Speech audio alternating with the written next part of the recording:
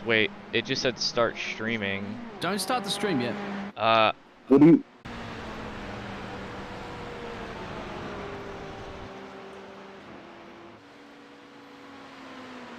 Oh, no, I think that was just the old one. It should be...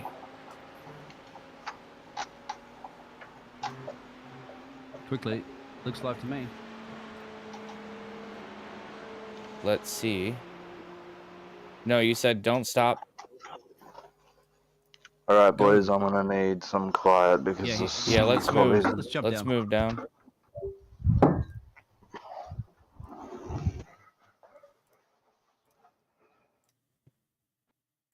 Quickly. Looks live to me. Yeah, we are live now. Let's see. It just updated now. Now it's live. Stop. So now I Alright, believe boys, we are I'm all gonna set. need some quiet because Yeah, this... Yeah, let's probably- move. Let's jump Let's down. move down.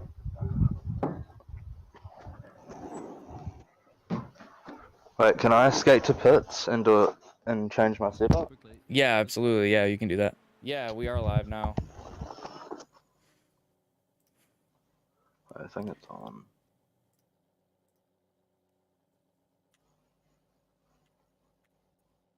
All right, good luck. Cheers.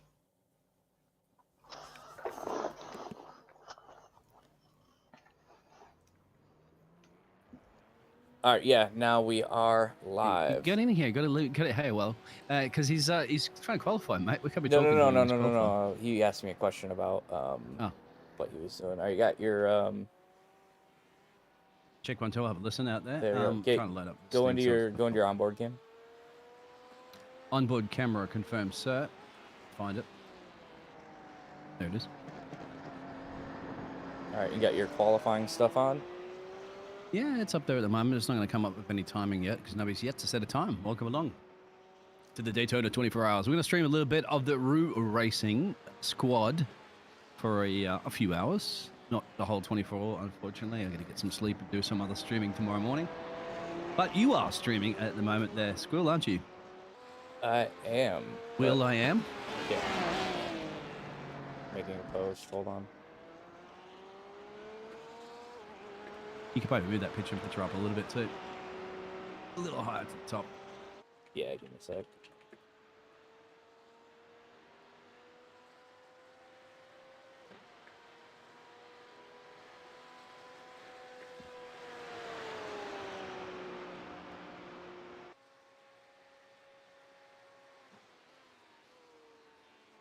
Posting it to my Facebook, see if anyone wants to join. Okay.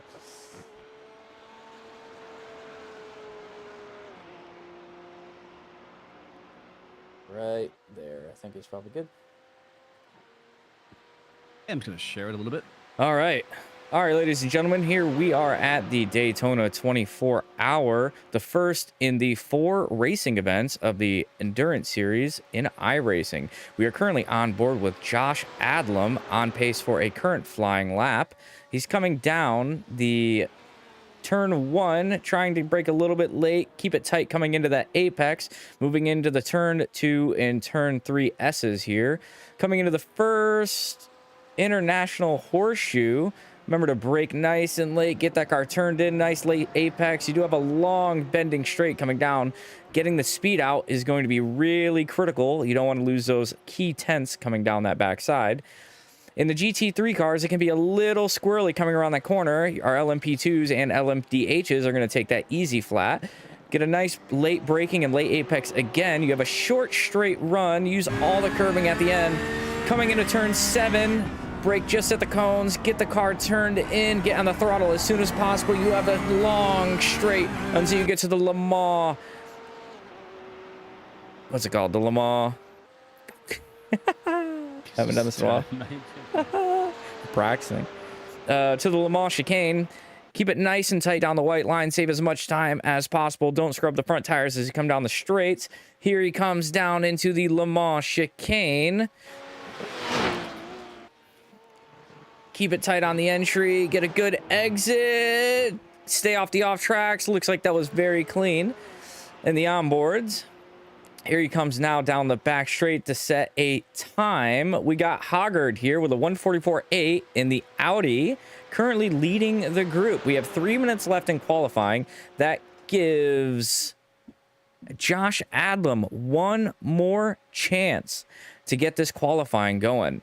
He's got one more time here. Was it an off track because he didn't get a set of time yet? Nope. Time just came up. P3. We have P3 on the start, Woo. 2/10 off of Hoggard. So let's see if Josh Adlam with the Roo Racing team. Can you turn off the sector times that are on top of the other things at the bottom as well too? At the moment, I'm noticing. Yeah, and empty. There you go. They'll be good later on, but for now. All right, here we go with Josh Adlam moving through the pack, trying to get a solid qualifying time all the way down to P5. This track is picking up quite quickly. Coming through the second horseshoe at the current moment, trying to get a great exit, trying to gain that time. This is the most important corner. Keep it tight, get on the throttle early, get a straight line out there. Keep the grip. You don't want to spin the tires. That is going to cost you precious time coming down these straights. Josh Adlam is looking at the current moment to get into at least the first row. Preferably P1 or P3 is where you want to start. Starting on that outside line can be very detrimental. You can lose up to 5 or 6 places on that outside line, depending on how cautiously you need to take it. Remember, boys, this is a 24-hour race. You don't win the race in turn 1. Kind of can or not. Josh is up on the first, second, third sector, not so much on the fourth, but the fifth sector is halfway through right now. The dogs are barking in the background. Shut up, dogs. Not my dogs, the neighbors' dogs. Just going to navigate this. All right, here comes Josh Adlam coming down the straight, trying to keep it tight. Let's see what the time is going to be. A 1:44.59. 1:44.9 does not manage to improve on his previous time, but still top 6 in a grid of 50 teams. Not too terrible. At the current improve. All right, so if we can go ahead. P6. So let's go ahead and pull up our race info at the current moment to give you a quick showcase. At the current moment, we have the Daytona 24. Apologize for the incorrect things saying on there, but it's the Daytona 24-hour. We have a road course. Track length is 5.69 kilometers. Currently, the temperature is 29 degrees C, and there is not much movement inside of this elevation in this track. 11-mile-an-hour wind with a, what was that, track temperature? Track link, track temperature. I got it. 29-degree track temperature, 24 degrees C, a little bit of humidity, and partly cloudy. So this track is not going to be super hot at the start. Look for a decent amount of lap times and pace out of these cars, but it's going to be very important on this first stint to not overheat those tires. The second you overheat those tires, you are just going to be losing time. It takes a while for those things to cool back off. Yeah, you're right. They will. If you cook those tires, you might end up retiring. Boom, boom, boom. Oh my god. Okay. Now, at the moment, just to let everybody know, it is a whole field of GT3s. There are no other splits in this one that we got, fortunately or unfortunately, the Roo Racing team got slotted into. So you will, unfortunately, because we don't really have the graphics prepared for this, we were prepared for the multiple splits, but it'll only show you 7 of the drivers as they're going to be gridding up. My friend Josh is in the other chat. We will go to chat to Josh a little bit later on, but we're going to let him have a bit of a breather naturally at the start of the race so he can focus. Don't want to be talking to a driver when they go into turn 1 in a race of 49 cars, I believe we have currently at the moment. Ooh.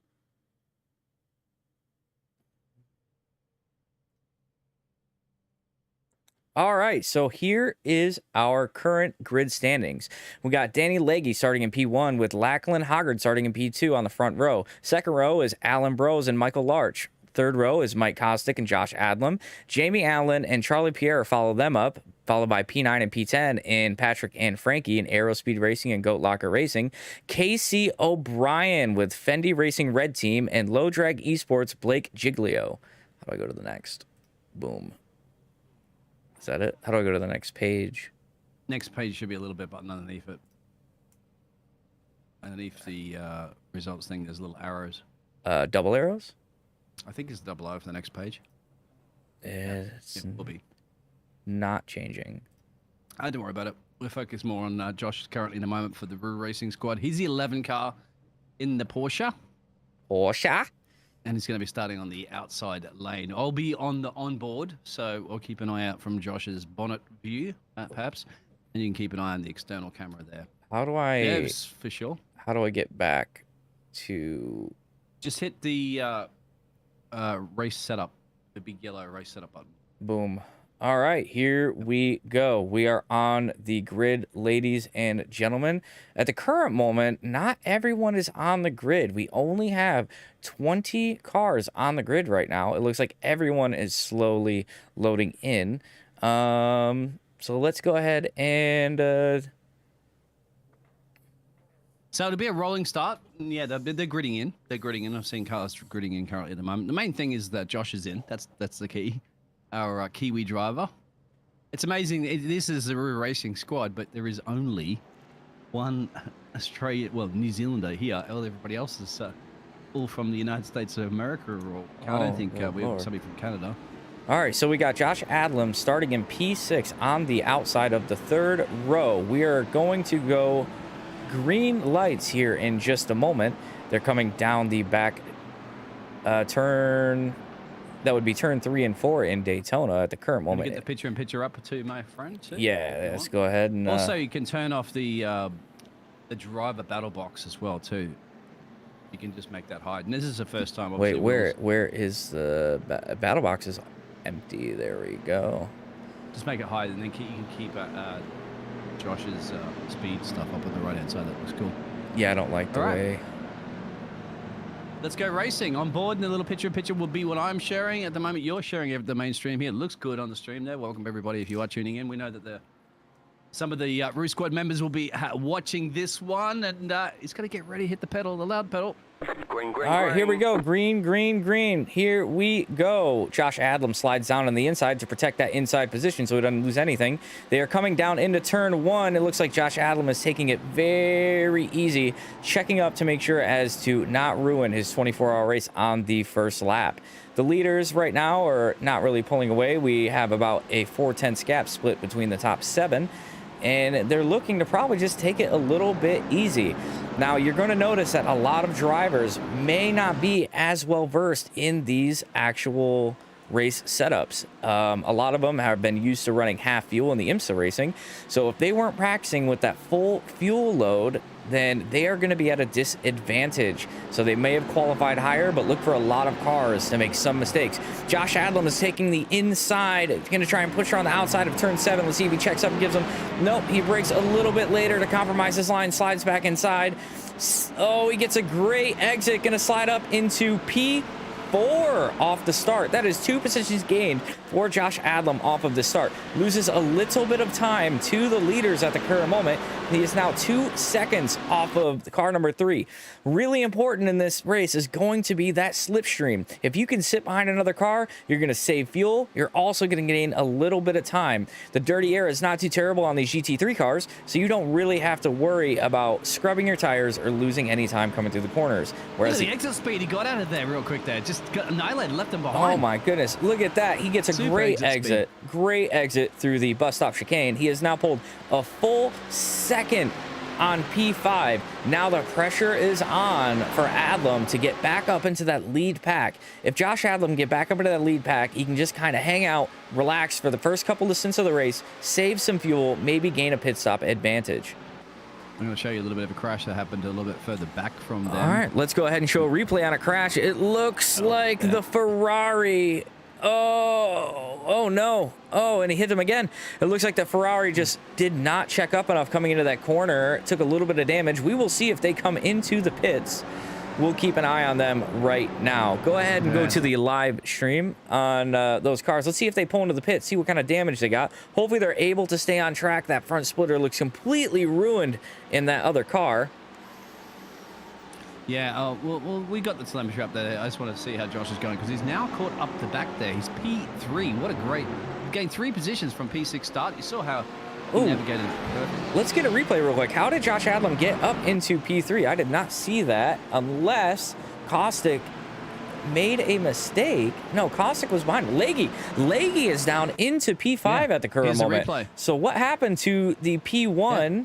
He's made a mistake. Look, bang. He's gone off the side there. And then Josh says, wham, bam, thank you very much. I'll take that one there for the Roo Squad Racing team up at a P3. All right, so Leggy makes a big mistake coming into turn 1 on the second lap.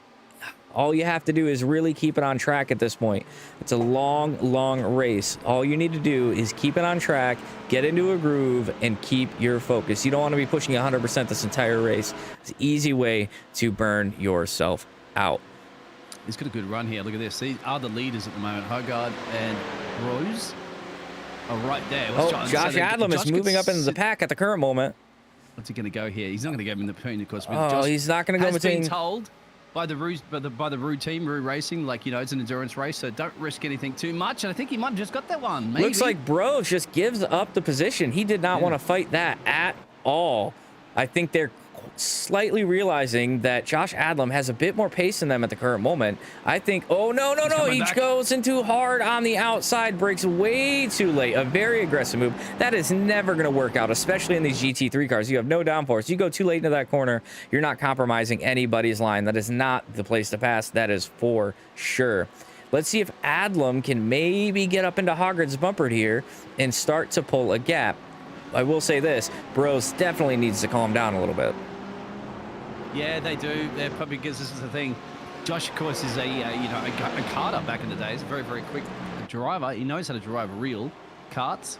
So he's cool, calm, and collective. Is very, and obviously one of the strongest driver you're going to have at the Roo Racing team here. That's why he's already made those positions, 4 of them, in fact, and staring down the current race leader, which is exactly where you want to be in an endurance race, especially after seeing that accident a little bit further back in the field. That's why we put him in the car. That's why we put him in the car first. Absolutely. You're blinking really bad, 36. Yeah, welcome to I know that you're heading home soon. You got to be pretty impressed with that race start from Josh so far, right? That's I'm getting in the car next, so for me that's I'm pretty hyped up right now. It's pretty cool to see that we're up there fighting for the top spot in the split, and you know, have you had a chat to him yet? This. I saw you were in the chat. We didn't want to really bother him just yet because he's focusing. But, he is radio silence. He did his qualifying lap, said about 10 words, and then we had a conversation about if it goes wrong, I guess we got the next split. Here we go. Josh Adlam is actually getting up close. He is now 2/10 off of Hoggard coming into turn 1. He backs off the throttle a little bit, just trying to get a good exit, probably gearing up for a pass in the next 1 or 2 laps if this guy is losing his pace. At the current moment, if we take a look at the time deltas here. Oh yes, it looks like Josh Adlam is way faster at the current moment from lap 1 to lap 3. Let's take a look at the lap times here real quick from Josh Adlam. 150 on the first lap, about how you would expect. 146.4 on lap number 2, but he's all the way down into the 145s. A little bit slower on lap 3, but he is definitely pushing the pace at the current moment and keeping this P1 on his toes. Just looking at a crash there from Sam Abbott a little bit further back, not to worry about it, but here we go. This is the mastermind of Josh, isn't it, out of these final corners before you go into the banking. This is where our New Zealand Roo Squad member really gets the advantage. And you can look at this, and you can look at the speed difference here. 160, 165, 167, 170. If he kept it going, he's going to back off a little bit, but that gives you about 5 miles an hour faster if you're coming down the straight in the backside. So let's go ahead and take a look at the time difference in pace difference in these two cars. Josh Adlam is slowly creeping up into the 145s, 150s, whereas Hoggard is only at 160 miles an hour at the current moment. Josh Adlam is 167, 168, 170 coming down the front straight right now, almost to 175 miles an hour. He's going to move up on the inside and take the inside corner. All he has to do is not outbrake himself. The outside, if you hold it, you can hold on to that position. Keeps it straight on the inside, blocks the Audi's exit, and he's now in P1 after starting P6 from the start of the race. Josh Adlam has moved up 5 positions and taken P1 in this 24-hour race. He is going to 100% look. Yes. He's 100% going to be looking to pull a gap on that car and put that car in no man's land. So let's go ahead and see if he can do that moving forward. Let's take a look at the lap times. Here, the last lap time, Josh Adlam was a full 0.2 faster than Hoggard moving through the positions. We take a look at the battle box here. Josh Adlam currently has a 0.6 gap and a full 2-second gap into P3, looking very good. As long as he takes care of his tires, focuses on those exits, he will be in a good spot right now. Hoggard is 6 full tenths behind Adlam coming out of the exit. He will be nowhere near Adlam coming into the bus stop chicane. As long as Adlam gets a super clean bus stop chicane and keeps that gap around 0.6, he will be safe into turn 1.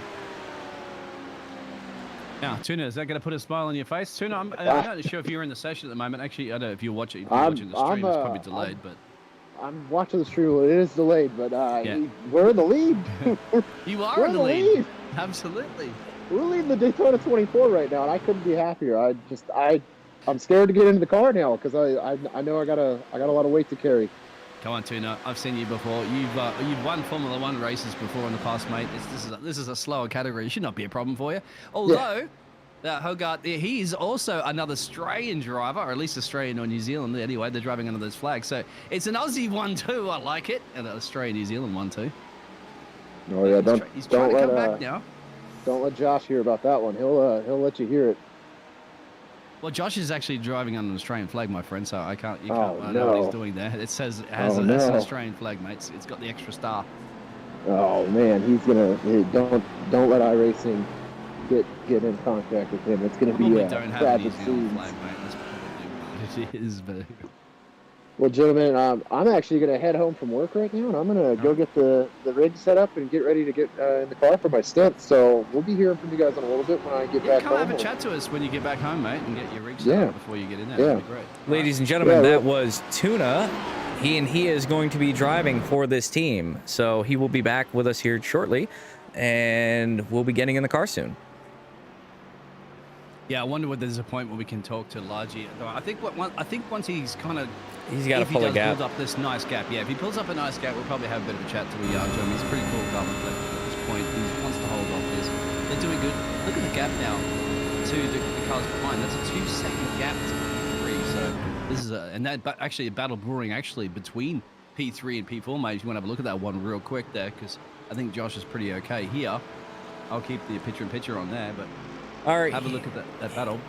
Here, go to the Daytona 24 for your screen. All right, so here we go. We have P3. Oh, that's not what I want to do. Yeah, the battle for P3 and P4 is very tight, mate, between Jamie and Alan and Boris. I think the video I'll put down there for right now. Trying to figure out where I want it. Actually, go back to Josh. He's under attack. Oh, Josh is under attack. Moving back to Josh right there.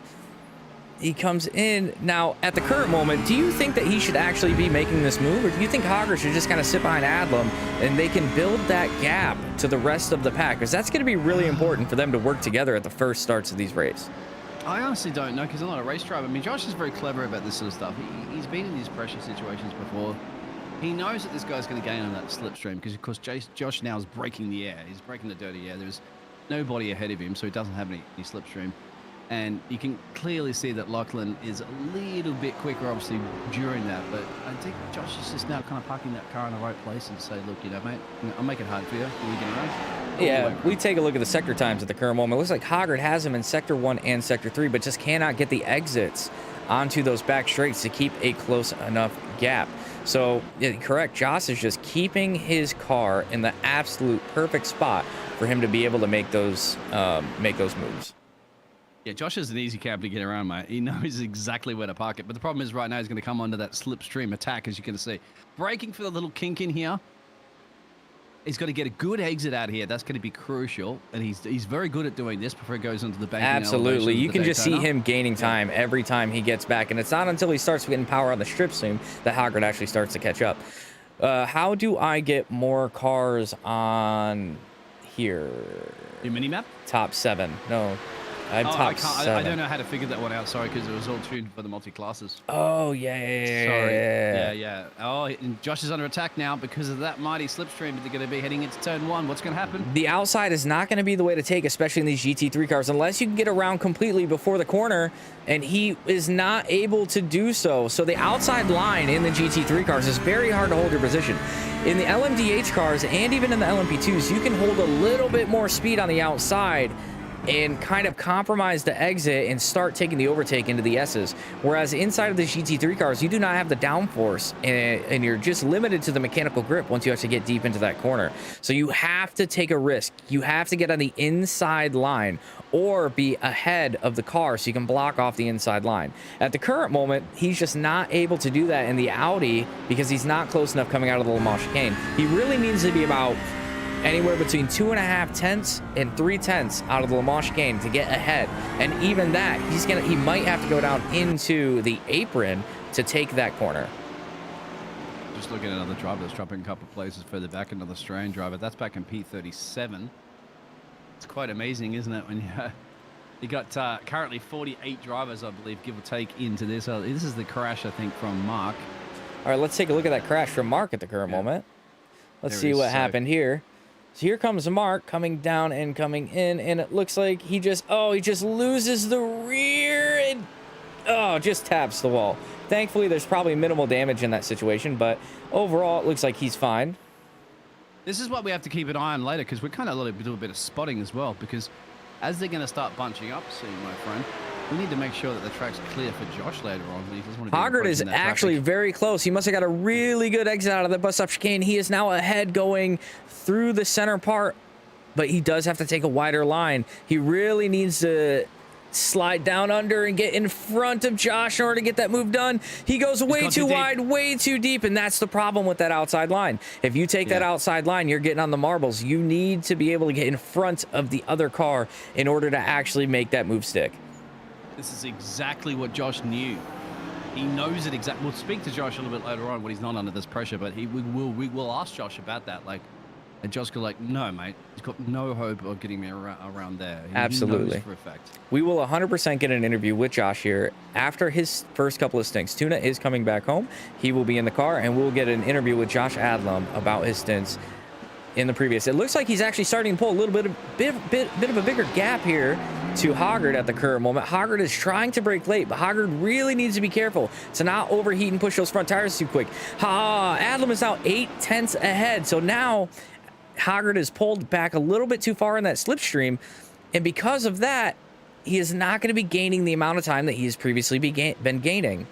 So now if you go ahead and look, he's only going to be 6 tenths at most coming into the Le Mans chicane. And as long as Adlam gets a great exit here and really pushes through that corner, 7 tenths. He is definitely safe for another ride. It looks like Hoggard pushed a little bit too hard there. The Delta should start coming down here in just a moment, and here it comes. He's going to be about 5 tenths behind, a half a second behind Adlam coming into this turn 1. That's good, because actually more pressure's behind that between Jamie and Lachlan. So Jamie's now actually got past Jamie Allen.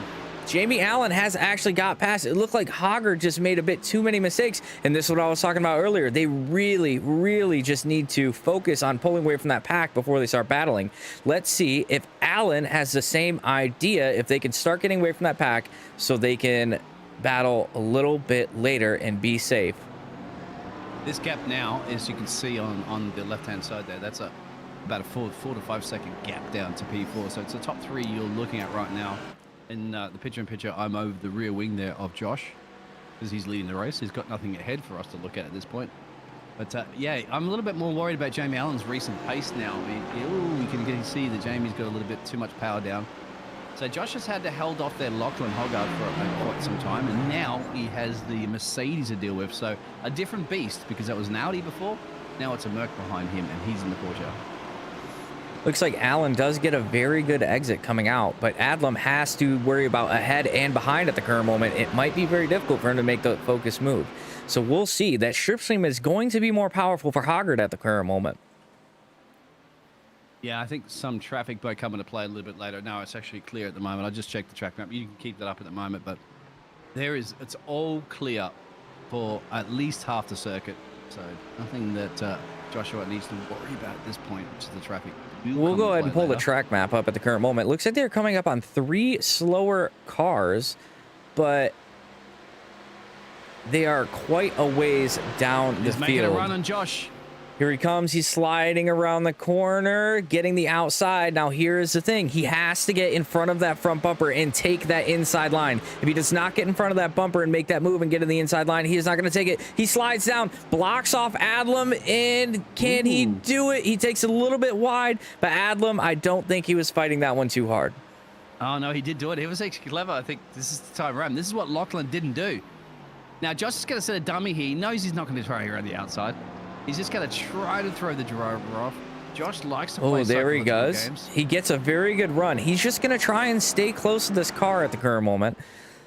Now, the smartest decision that these two cars, Adlam and Allen, can make is to swap positions. Even though they're on different teams, even though they're both fighting to win this race, they should be easily swapping positions, not fighting each other too hard to pull that gap on Hoggard.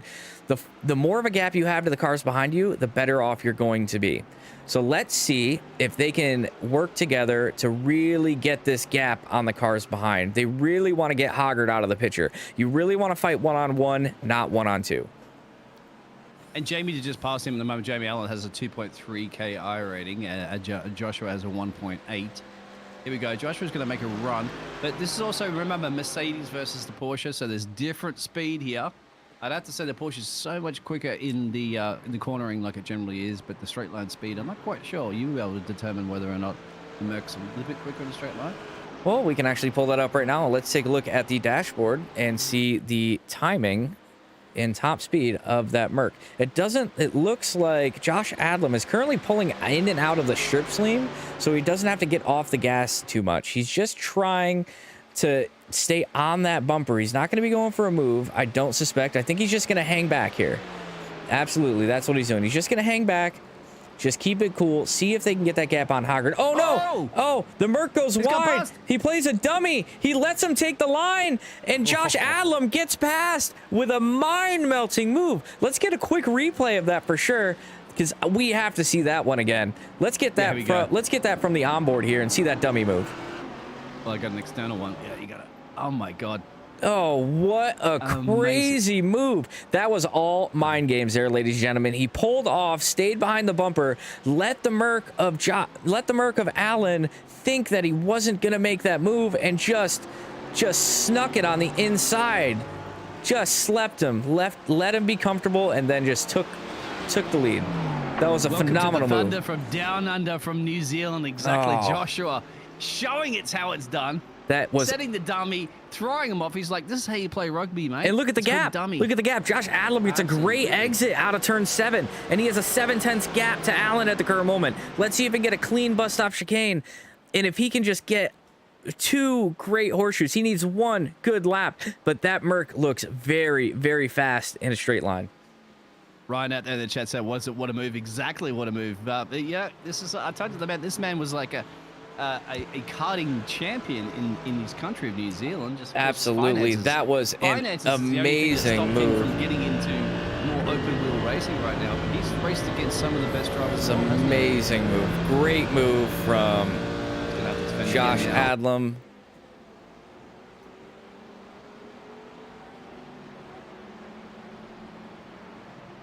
Now let's see. We know that Jamie's done it before. Jamie backed off big time in this one, he realized. But is Jamie trying some sort of switcheroo moment here? No, he's just hanging out behind because he needs to be defensive at the current moment. So let's go ahead and take a quick replay of that pass from the view of... Here we go. We have Jamie Allen trying to sneak up to get past.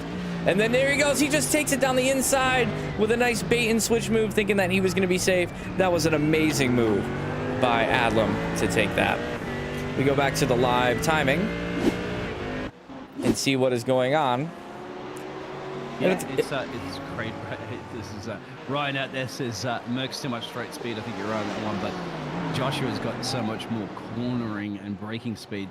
He is just getting such good rotation coming out of those corners. Look at him. He is almost a full second outside. If he can just keep it clean a couple more laps, I think he can get that Mercedes out of the slipstream. But he just needs to keep it clean for a few more laps, focus on his pace, do a quick hot laps without heating up the tires. If he can pull out of that slipstream, he can really start to pull a gap. That slipstream is the only thing keeping Allen in touch with that Porsche.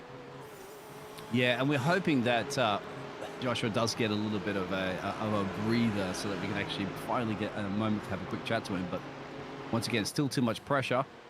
Get the picture-in-picture window back up there again if you want. I'm still looking over the rear wing. Here we go. We will pull the picture-in-picture back up.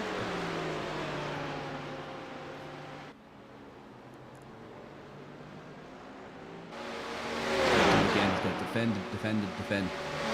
And this time, pump drafting. No. Here he goes. He tries to take the inside, but Josh Adlam just has his number. He is holding off the exact point on the inside that he needs to do. He is not letting him have the inside line to that corner. You're absolutely right. Somebody said traffic's coming up soon. Right on cue it is. Just see the car that's running in essentially last place, the 41 car. Yes, because that's it. There's 41 cars in this race.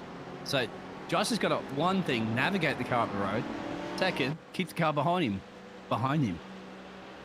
He's got quite a few laps until he gets up to that traffic at the current moment, but these leading packs are just pulling away from the rest of these cars at the current moment. If you take a look, they have half a lap on these cars. It is just a wild scenario. And honestly, taking a look at all the replays at the current moment, it is insane. There is passes left and right. Yeah, I told you that's what's going to happen. And guess what? This is just a GT3 class. Can imagine if you threw a couple of hypercars and LMPs in this one, it'd just be all over the place. But thankfully, Joshua doesn't have to worry about letting anybody past him at this point. All right, so Josh Adlam now has a 3/10 gap, and what's going to be really nice is he's coming up on that car directly ahead of him. That car is going to help him down on the straight and give him a little bit of strip. Let's see if he can use that car to his advantage. You hope so. Yeah, exactly. Because it's going to get, if you get close enough, you get that nice toe, remember, you can see on the track. We're going to go over to Jamie Allen. Go ahead, in your picture-in-picture, go ahead and pull up, oh, wow. What happened here? The Mercedes is on Josh Allen's bumper. He must have got a terrible exit out of that bus stop chicane, but he is just holding that inside line. You can pass on the apron, but it is a very risky move and very hard for the braking. Yeah, but Joshua's clever into that corner. I'm only a little bit concerned about the traffic up the road there. Here we go. Let's see if this blue flag will move out of the way.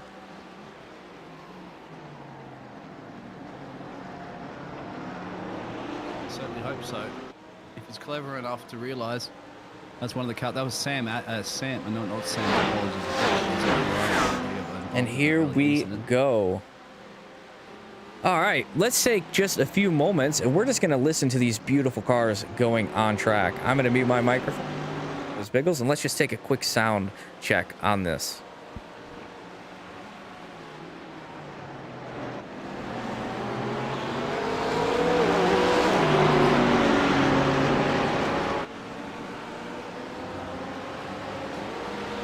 Going inside, George.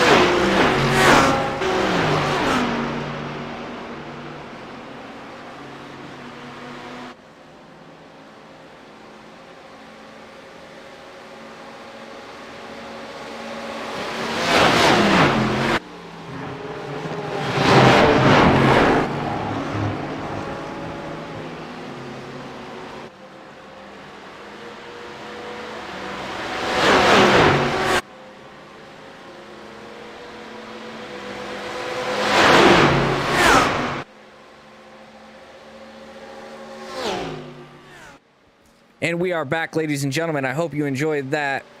What a scene coming through the Le Mans chicane. And here he comes back into Josh Adlam, coming back at him, but he knows he can't take the outside. He knows he has to get that inside line. What do you think he needs to do to get that inside line?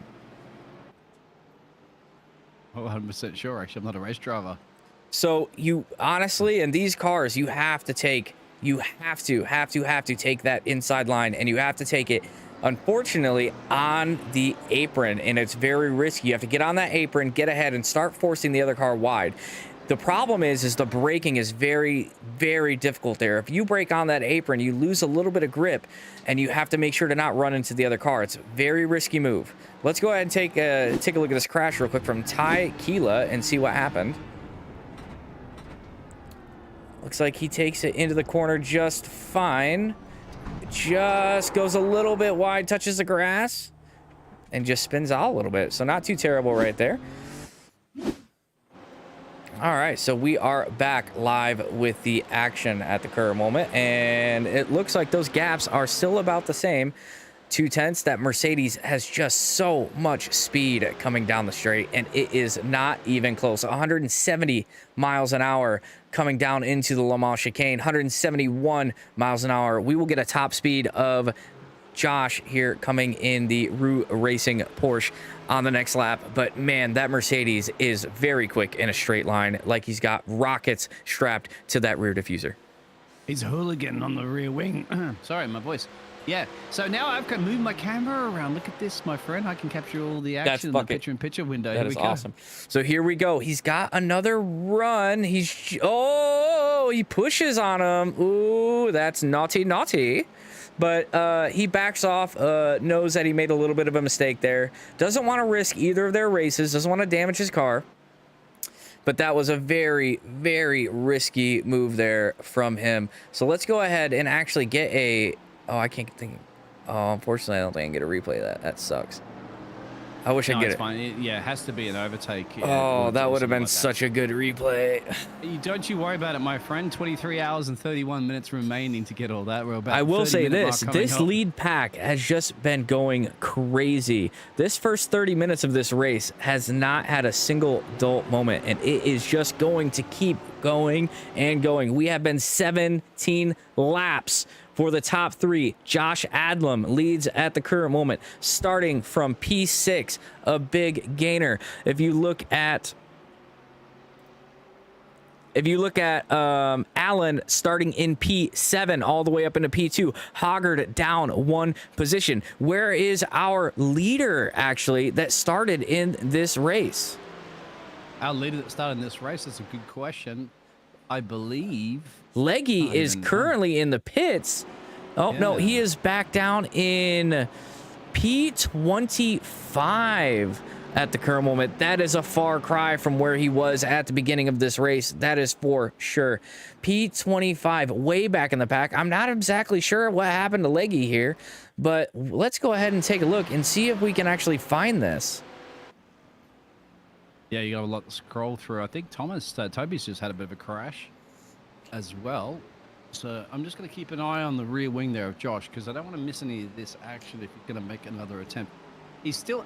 Now Josh has got a little bit of breathing space, so he's just not under that massive attack into that first couple of turns. Absolutely. Let's go ahead and take a look at this crash from Toby Keys and see what happened.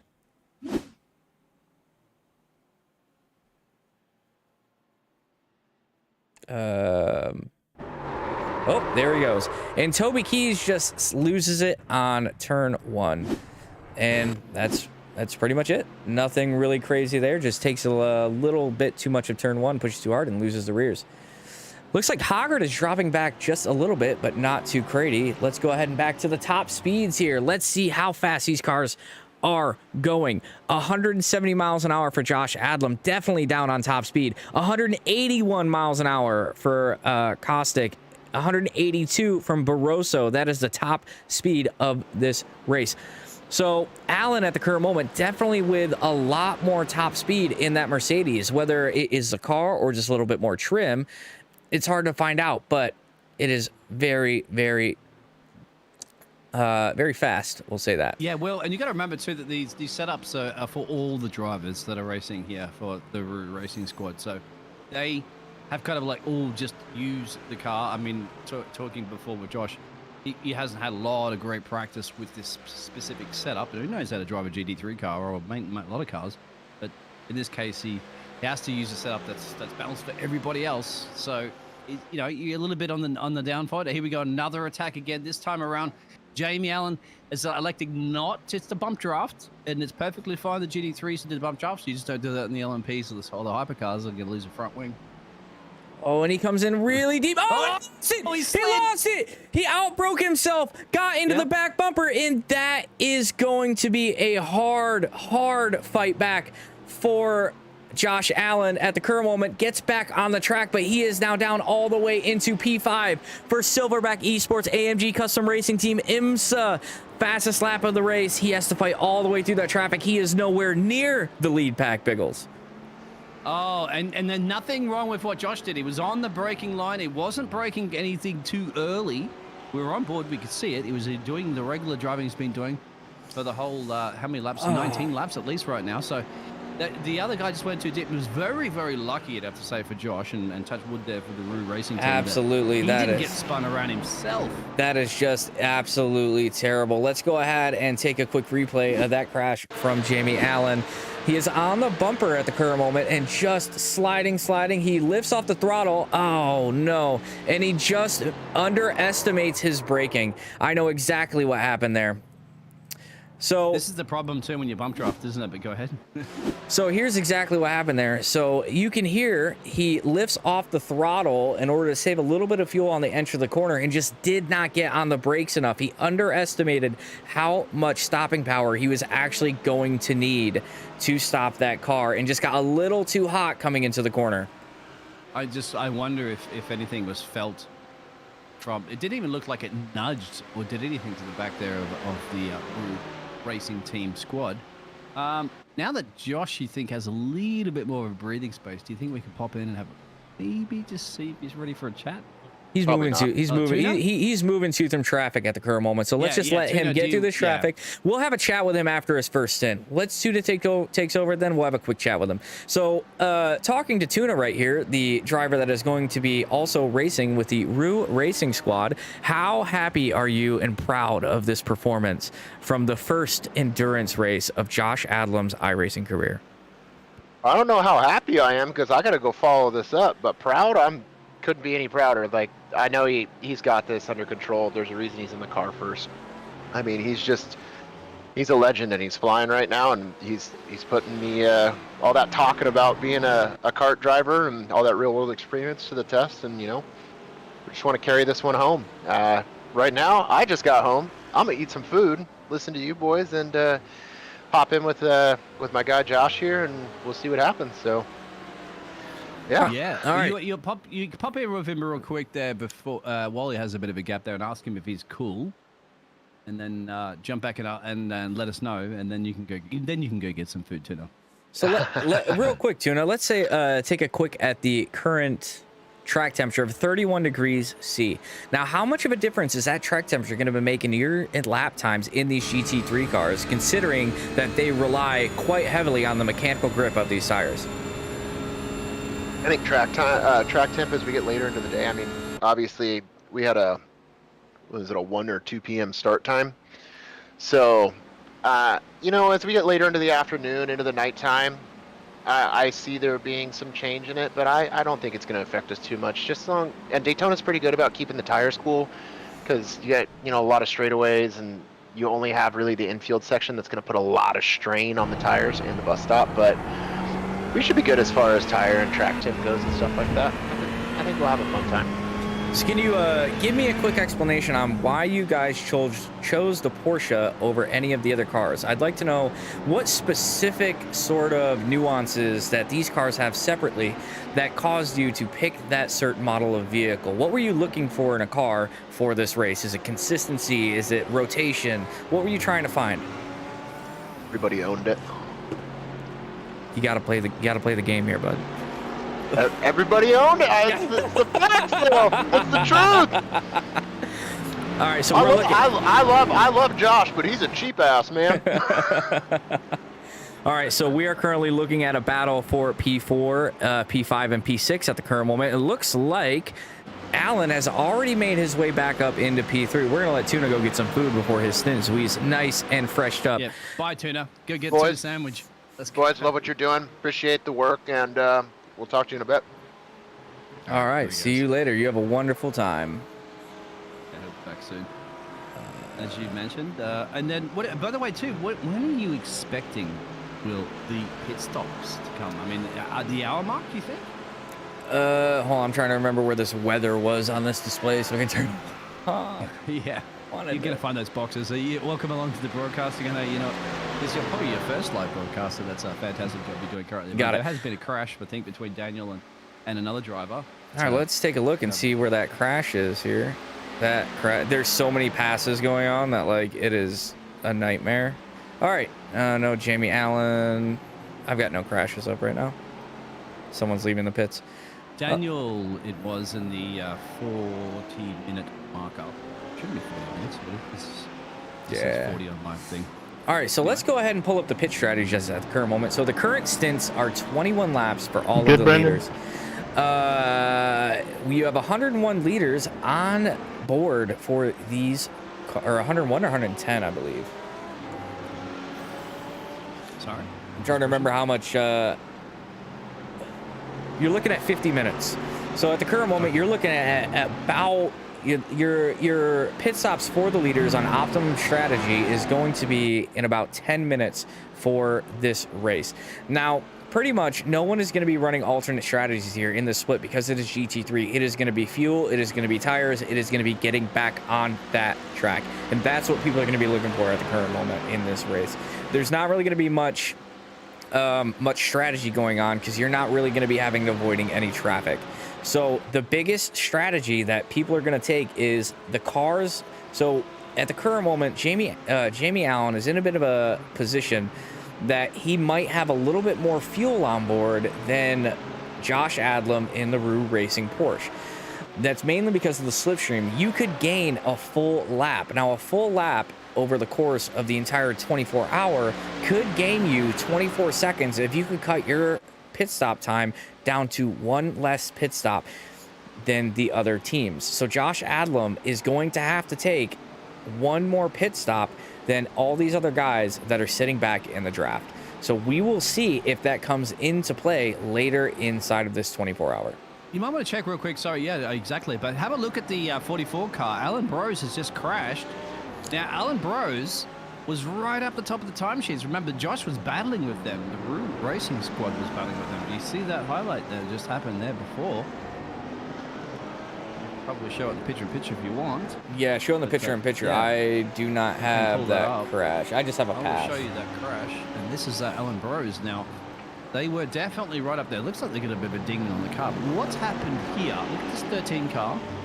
It looks like he just... Oh, so there is a bump coming into that. Where that cross-section of the track is, there is actually a bump that that just sneaks up on you. And that bump, once it sneaks up on you, if you're too hard on the brakes, it lifts the front wheels off the car.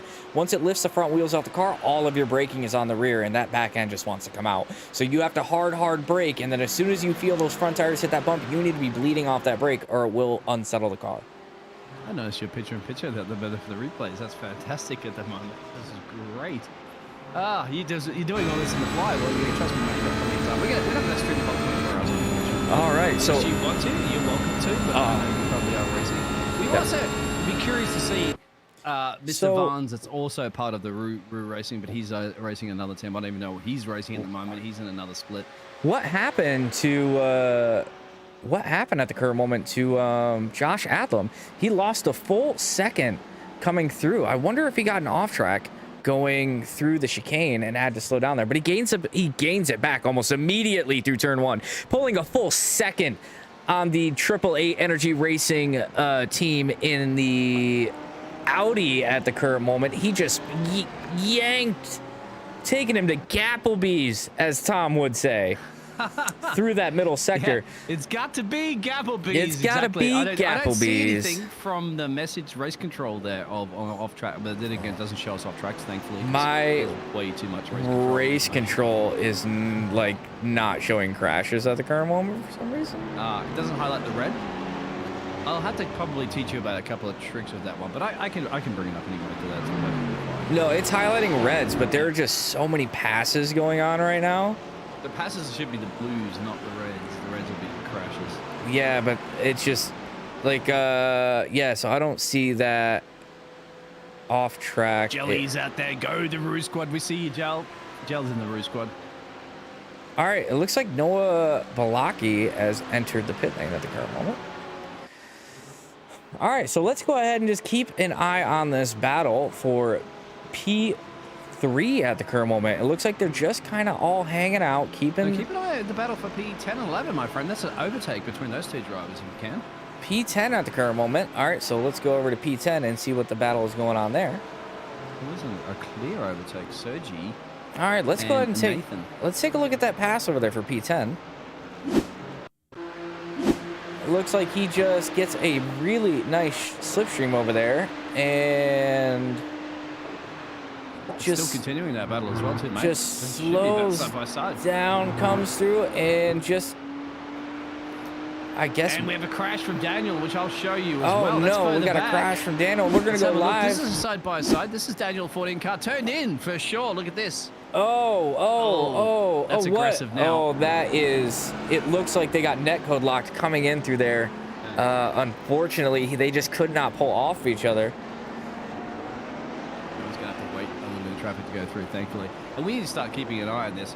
Thankfully, at the moment, Josh doesn't have that much traffic up the road to deal with. But when those accidents start coming thick and fast in front of you, you're going to need lightning McQueen reactions. Here we go. We're going to get this picture-in-picture going. So at the current moment, we're going to go ahead and keep an eye on this battle for P3. And then in the picture-in-picture, we're going to go ahead and take a look at the battle for make a new scene so you don't have P10. to keep moving it around. Just create a new scene. Let's copy that one and make another one. We've got plenty of time when there's less action. Because Josh is comfortably leading this race. Not comfortably, he's at a 2-second gap currently to the other Australian squad there of Lachlan Hogarth. 3 seconds on the bubble, really.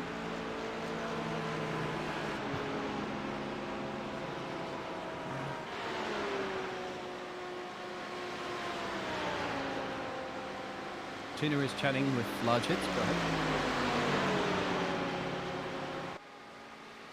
Yeah. You can do live editing on the fly, my friend.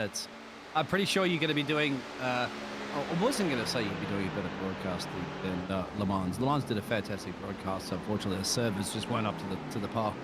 Not the broadcasting team. It's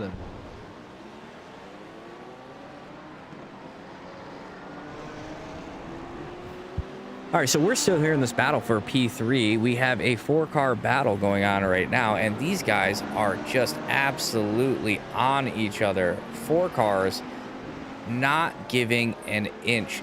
If we can get, yeah, we go ahead and get this crash here and see what happened here. This must be a solo crash. He's all by himself at the 27. Yeah, he's gonna outbrake the rear end, and he just gets wide, and he slides. He keeps it out of the wall, thankfully. But he just outbroke himself at the current moment. But let's get back into the action here. As you can see, you go to P5, P6 battle. I'm on it right now. I'm on P5, P6 battle. Yeah, I'll go on board with the Frankie, the Powerhouse Motorsports. Nothing at the moment. We'll keep an eye, obviously, on our Roo Squad racing team. But Josh is okay at the moment with a nice 3-second gap. But look at Frankie right now, Barroso. The Powerhouse Autosports is running in P6. I'm on board with him in the picture-in-picture. Yep, Aerospeed Racing in that Lamborghini is on the bumper of Team 4 Racing.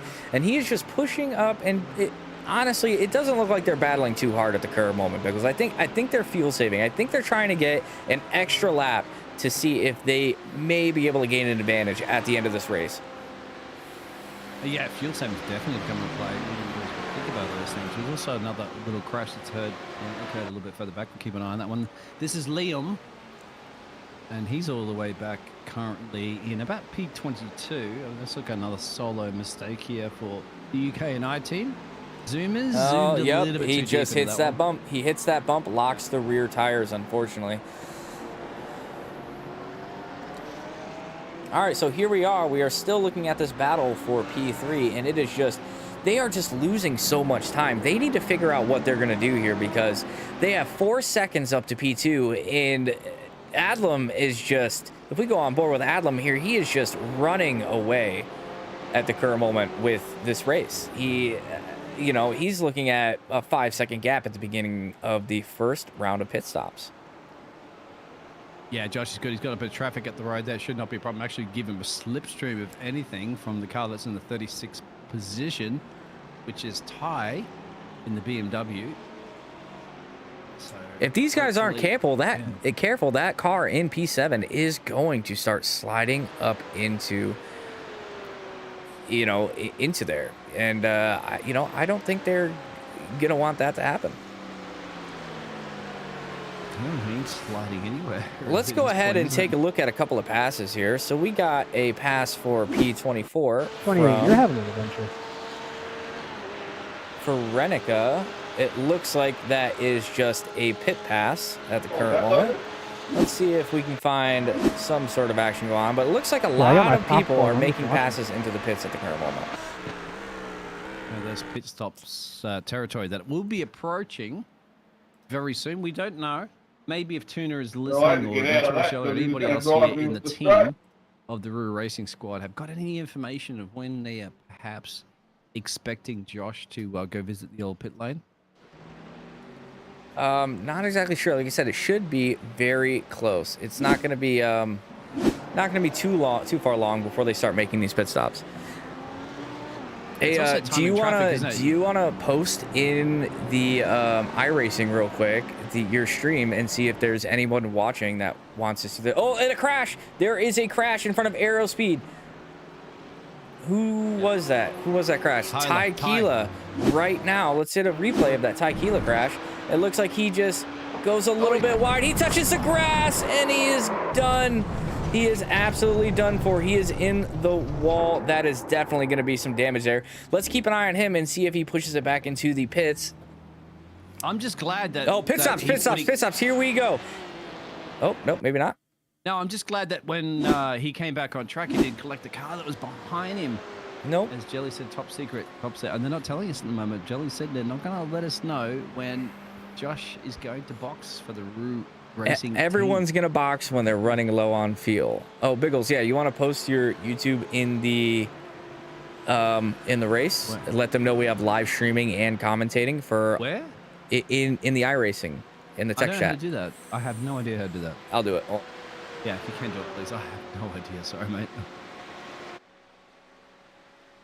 Did not realize you can do that. Either way, welcome along to the Roo Squad Racing team with only the only Roo actually from the Roo Racing team. That's even though he's in New Zealand, doesn't have any kangaroos there. But Josh is the man that's made the position. You can have a recap at the moment as we're about 30 minutes into the, actually about 50 minutes into this race.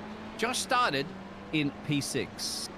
P5, my apologies, and now is running a P1, getting those clear overtakes very early, under massive pressure there from Hogarth for a little while, under pressure there from Jamie Allen, under pressure too, I believe, from another driver, but I think there was Alan Brones as well, a bruise, but they're down in 42nd place. A couple of spins, go ahead.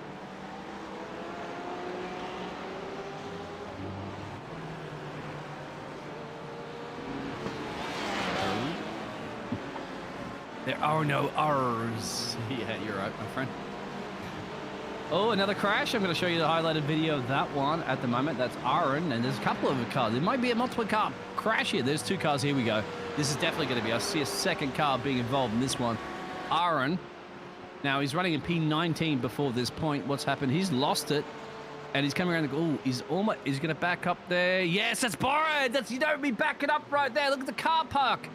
It's like the I-95 highway trying to get in here at Daytona, and that's going to be for a couple of those other drivers in the team coming around that corner, which is also what I am scared about for the Roo Racing team. Hold on a minute. I didn't have the VDO up there, did I? I did. Right. Steve Gordon at the moment, they're putting the rest of us drivers under pressure to keep P1. That's Stevie. Hey, Stevie. Hey, G. And Josh is in. Josh is in. Josh is in the pits at the current moment, and let's see where he comes out. I get so excited. Why not? Let's have a look at the pit lane. Now, Joshua's going to still remain in the car. He's going to be driving for a couple of hours, jacking up changes in the tires and putting splash and dash of the fuel.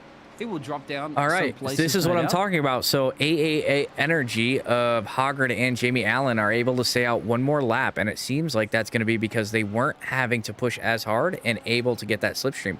So let's go ahead and see where Josh Adlin comes out of the pits here. I'm always worried about traffic because there's tons of traffic coming around now on the loads of traffic, and I hope he can squeeze out somewhere where he can get a little bit clean out. Now, So there's a gaggle of cars coming down. they will be now. taking tires and taking they will be taking fuel at every single pit stop. Go to the chopper cam, Biggles. Biggles is gonna send us to Biggles is gonna send us to the chopper cam, and let's see if there's any cars and any traffic that he's gonna come into. And it doesn't quite seem like it. It looks like he's gonna get a pretty clean exit coming out, and he is going to come out in 26th. Everyone else is gonna be needing to make pit stops, so we'll see if the additional weight added to the Porsche, so the Porsche has 10 less horsepower and has 10 kilograms of weight added to the car for this race specifically. So we're gonna go ahead and find out and see if that is going to affect their pit stops. Less from P1 down to P26 by taking that pit stop. But once again, as you mentioned, everybody else and almost everybody else has, and look at the other drivers coming in. So Hogarth's coming in, Jamie's coming in, the P2, P3, P4 provisionally before are coming in. Now, where's Josh? Can he get this done? Can he get past them, clear it, and get back into the lead of this race provisionally? We're gonna find out here. So if we go back to the video, I'm gonna actually slide this down and get our track map going here. Yeah, put me down the bottom corner just above the iRacing. That's me. I'll keep it in the helicopter cam, the blimp cam at the moment, because we need to see. Now, there are still a ton of drivers in here. We have 2 drivers who are yet to box that stayed out on track. 3 now. Alex has gone up. Yeah, let's pull up the pit stops at the current moment and see what is happening. So at the current moment, you have TDR Endurance Team with 1 stop. They are currently sliding out, and you have Josh Adlam with the stop, and we are just having changes and changes and changes. He's cleared him. He's cleared him. He's cleared Jamie. Here he comes. He comes a little bit wide, gets a little squirrely on the exit, gets a little dancey dance on the back. But now he is currently behind TDR Endurance Team, who has 1 stop. So if that was interesting. They stopped earlier, but let's have a look at that. They stopped way earlier. They stopped earlier. Let's go ahead and look at the lap times here. They stopped on lap 29. How could they? No. We stopped on lap 29. It said that they stopped on lap 0. Actually, I'm not getting where they stopped, so that's a little confusing for us. It's a very, very good question to see where TDR Endurance actually stopped in order to jump through racing on the pit stops. I don't fully understand that. There's been another crash from Edgar. Let's go ahead and take a replay of that. Looks like Edgar is moving into turn 7 and just gets on the power a little bit too early and takes a spin. You can see that coming from a mile away. We have 2 more crashes. Michael Larch with a crash over here. Let's see what happened with Michael Larch. Come on. Oh no!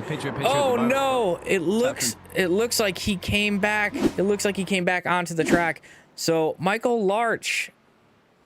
Everybody's in ahead now of Josh, except for Alex. The only one stayed out. So Josh all of a sudden is going to go right up into P2. He should be able to scoot past everybody else at the moment, where Alex is still yet to make a pit stop. Let's go back into Josh Adlam here, and he is coming down the main straight. Yeah, there it is, P2 immediately.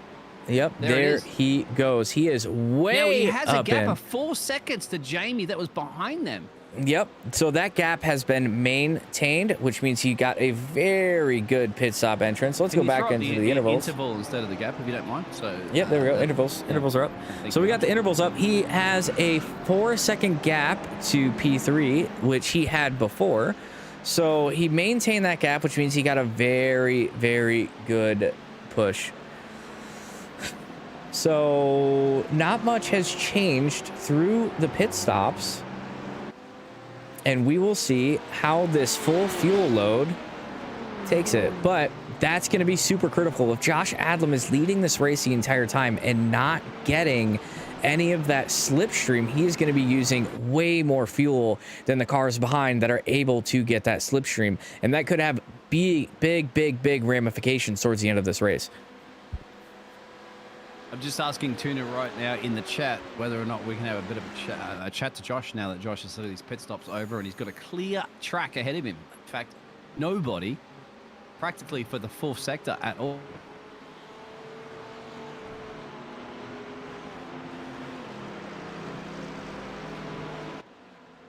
Absolutely. It looks like Josh Adlam is currently just sliding through, and he is coming up. Jarvie is currently in the pit lane.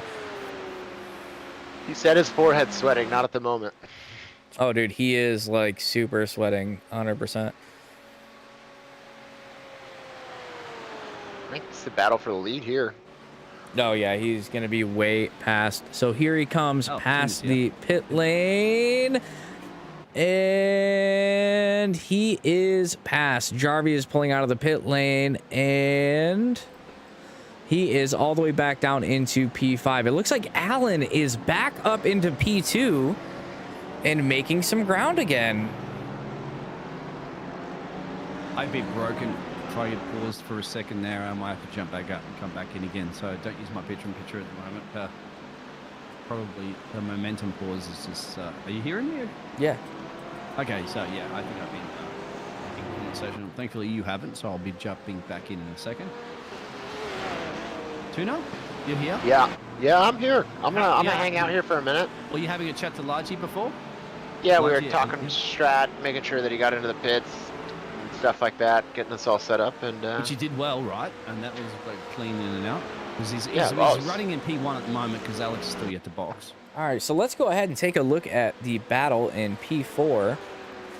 And you have a pretty tight battle between P5 at the current moment. So let's get rid of that. Yeah, when can we have a chat to Large, aka Josh? after his stint. Yes, I keep telling you that, Biggles. After the stint. Wait till after the stint. I was cutting in and out. My apologies. Sorry. No driver interviews during stints. All right. Okay. Well, that's no fun. It's a 24-hour endurance race. We'll get there. Let us settle into a groove here. We're still in the early stages. All right. So at the current moment, we got P6, P5, and P battling for P4 in this tight battle. And you have Smith going for a move. Is he gonna make it? And Caustic gets ahead, gets that bumper. All he needs to do is outbrake himself and not outbrake himself and get ahead, and he gets that move done. Caustic moving up from P5 into P4. Let's look at the gains here from the current race standings. All the drivers in the top 3 have gained 5 positions. Every single one, Adlam, Allen, Pouillet, every single one up 5 positions from the start of this race, actually taking a massive gap. Positions gained are great. Absolutely. Now, Tuna, how are you feeling? Of course, now you're home from work. You'll be jumping into that car in a couple of hours, or an hour or so, changing. What is it decided? 2 hours, I think that. Yeah, we're doing 2-hour stints, but we might run some longer ones. I mean, there might be some triple stints in here and stuff like that. It looks like our pit window is right about an hour, about 50 minutes, so it should be pretty good. My stomach's at knots right now. Like, it's a big one. All you have to do is focus on keeping it on the track. That's all you got to do, Tuna. Oh, I know, and I'm seeing the pace right now, and I know in the IMSA races this past week and just all the testing and practice that we've been doing, about a 144. So I mean, I feel good with the race pace, especially with the heavy fuel load. That looking good here. Let's go ahead. He's asking real quick, Tuna, what time it is in the game. Somebody you can show up there. I got it here. Yeah, there's actually current a massive moment. crash It is. Too. You might have to go back to.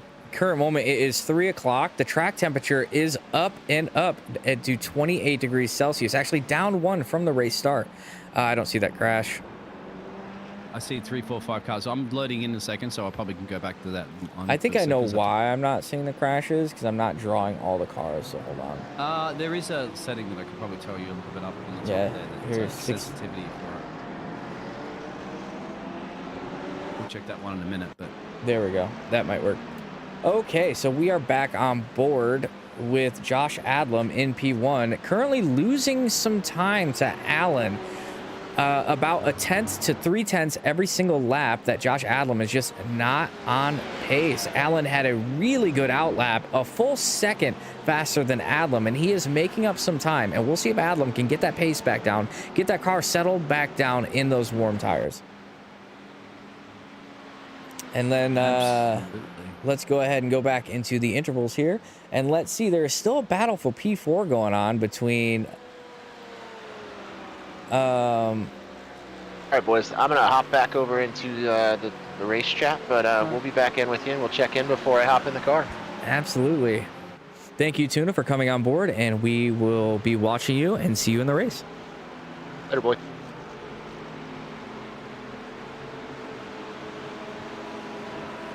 Yeah, I'm just trying to load back in again because I had a little bit of a pause moment there where I got kicked basically from the server. It's downloading the trading paints once again.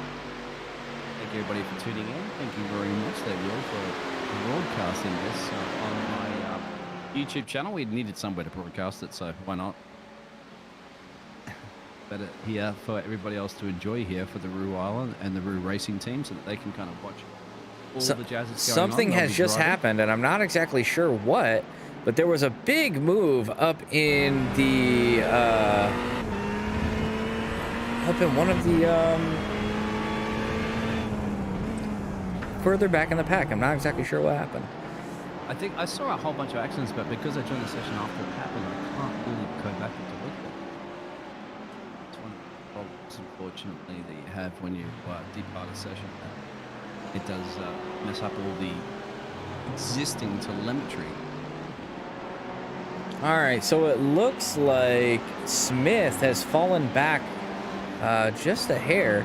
So Frankie is on pace and trying to get back up to Caustic. So Barrasso is trying to get back up to Caustic at the current moment to get that position back. And we're going to go ahead and take another sound break and watch this battle.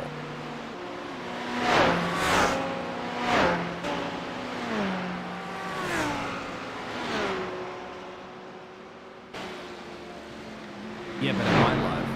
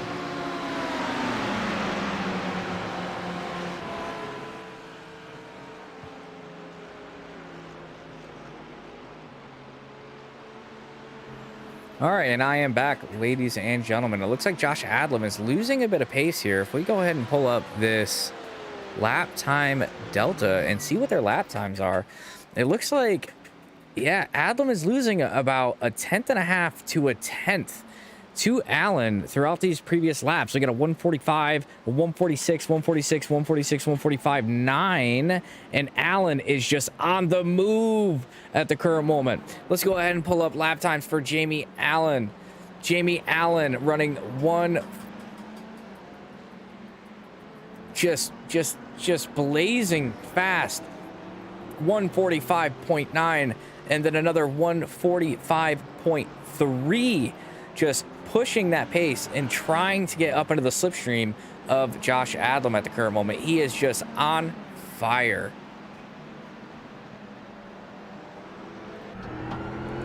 Running into a little bit of traffic though, Allen is, so we'll see if he can get through this traffic and pull up some pace and get all the way up into that slipstream of Adlam. Adlam losing more time, down to 1 second. What is going on with Josh Adlam in the middle sector? He is just not having that same consistency that he had at the start of the race.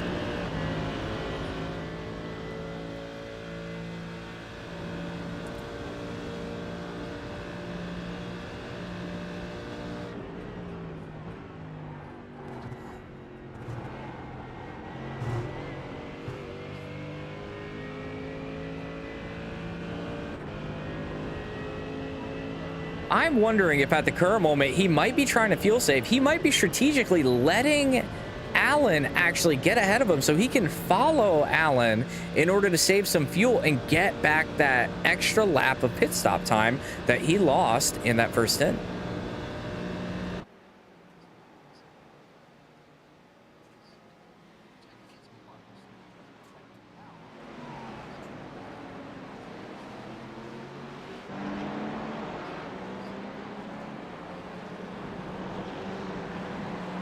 Now, and you see Jamie, you can even pull up picture in picture you have at the moment. I'm looking over the rear wing.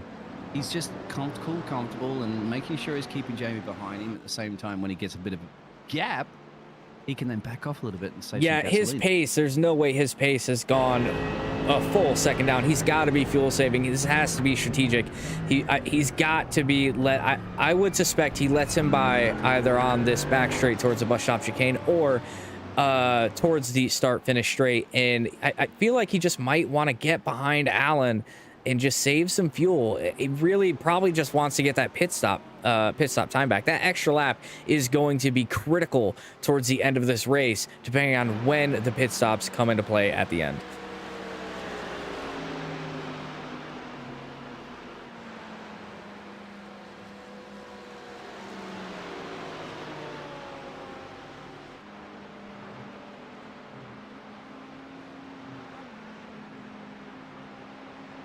Let's take a look at the I ratings here for the leaders. Just out of curiosity, we have a 1.9K from Josh Adlam, 2.3K from Allen, and a 2.7K from Pouillet. What a split right there. Adlam definitely racing a little bit out of his league in this race in P1. He's under pressure. He is under pressure. Let him by.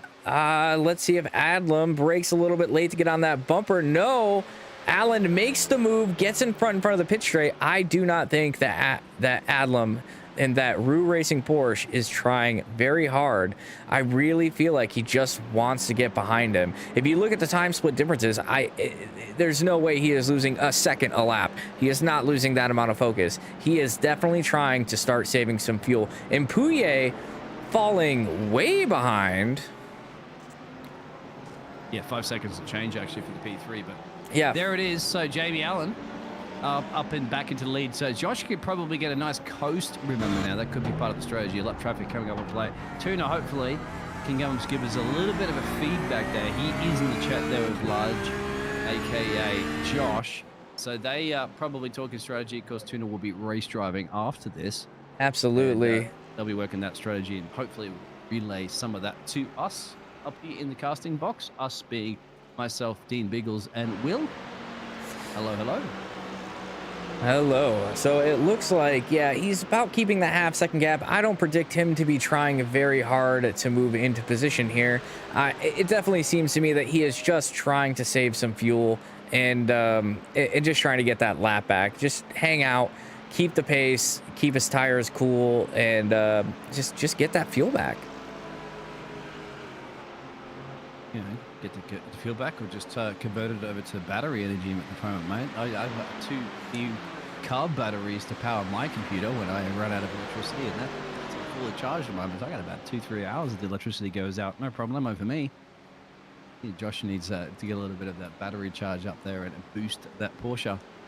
You don't have that, but do you? Do they have that actually in GT3? That's a good question. No, they don't have batteries in GT3. That's in the LMPs, right? LMDH.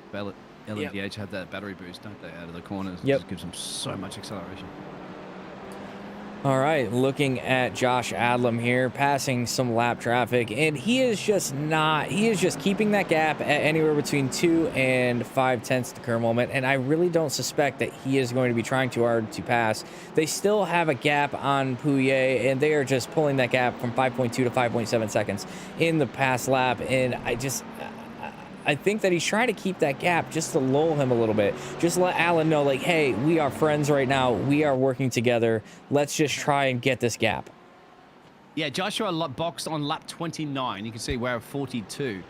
And Jamie Allen up the road, he boxed on lap 30. Lap 30 from Charlie. No, yep. Let's pull up the pit strategies here right now. It looks like Josh Allen, Allen's pit stop is not showcasing for some reason, but Adlam pit at lap 29, and they are 12 laps in Pouillet, and it looks like all of their lap times are pretty similar. And this is what I was talking about here, right here with Josh Adlam. Josh Adlam was leading the race from the beginning. He lost an entire 2 laps to these cars behind that were sitting in the slipstream. That is a lot of fuel, and that is a lot of time lost. So he is definitely going to be trying to get behind these cars and save a little bit of fuel.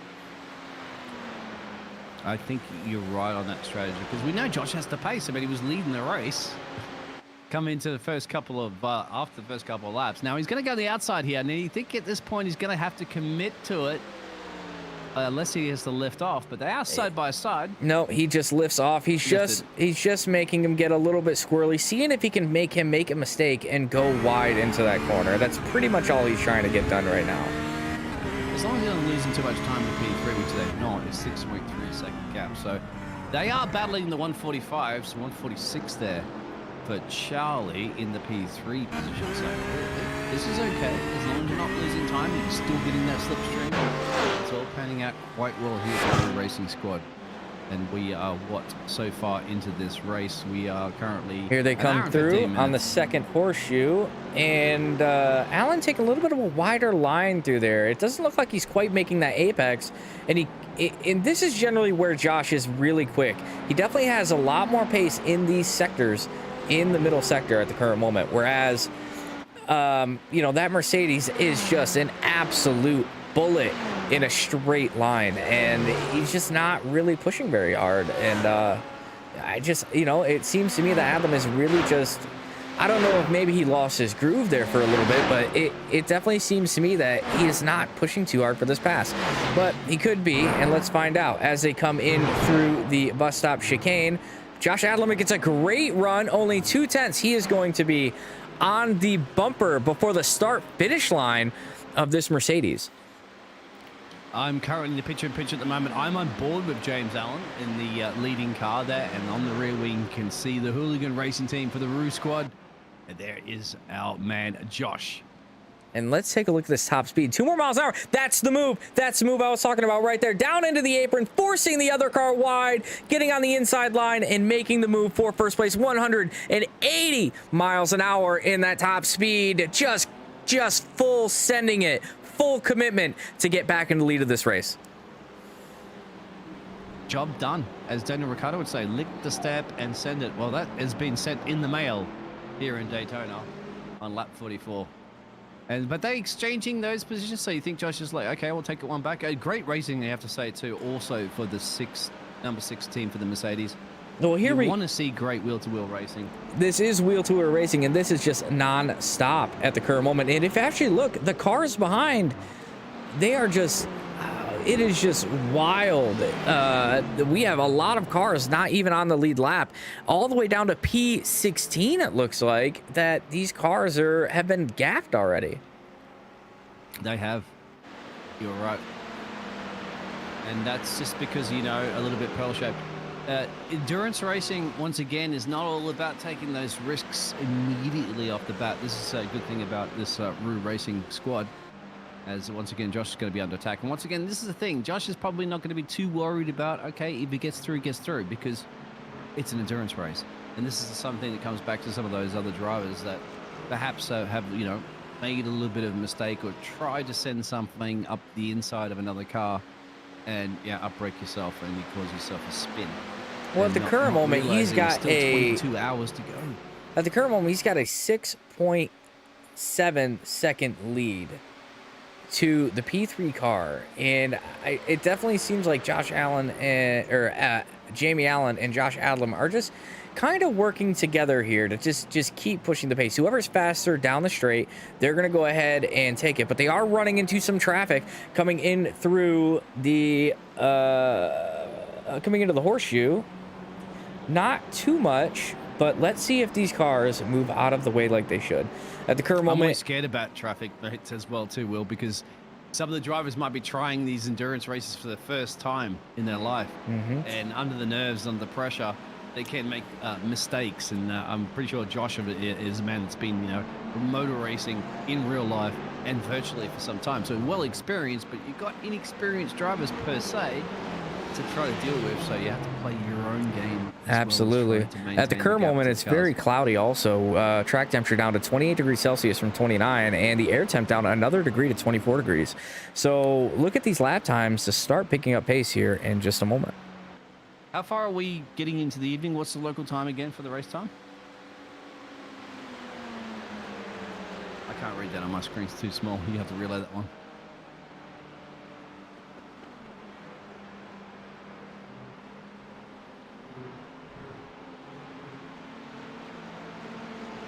So the two cars are under take care of it. He's Josh gives it the outside to get the nice slip stream.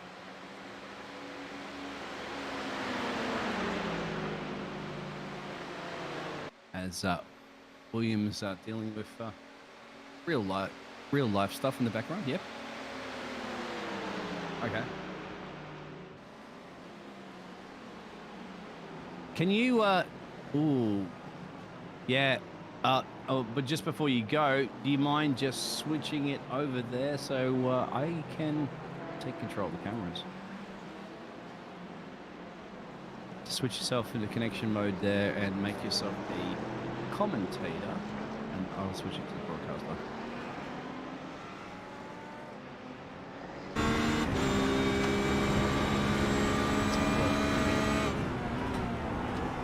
Roger ball. I think I had the ball. Let's have a look. Yeah, it is. Well, that's for the isn't it, for the ball, the aircraft carrier, isn't it, driving out and flying into the deck? Yeah. All right.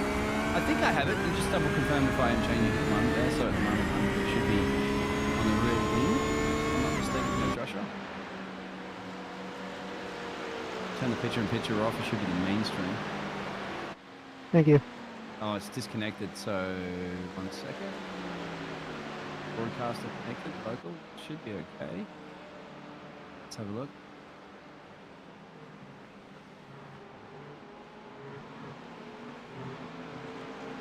All right, just leave it on that, it's fine. Keep the picture up, it's all good. All right. Good, mate.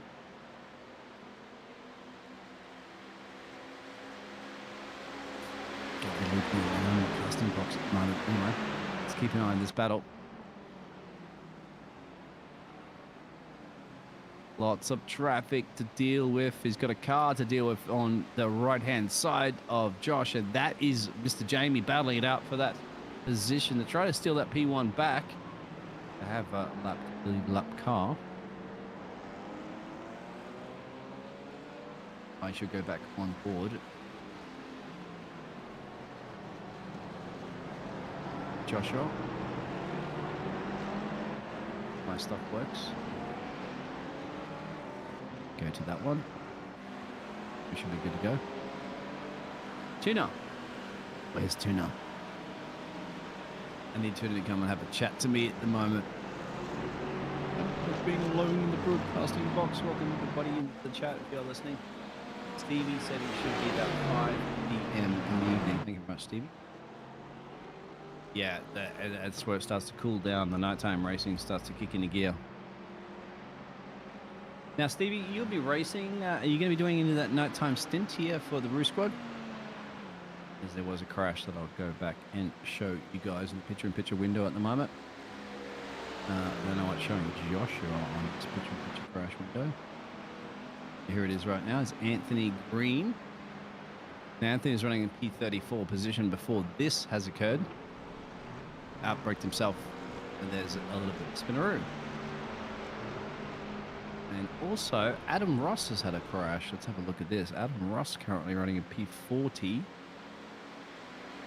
Oh, he's got slammed from behind massively, but somebody doesn't even know where to brake. Or I don't know, maybe he broke a little bit early. Couldn't quite see it from this angle.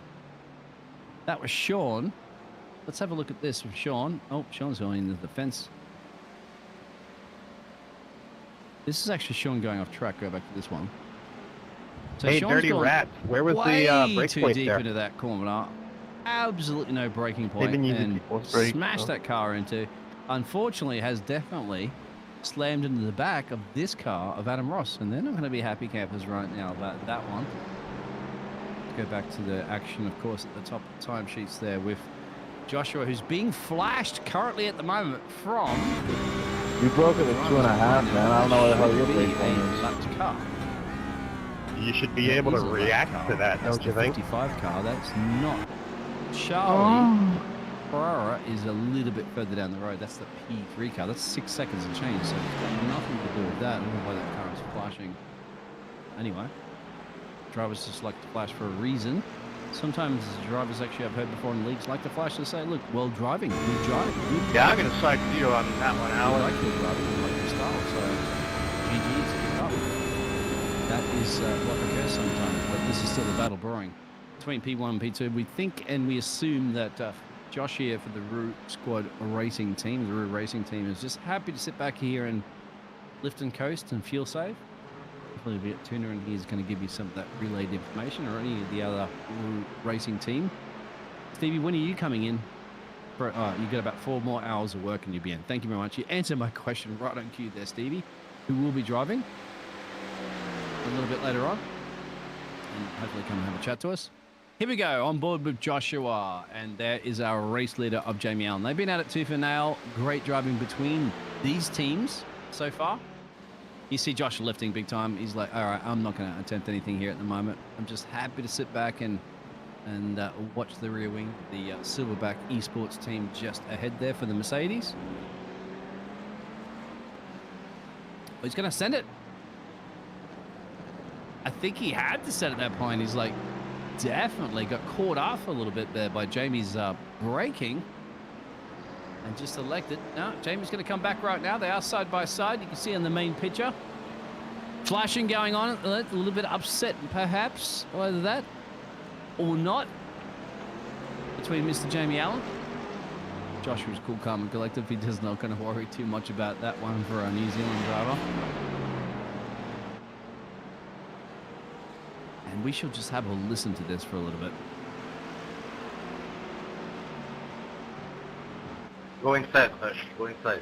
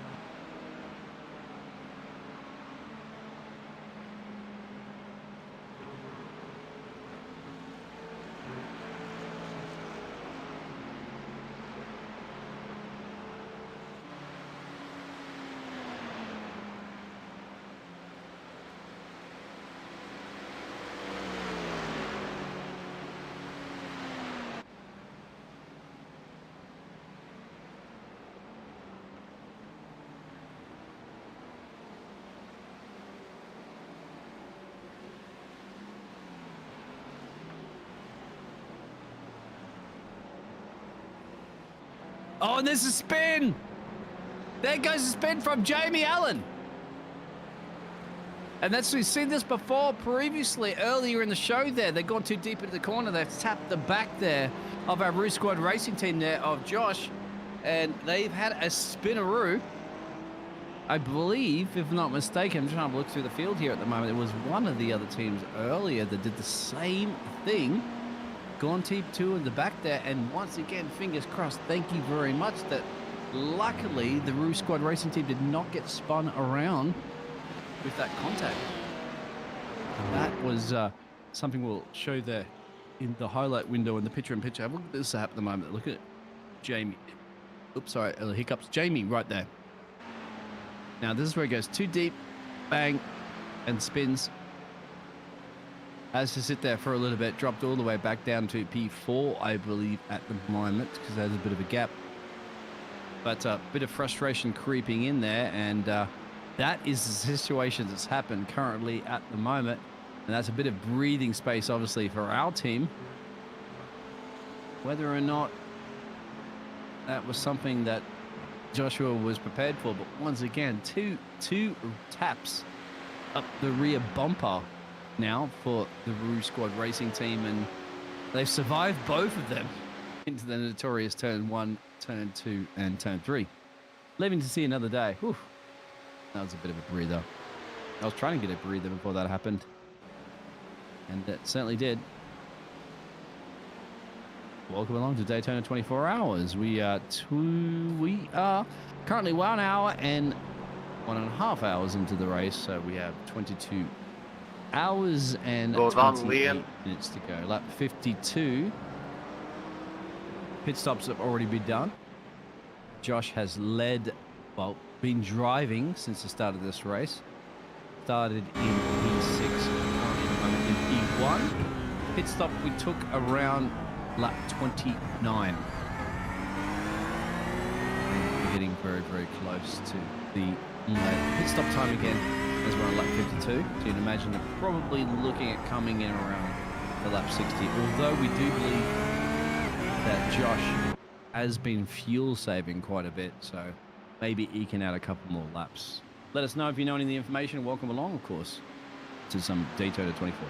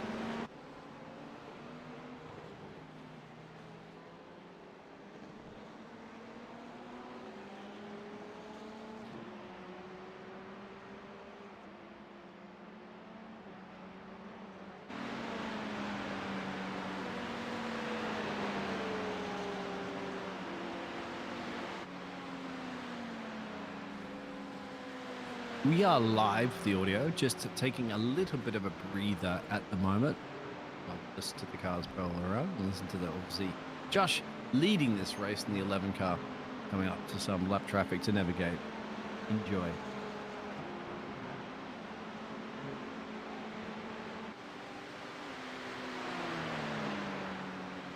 What was that?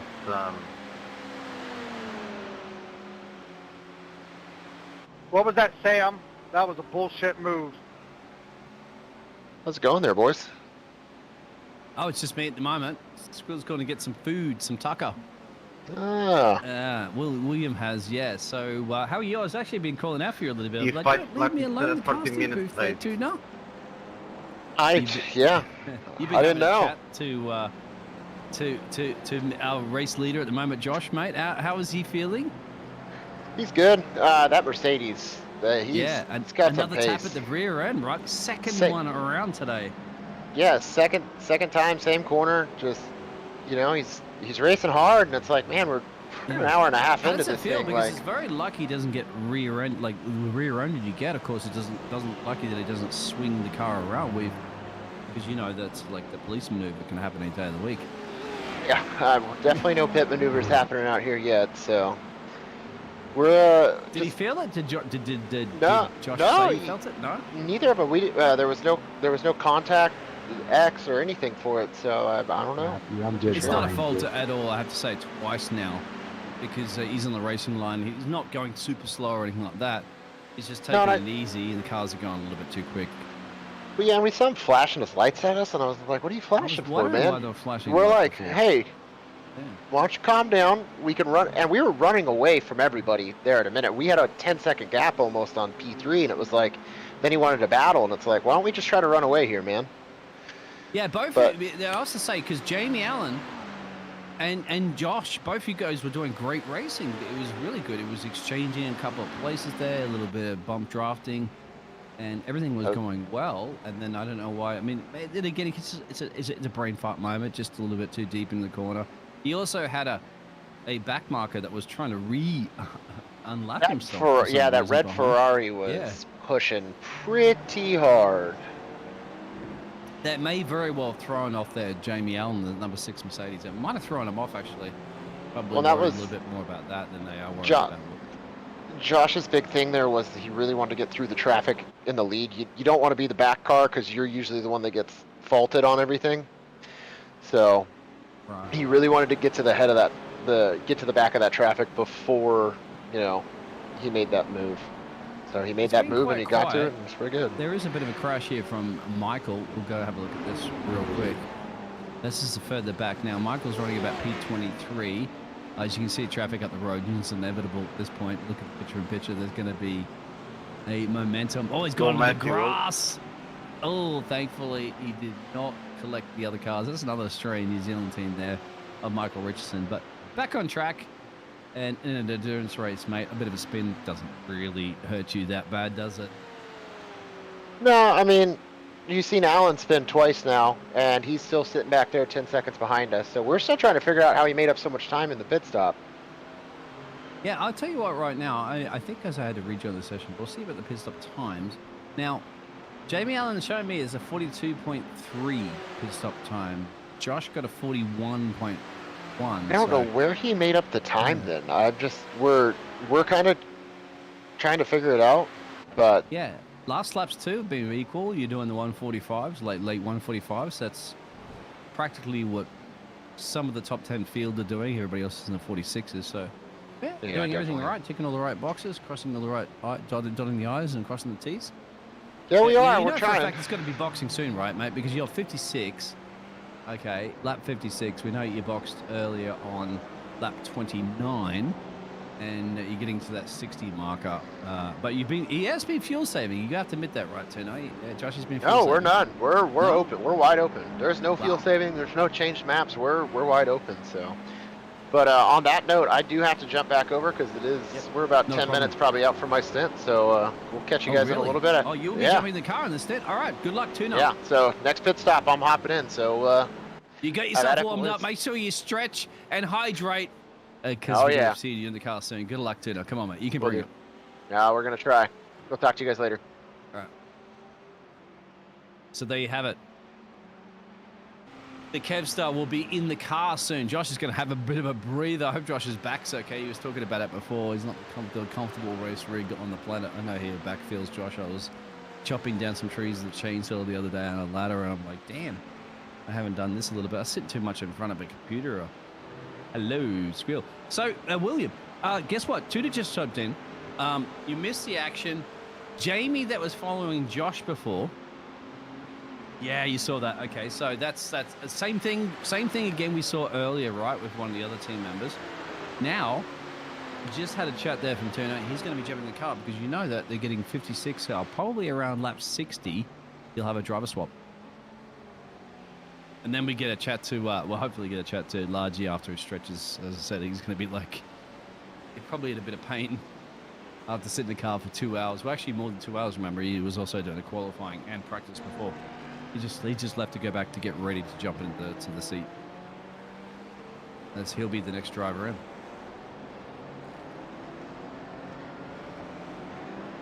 That's your situation. Did you get everything sorted out, mate? Did you get a snack or whatever you need to do? Yeah. Oh, where's mine? Sharing is caring, my friend.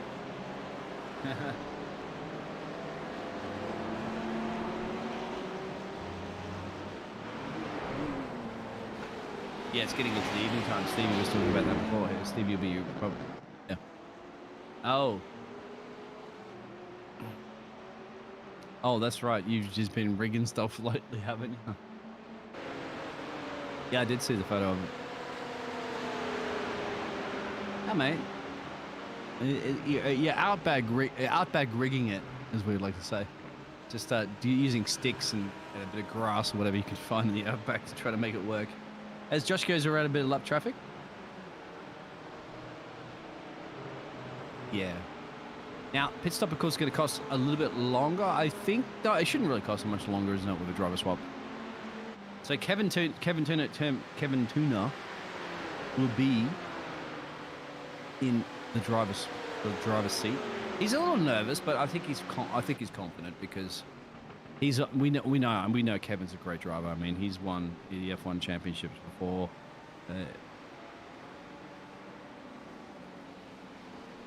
Yep, because of that, exactly. Oh, am I talking to myself?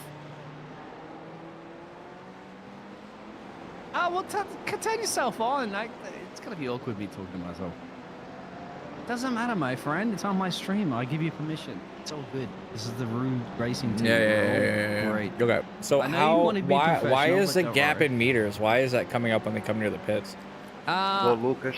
I obviously it's set in meters for whatever you have in whatever is set for the SDK. So yeah, that's just the way it goes. You can change it obviously over to your imperial system that 3 countries in the world use. No, that's not what I'm asking. Oh.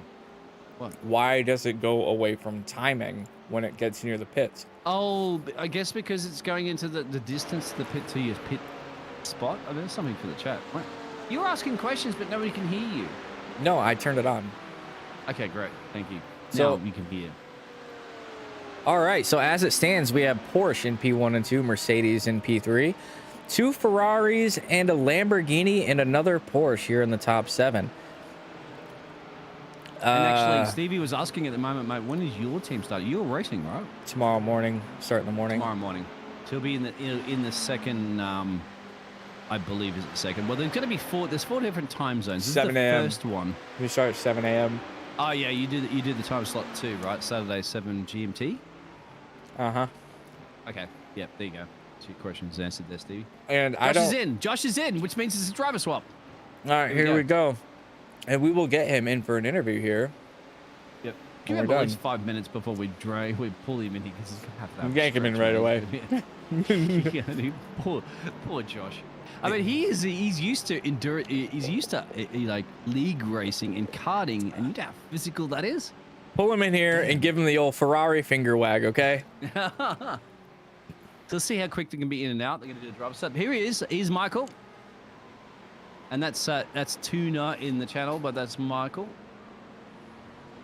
Spaka. How do you pronounce his surname before poor Michael destroys me? Who? Tuna. Michael Spraker? Spraker, that's it. Sorry, Mike. Sorry, Tuna. Sorry, mate. Yeah, we know him as Tuna as a nickname, but it's Mikey. California, of course.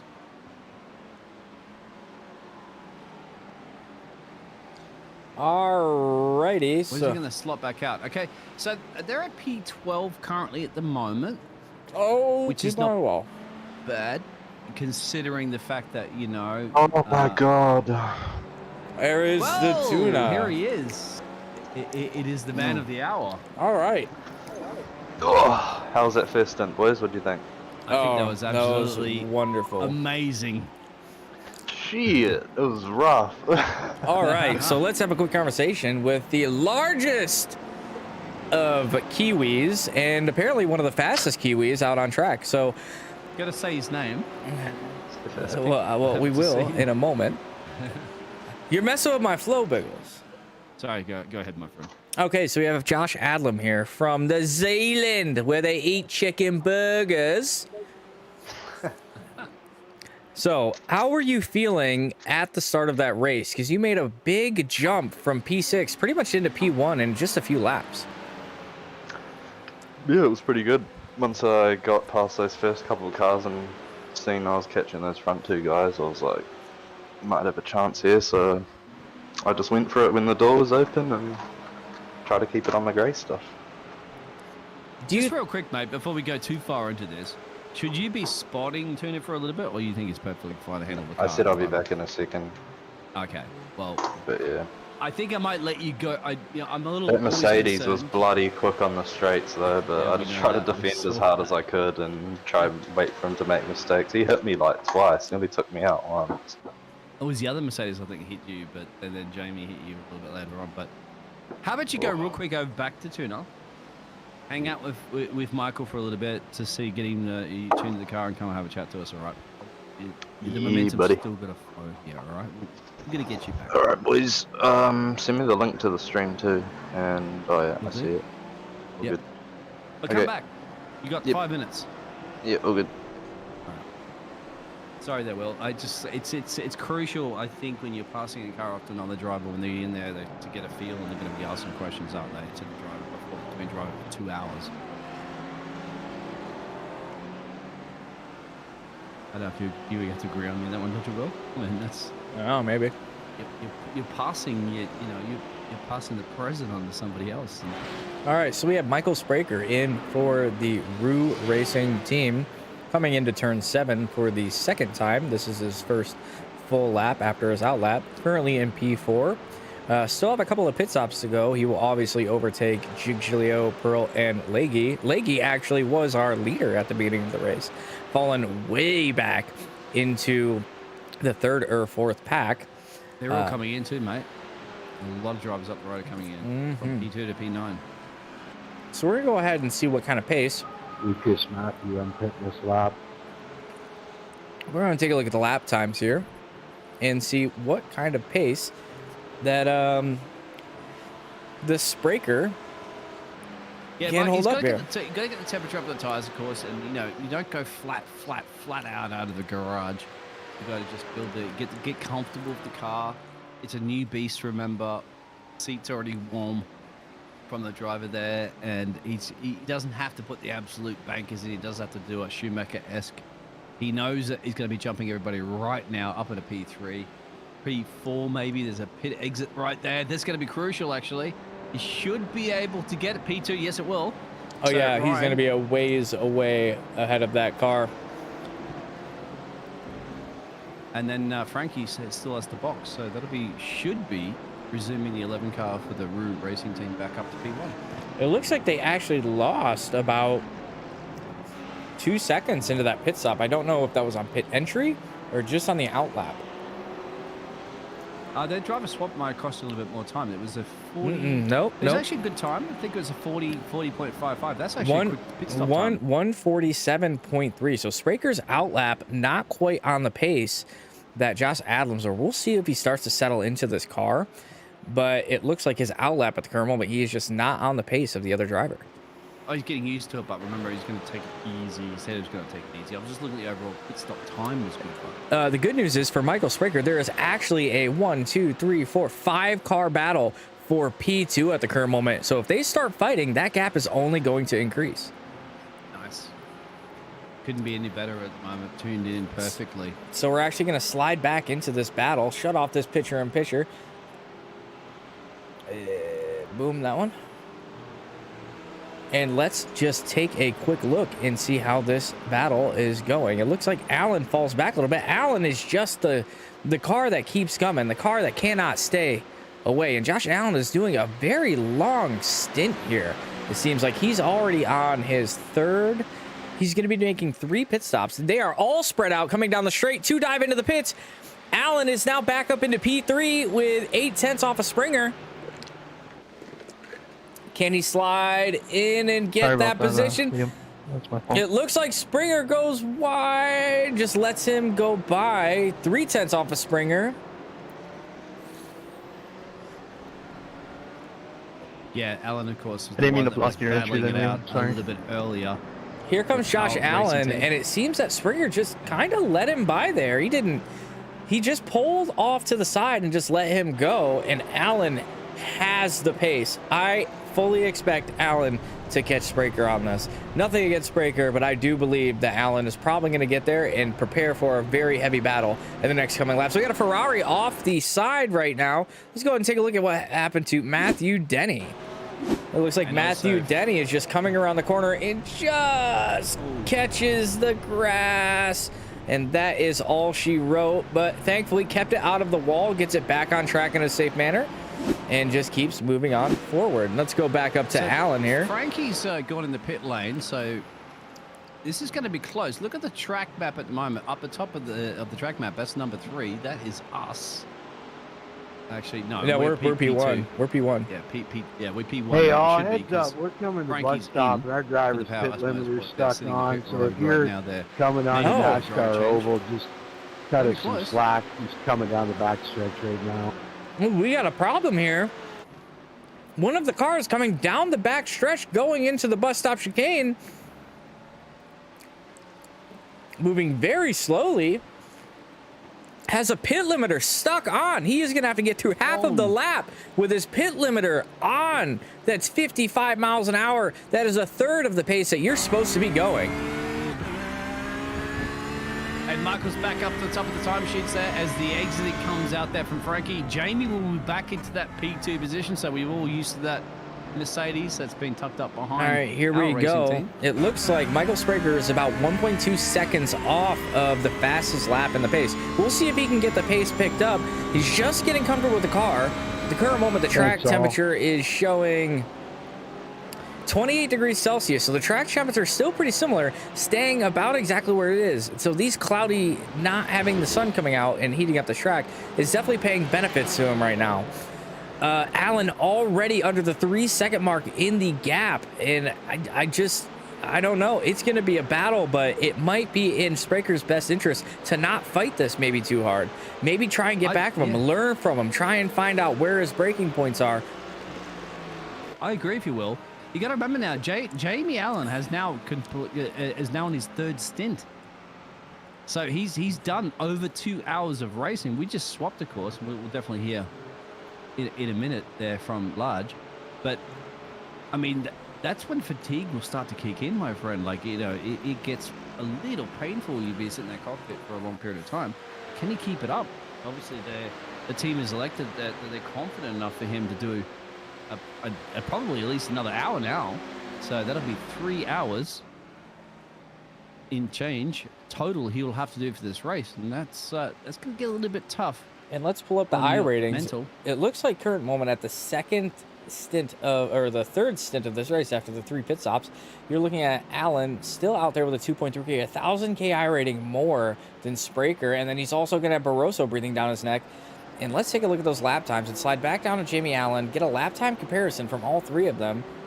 And if we pull up the lap times, as you can see, Barroso plus 56 seconds. So he just got out of a pit stop there in P3, 3.5 seconds behind. Then you have another 1.6 second. Allen is just absolutely flying with a 1:45.2. That is not the pace that Spraker wants to see behind him. No, and at the moment, we have both the drivers in here, so they will be very chatting to each other about that, and the decision will be made whether or not, hey, do we put up that much of a fight or not? That'll be the question. As they've been fighting, of course, for about 2 hours and change right now. Matthew Denny has had a crash. I'll show you perhaps that one. All right, let's take a look at this crash right here. Taking up the screen right now. Here comes Matthew coming into the bus stop chicane. Or who crashed? Matthew. Just saying Matthew did. Oh, it looks like he just touched the wall coming out of the pits, maybe? Let's see. No, John Barry exiting the pit lane. All right, he's exiting the pit lane. He has a car coming over there, and he just stopped. Pulls off the road. That's netcode back. Yeah. Okay. They might have had damage and forgot, unfortunately, to repair it. That happens sometimes, believe it or not, with all the action that's occurring in a 24-hour All right, race. lap 63. Yeah, it definitely looks like he is just not quite on the same level. Alan's slowing down a little bit, but Spraker is just slowly whittling those lap times down. Now into the 146s. He really needs to be in those 145s in order to keep this gap, and it just doesn't seem like he has the pace yet. Yeah, is the key. This Roo racing team had specifically spoken before, but in the briefing, I remember saying, guys, remember it's an endurance race. We're very early into it. Let's not take dramatic risks. And at the moment, Michael's got to start to feel comfortable, I think, with the car. Like, he's not going to push it too much. He has pace, we know that, but he's just not going to go out there and just try to put qualifying laps in if the car's not feeling up to what he likes to drive it. And if he's going to lose time to Jamie, then he's going to lose time to Jamie. It's as simple as that. I guess the big question here is, how long can Alan keep this up? How many stints is he going to race? That's what I mean. Fatigue's going to kick in later on, I think, for Jamie, because you're going to get into the 2 hour and 40, say 2 hours and 40 minutes. Oh, and Spraker has to compromise. Alan is right behind Spraker right now. It looks like this is probably where a lot of the time loss is. He is just not comfortable through that bus stop chicane at the current moment. As you can see, Alan just blazing through that bus stop chicane, taking time all the way through. Already 2 tenths, 1.5 tenths, 1 tenth. He is just pushing on that bumper. And is he going to give up the inside? He slides to the inside, goes to the outside. I would let him go. And here they come. And Michael's not giving it up that easy. He's right on the bumper, and let's see. This is the danger of being on that inside line, but he is not gonna let him have it. Locks up the front brakes, has to back off of it, and Alan is through. Alan has made it through, unfortunately. But wow, he thought about it for a second, maybe trying to go for that gap. It looks like Josh might have told him to calm down, hang out, stick behind him, and just keep on pushing. Try and learn. I think so as well. Yeah, Josh is in there. He's in right now, chatting with Michael. It's not worth a battle when clearly you're not comfortable enough to battle it. No, and it looks like race. Spraker is just losing time, lap over lap, sector after sector. He just does not have the pace to keep up with these top two of Alan and Barroso. Barroso now 1.3 tenths off of Spraker, and it seems like for this stint, P3 is most likely where Spraker is going to be sitting. I think as long as Spraker, as Michael, just get used to this car. He's going to hopefully find more pace with it. Right now, you're definitely going to have Josh telling him where to find the gaps, where, this car's tuned for every one of these drivers have to use the same car. Okay, you can make those little tweaks, as you know, but it's getting adjusted to the car. He's going to do a couple of hours in this beast. He wants to make sure this beast can make its way around Daytona as quickly as possible and as comfortable as possible. And Jamie, remember, Jamie's been driving now for a couple of hours. He's well used to this car. Michael's not. And Michael's obviously not comfortable to keep up the pace right now of Jamie. But once again, they're battling for P1 and P2. There's only seconds between them. It's definitely a long-haul endurance race. Nothing I think you need to be worried too much about. Spraker at the current moment has lost another 1.5 seconds almost to Barroso. Barroso is on that rear bumper of Spraker coming into the first horseshoe and is just creeping ever so lightly. 5 tenths, gets a way better exit out of that horseshoe, all the way down to 4 tenths coming down the straight. He's probably going to worry, a little bit about Frankie at the moment. I'm wondering once again what Josh should be telling him I think he's just going to tell him to let it go. It is not worth it. Get your bearings, figure out the track, find the pace.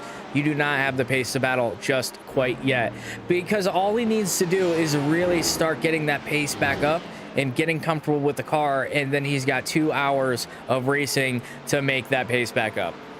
That's exactly what I think. Yep, exactly what I think. Because it's an endurance race. You have to be comfortable with the car first, and then you get quicker. And if Frankie seems to be a little bit quicker right now, and Frankie's also been, remember, I think Frankie's also started in this. He's in the same situation as Jamie, so he's done a couple of hours under his belt. Fatigue will kick in later for these drivers. That's what Michael needs to be thinking about. Let the eyes start going a little, you know, you've been staring at the screen for hours and hours. You're driving at the ultimate. Your brain is through the level. You've got people talking. You're trying to take care of your tires. You're trying to take care of your fuel. And then that's when mistakes are made.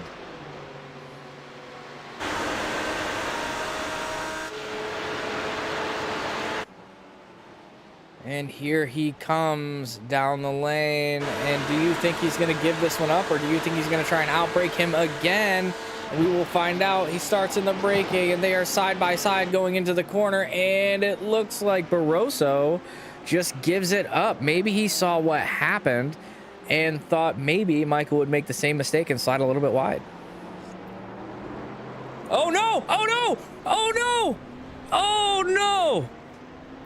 Spraker is off. Spraker is off. It looks like he's still going to hold on to that gap and stay in P3. But let's get a quick replay and see. Yeah, he's got to get on with it. He's got to get on with it. That's all right. It's okay. All right, let's get a quick replay and see what happened here. He just tapped him. He just tapped him. There was no turn in. He just tapped him right there. Oh, that is not ideal in the least. Yeah, no fault whatsoever there from Michael. That's why you got to get your head down right now. Let's go into that left. Thanks for that, Mike. Appreciate it, buddy. Joshy's got to be on the radio there. Josh is cool, calm, and collective. Of course, is from New Zealand. Josh will be Let's like, go ahead and look. Calm down. You're good. No damage. You're okay. I'm trying to find the better camera here. I want the right rear suspension. Sorry. I just want to see what exactly happened and if he turned in.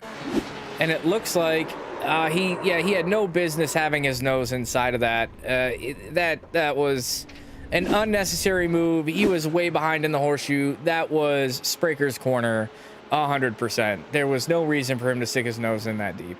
But this is what happens in endurance races, mate. When you've got traffic everywhere, they do that. That's the thing that always fears me, even in casting it, is how you get around that traffic. People behind you are going to make mistakes and stuff like that. Once again, luckily, only a little bit of time lost there for our 11 car. No damage. As long right now as Tuna, aka Michael, can just be cool, calm, and collective and say, okay, you know, it happened. Let's move on. We have 21 hours, almost 22 hours of a motor race to go. And it's not won and lost in one corner. Absolutely. I do want to see from...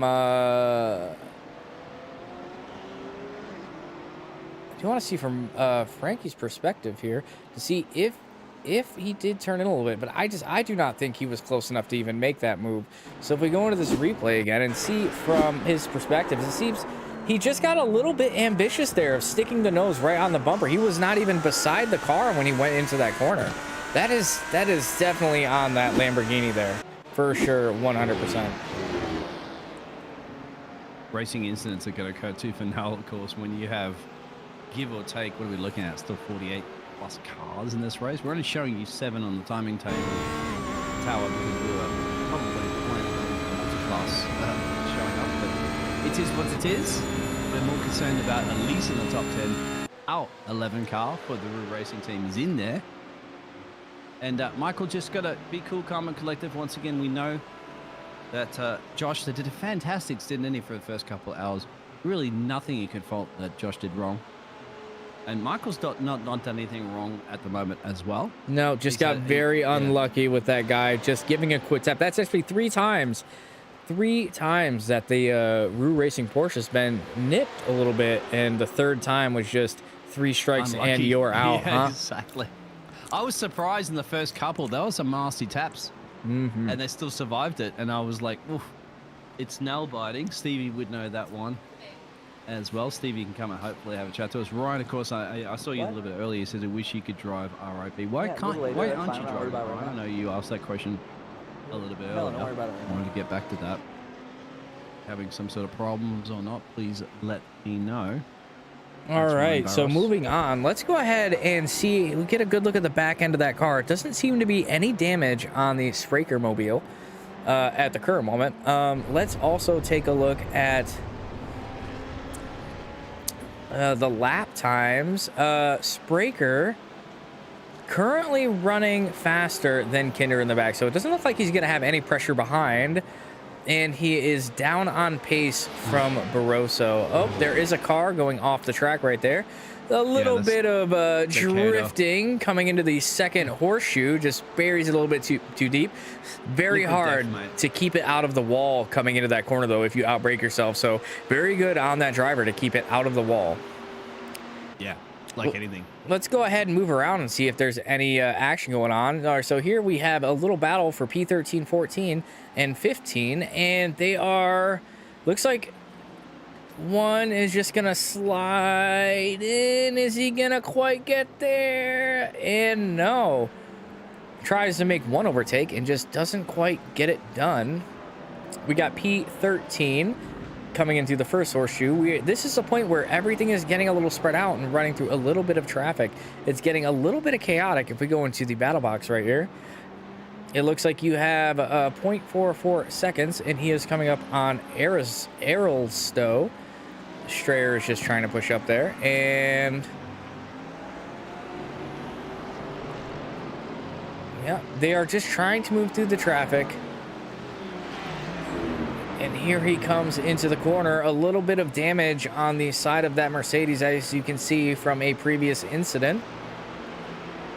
And getting around the traffic nice and clean. Lucas Strayer behind him trying to stay in the slipstream. Maybe making a move, maybe not. But he is just trying to keep this car on the road. If we go back to... Oh, no. Oh, I don't hear. Oh, no. Yeah, currently at the moment, Stevie will be driving in here. Steve is in the chat there. He's still at work. Just popped in to discuss stints at the moment. Thank you very much. Where is Straker? Where is Straker?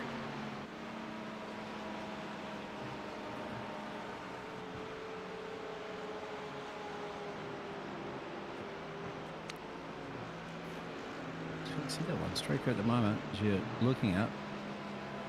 Now they're a battle for P16, 17, and 18, mate, right there. Oh, I'm aware of that, but where is Michael Straker? P1, he was riding in P3. At the current moment, it is Alan Barroso and Kinder. Where did Michael Straker go? Michael Straker currently is in P3 right there. Yeah. My timing line was weird for some reason. Okay. Yeah, no, there's been nothing wrong with that one. I've been riding on board at the moment. The picture there of Michael. He just got a lap car. He actually just passed that lap car that went off the track. Did it pull top earlier. floor or what? Oh yeah, the timing just gets a little bit weird for some reason when you. Well, because you have about 10,000 people around the world driving on all the different splits right now, and you remember we are spectators, my friend. I was actually asking this to James before. I was like, James, is there any limit on spectators? He's like, I don't think there's any limit on spectators. I'm like, so you could have 10,000 spectators on a race that would not affect iRacing at all? Apparently not. I mean, we are only just receiving the data. We're not transmitting the data because we're not racing, of course, so we're not sharing anything to the other drivers. But I can imagine. I don't know how our server could handle 10,000 people spectating a race. That'll be interesting.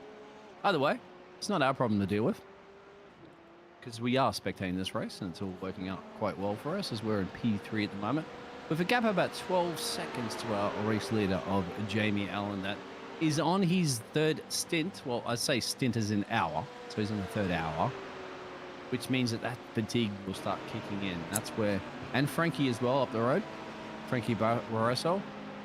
This is where now, for example, remember that Michael's fresh, right?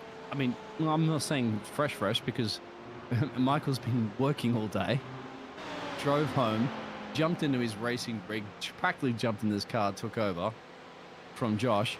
So he's still going to be exhausted from his work, but he's all pumped up to race.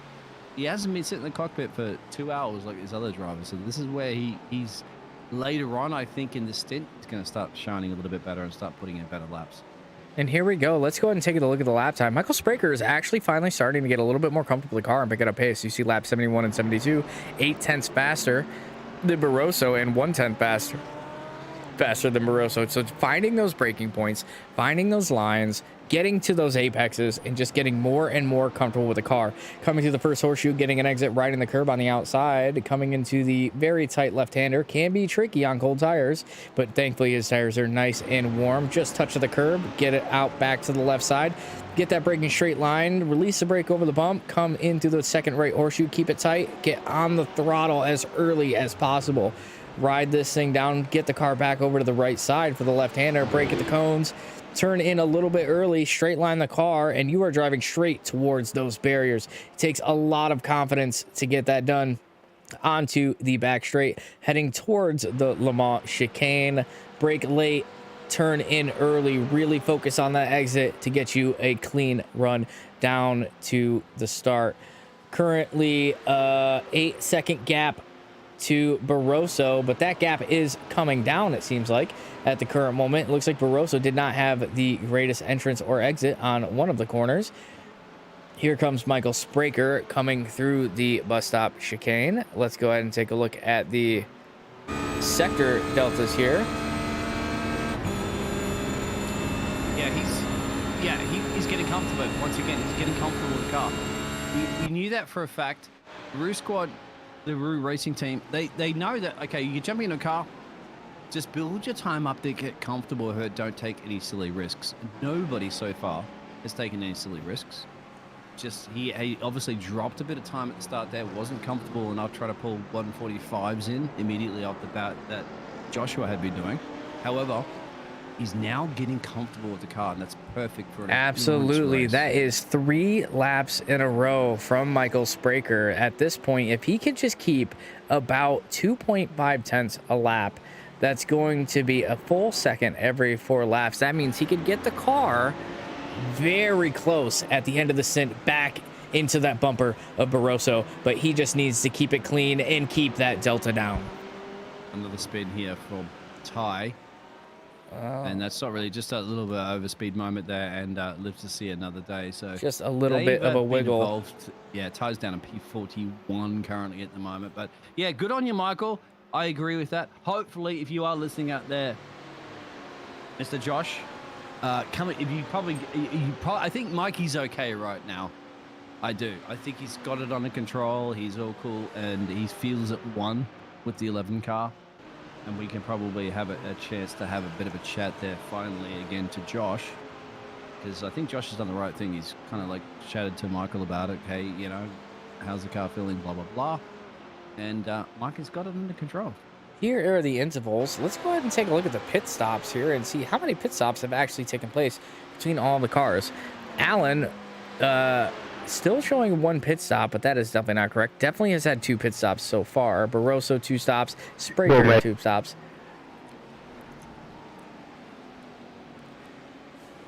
Battle brewing for P5 and P6 if you want to show that one.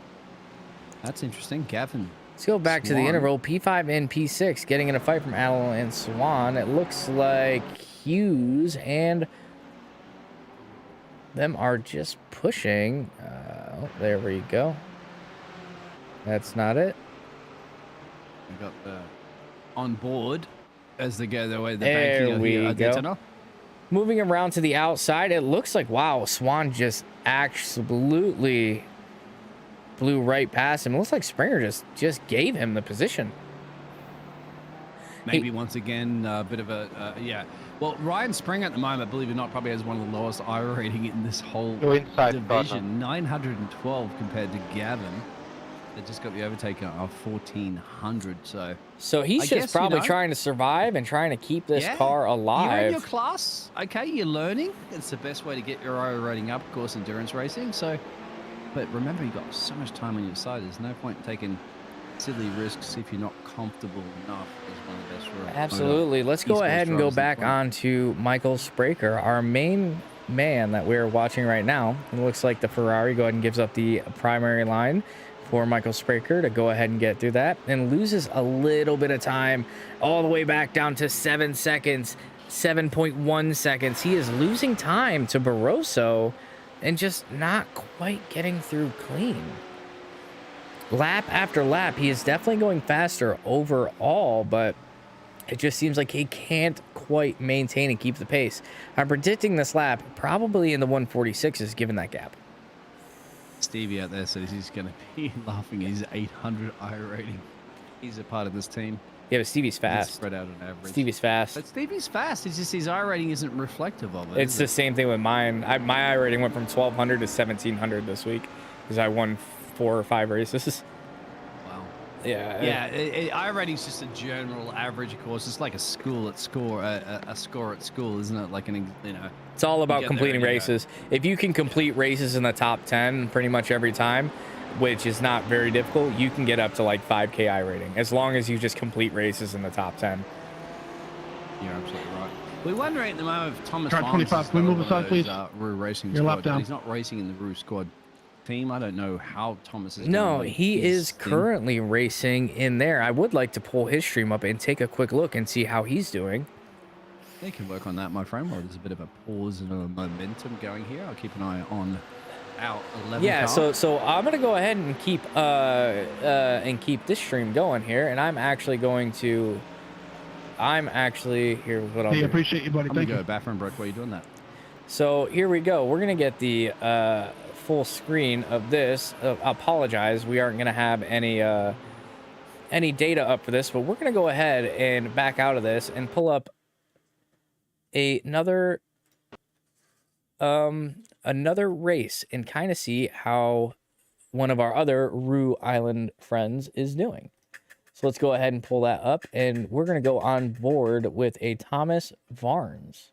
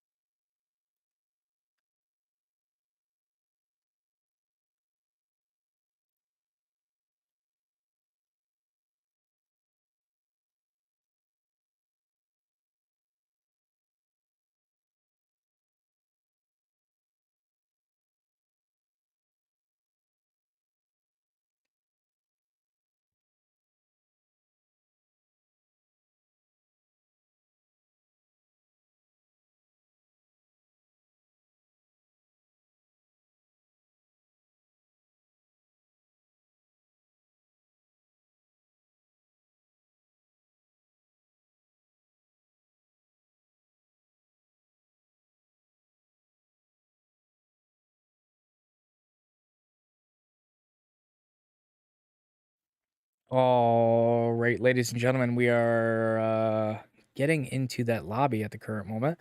As we wait, we are still on board with Michael Spraker here in the open, and he is just coming down the back straight onto the start finish straight. You can see a car just there in the distance that he's coming up on, about 6 seconds behind after that little spin that he had. But let's go ahead and join and check out this LMDH class. It looks like we have LMDH, LMP2, along with GT3s. So this is going to be a full lobby, and this lobby is going to be wild and crazy. And once this gets loaded up, we will go ahead and get this started.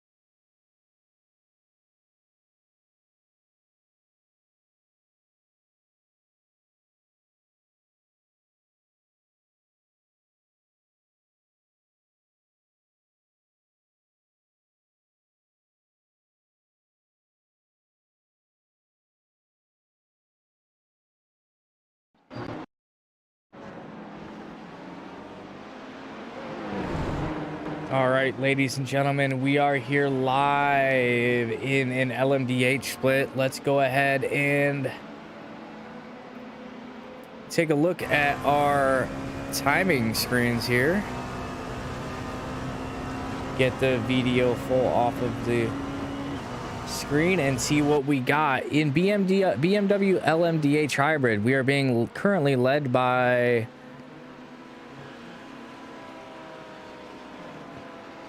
let's just give this a minute to kind of figure itself out.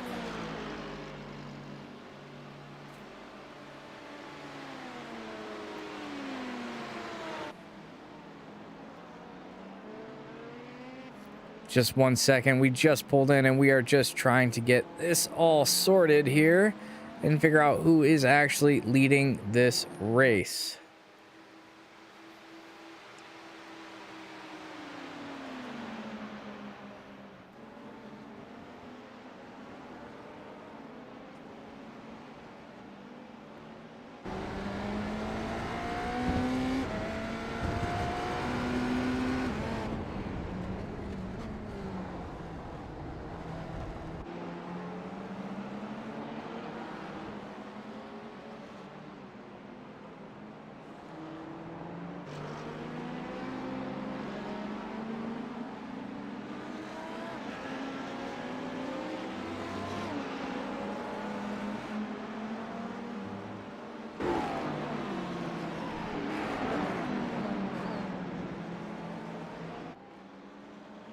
Sound is not gone at the moment then, Torricelli. I just stepped No, away it's from the back microphone now. for a little bit. Yeah. It's back now. I just got into the lobby at the current moment. Okay. So here we go. We have P1 with Colin Johnson, P2 Wolfgang Hoffman, and P3 in Robert Rojas. But there's a little bit of fight for that P3 position.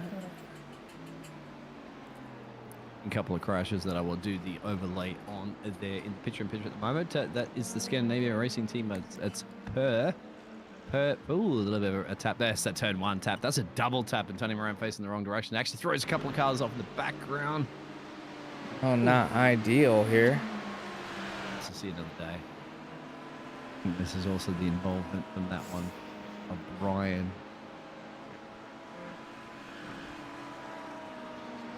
Yeah. Brian took the escape road to avoid that accident. Nothing wrong with that. All right. So what's the, I just came back in a moment. What's the situation that's happening at the moment?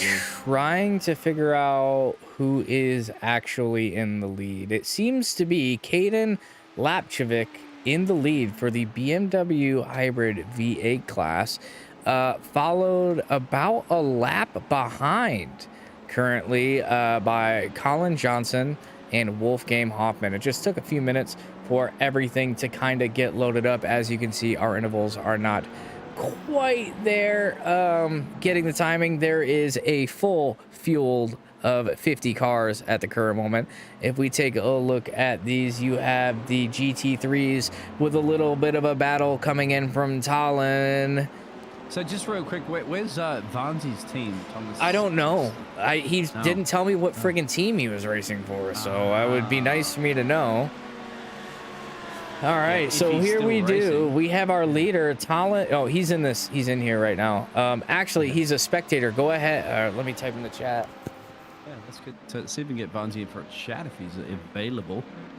For sure. That's a different sprint, of course. You're still the picture-in-picture at the moment. You can see Michael. That's in our 11 racing team. Still sitting in P3, 11 car, I'm mentioning. Doing a solid job there. He's doing 146.7, so he is a couple of seconds slower than the race leaders, but he's in control, and he's controlling it well. Still waiting for whether or not Josh is going to come and have a chat, because I've been asking Josh to come back and have a chat. Josh did the first 2 hours. He's still in there, in spotting perhaps there for Michael at the moment, but come on, Josh, get in here, give us a chat. I think Michael's okay at the moment. He's doing the job that he needs to be doing. Barnes isn't currently racing, so let me see. Yeah. Ask him to come to VC if he can, have a bit of a chat to us and do a recap while you have the pictures up there of his racing league. Because he's a part of the Roo squad, Roo Island. We support our kangaroos, don't we? I eat them in the barbecue, but Michael wisely decides not to go around that car during that corner. Love to see another day. As the sun is starting to set a little bit here in Daytona, and the nighttime will be creeping in. We'll have Stevie, of course, that'll be finishing his work. I think Stevie will be the next driver on the next stint. I'm not 100% sure. Stevie, if you are listening, you can shout that one out. We did have another driver. It looks like he is racing for ISMC Green. So let's go ahead and pull up the team names here, and let's see where that is. ISMC Green is currently in P6. It looks like about one lap in down. which class are they in? The LMDH hybrid. So the hypercars. Okay, that's not bad then at all. Yeah. What's the average iRacing on that class look like? At the current moment, it looks like they have a tight battle with the car behind. SDS is right on their rear bumper, and they are pushing through. And let's see if we pull up this battle box and get the relatives here. Here he comes, squeezing through from Robert Rosas from California, trying to move through the pack here. Actually just took a position and moved up into P4, so making up a few more positions, but most likely they are going to be trading back and forth. It looks like they're a full half a lap behind the next car, though, currently. If we go up into P1, and let's take a look at the average lap times for this current race. Yeah, welcome, Larger. Larger, of course, is Josh. Josh, we're just recapping currently Vanzi's race, I believe, over in another split. So, yeah, how's he doing? That's what we're just checking right They are currently in P6 and just making a few moves here. If we actually look at their last lap times coming around the track here, you have ISMC Green running in the 135.4s. Well, obviously, there is some traffic here. But LBM Motorsports, 133.3, just absolutely blazing through that field, pretty much an entire lap ahead. Not exactly sure what happened to cause these cars to lose so many laps, but they are on their way and trying to move back. Oh, we have Vance in here as well, so we got both of you guys all turning up at once. Oh, perfect. Now, real quick there, Vance, but who has more time to talk? Because we need to talk. I've got a couple hours.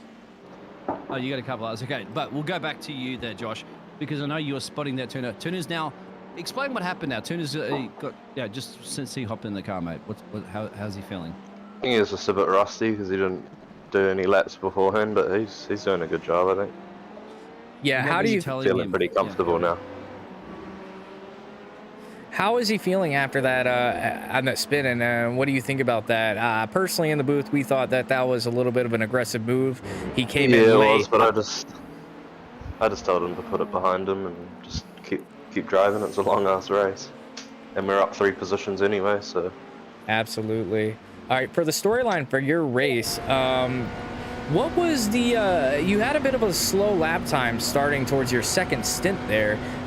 Were you trying to just kind of fuel save to maybe get 1 lap back on the other car, or did you just maybe lose a little bit of pace coming out of that pit stop with the cold tires? I was just chilling. Yeah, I was just chilling because the car felt so much different with new tires on it, so I was just easing my way into it. I knew that I was quicker than those guys, so I wasn't too worried. Absolutely. A quick question: both Jamie and Frank have stayed out. Now you did your 2-hour stint, okay? But they've gone for a third, and we know for a third because it's going to be on the hour generally for a pit stop. How are you feeling fatigue-wise kicking in? I know you've done go-karting before, you know what fatigue's all about, but it must be creeping into them a little bit. It was all good. It was just hot as hell in my room, so I was sweating. They must be sweating, right? I had my fan on, but it didn't feel like it was doing anything. But no, it was all good. And what is the threshold, real quick there, for when it starts to get like, you know, my blinkers are on and I'm getting mentally tired, exhausted. Do you think these drivers at the road will be? Yeah, I was starting to look how many laps I had towards the end. I was like keen to get out of my chair that I have. It's not really that good for my back. No, I felt for your back. You were talking about that earlier. So Michael's doing good. He's not. These guys are still lapping in 45s, mid 45s, late 45s. Yeah, he's doing good. Michael's doing 46s. He's got a bit of a gap there down the road.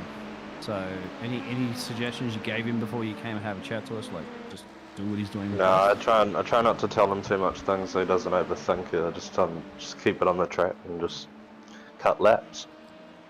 Excellent. So with knowing the current pace differences that you have, are you going to be picking up more stints towards the end? Are you going to be the majority of the stints? How long are you looking at driving to get your pace back up there to give you the best chance to win? I think we're just going to do 8 hours each. But I think I might get in after tuner again. Oh, really? You're still fired up, right? To go racing. Yeah, I'm good. All right. Excellent. Take a few more Panadols, mate. Crack the Hang back around for and a I'm little in bit.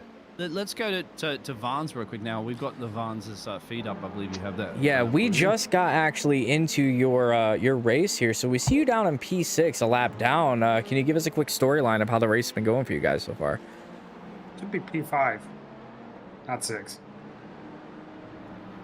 What's your team name there, Vans, real quick? ISMC? Yeah. P5. Sorry, you were in P4 for a little bit there, a couple of laps ago. So what's the storyline there? What happened? Nothing. It's pure pace difference. You started. Now you're the first driver in the team, right? Yes. Vanzi, what did you start? What position? We started 11th. Oh wow! So you've gained a lot. We've been up to 3rd. Robert's in the car right now. You know, not obviously doesn't have the pace I do, but you know he's keeping the car clean, which is what we want. You know, we're still in contention. You know, at this point, what they're talking about is throwing me in the car a little bit more than anybody else. Just because obviously my pace. A similar thing that we're hearing about with Josh getting back in there again, maybe for the next stint after this one. And the difference, of course, between currently at the moment with the Roo Racing team, they're all GT3s and ours, but you guys have to deal with all the lap traffic and all that. Incidents and all that sort of jazz. Any dilemmas you had to deal with? No, not really. I mean, we're at 3X right now. All 3 of them were me, and all 3 of them were off track. Which off track? A little bit of a wiggle there. All of them happened through the bus stop. Okay. All 3 of them. Obviously different laps. 2 of them on the exit, 1 of them on the entry. You guys feel confident? Obviously, I think you are. I mean, we're talking to you because you're a Rouge squad member. We don't know about your other teammates, but when you're a part I've never raced with these guys before. You know, they're here to have fun, but they're also, you know, they also do take it seriously. You know, and their biggest thing is let's make sure we keep the car in one piece, you know. And you take it seriously, of course. We know that for a fact. Oh yeah. I mean, we're doing good. I mean, I'm happy with where we're at. You know, there's still plenty of time left on the clock. You know, we haven't seen the pace of everyone yet. Just, you know, so far the most of maybe 2 drivers from each team. You know, and we're sitting currently in 5th. Looks like we got a blue flag in front of us currently. You know, I did start the race, and starting the race is always a little bit more difficult than generally, Vaughn, sorry to cut you off. I had realized. Generally, where they say about you don't know about the pace, 90% of the teams always have their fastest drivers start the race, right? That's, right. To me, is a rule of thumb. So if you want to judge pace, well, you are essentially for the other teams the quickest driver as well as their driver that started probably as the quickest. So yeah, that would give you an element of pace. But the guys in P1, when we came into the first pit stops, I don't know if he was just getting through traffic better or what. It was we were still like 20 to 30 seconds down coming to the first pit stop. You know, that's a lot of time to be down after a first stint. So could you account that to maybe as he's going through the traffic that he's giving up a little bit on the entries to focus on the exits? Do you need to want to get around those cars? No, it's more of when you catch the traffic. Okay. Than anything else. Because how long did it take actually? Because I thought it was about 3-4 laps, isn't it? Generally, with the hypercars versus the GT3s. Yeah. So the problem. Okay. So the problem is where you catch them, not how fast you catch them. Because, like, okay, catching them on, passing them on the straightaways, easy, right? You catch a GT3 car through the bus stop, you're down 2 seconds immediately, because that's how slow they go through the bus stop, comparatively speaking. Okay, you catch an LMP in the bus stop, you'll lose about a second depending on when you catch them through the bus stop. And then obviously through the infield and of how you're catching and making your passes there. Fair enough. You know your best. I mean, if anybody's aware and tuning in at the moment, that Mr. Vance here is pretty much one of the go-to guys when it comes to talking about iRacing. You help a lot of the other drivers that are here set their cars up and how to drive and how to survive, all that jazz. And our driver, of course, is in at the moment. Michael's in. So he's done his first pit stop stint. This is a little earlier than what you expect. Sorry, Ludge? Tuna's gone to the toilet real quick. Oh no. Wow. So hopefully he can get back in time. Is he done? Yeah. Oh, no, it's fueling up. No, it's fueling up still. If you hop in and take over the stint. Fuel. You need It pee was about bottles. 30 seconds. You need pee bottles. He is gonna lose a couple of positions now. You got 2 cars that have just finished their pit stops. No, he's good. He is off right there. I don't know if he lost any time there. Tuna. 11, chopper camera. Let's have a look. He should get out ahead of Brian Walsh. He lost no time. He's good. He's good. Awesome. Okay. All right, so for Roberto Rosas at the current moment, how are you feeling about him? He's currently jumped up into P4. I'm not exactly sure what happened, if they just took a pit stop, but he seems to be now back down into P5, so he's doing pretty good.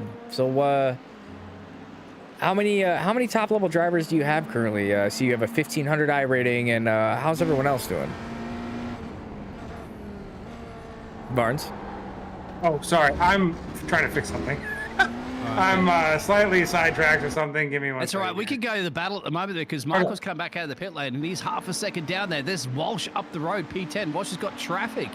All right. So keep it on that picture-in-picture. All right, we So just went into after full a screen little for the other tinkle. Rue Island race here. So we see Michael Spraker pushing up to a car, coming into the bus stop chicane. He's had a tinkle, so he's gone to the dunny. Well, Lodgy's not in here at the moment, but he'll be aware of that one. But look at that traffic up the road. That is lap. That's not lap traffic. There's traffic. That red car is not lap traffic. That red car is position.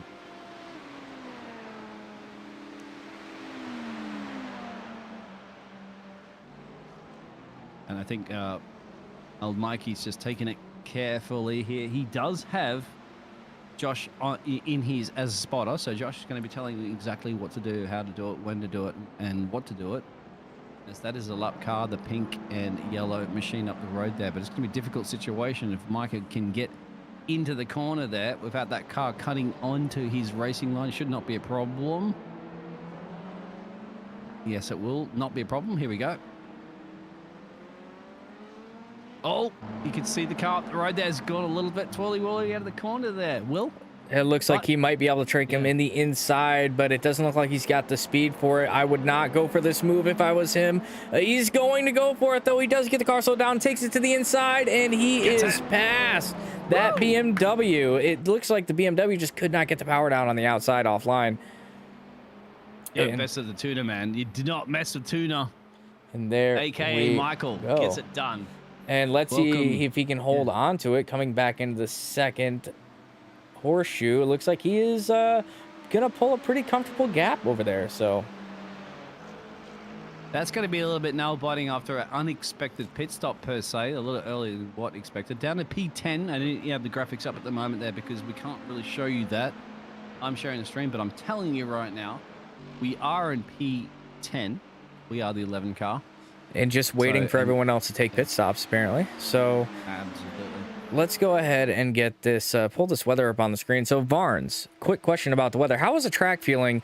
And what was the track temperature when you started? At current moments, about 26 degrees Celsius with 2.5 hours into the race at approximately 4 o'clock. And when do you expect the track to start cooling down? I mean, it's going to be a little more better. You know, currently in-game time is 4:30. Yep, 4:30 in game time. You really, I mean, it's already cooled off for one. But it'll probably continue to drop for, slowly until around, I would expect it like midnight, it'll finally be at its coolest. So I mean, I could be wrong. So with the strategy and you having the quickest pace of all the drivers, are you going to try and get in on those cooler temperature race laps, or do you think it's more beneficial for you with your better tire management skills to be on the hotter laps? I mean, I don't know. I feel like no matter who's in the car, the thing about everyone's pace is they're all consistent around their different groups, right? So it wouldn't matter when I'm in the car, versus anyone else. It's just a matter of how much they want me in the car. Absolutely. Which, like I said, we're looking at putting me in the car, 3 stints at a time versus 2 like everyone else, just to offset me a little bit because I do run a little bit faster than most. Okay. Are you and what have you found out with the battery? Have you found any tricks with the battery yet? Or are you just keeping that thing on balance the entire time? Balance the entire time. Yes, I have noticed also that putting in attack does absolutely nothing even when coming out of corners. So no, because it's not, attack is more or less how much it deploys down a straightaway, not how much energy is outputted. It's just a how long versus how much. Absolutely. Have you had any issues with traffic with the Delaras? Now, I know that the Delaras, for you, probably aren't going to be that much of an issue because you're going to have more pace in them. For some of the slower drivers on your team, if they're coming up on some of these really fast LMP2 drivers that could be running quite similar pace, is that going to be a trouble to get past them? Not really. I mean, they're picking different points and it takes them a little bit longer. But they're still able to get around. Like I said, the big thing with the other guys is, I'm way more comfortable with the car in general, especially under braking. Some of the other guys tend to lose the car a little bit, when they get the panic braking. Mm-hmm. So it makes it a little bit harder for them, but they're taking their time and making sure that we keep our front nose clean. It looks like you are coming in for a pit stop right now. Are you guys doing a driver's change or just a regular pit stop? They are going to be doing a driver change. All right. Any news on this next driver? iRating, skill? What kind of lap times are you looking for? Roughly the same. Okay. How have the pit stops been? Have you noticed any differential in time based off of the driver change, or is it exactly the same? It's been exactly the same. All right. So it looks like, so the guy that just got in the car, Anson, is going to be a little bit slower than Robert, but not by a ton. We're just getting him in the car, getting some laps in. Like I said, I'm up in a couple hours, so okay. We'll see what actually happens. Buddy, I got lube. So how are you going to be sleeping? What's your plan to get a little bit of rest in between your stints? What's sleep like? I'm guessing that's probably similar to the real life Daytona 24. I doubt that any of these drivers really get much rest in between their stints. They probably do rest, but they're not sleep. All right, so it looks like we are coming back out in P5, right exactly where you were. And like, I wish I could get the intervals. It's just there's so much data. It is just not pulling all of it. Looks like sixth place is 7 seconds behind us, but we're offset on laps of pit. So. You actually might have gained some time on P4. You're now 10 seconds. I think he's been disconnected. Oh no. Oh no no no no no no no no no no. Yes, he has been disconnected. I can't connect to right now. I cannot connect right now to our driver. Oh no. All right, I'm having massive problems. It looks like Rue Island Tuna, the guy on the second sit, just did his lap times. It looks like his internet has failed. He is not currently connected. It doesn't look like anybody else has been disconnected. What can you do? What can you do as a team? Can you do anything at all there, Josh? I don't know. Can you jump into the car, Josh? But he has to be. Yeah, as soon as it tows.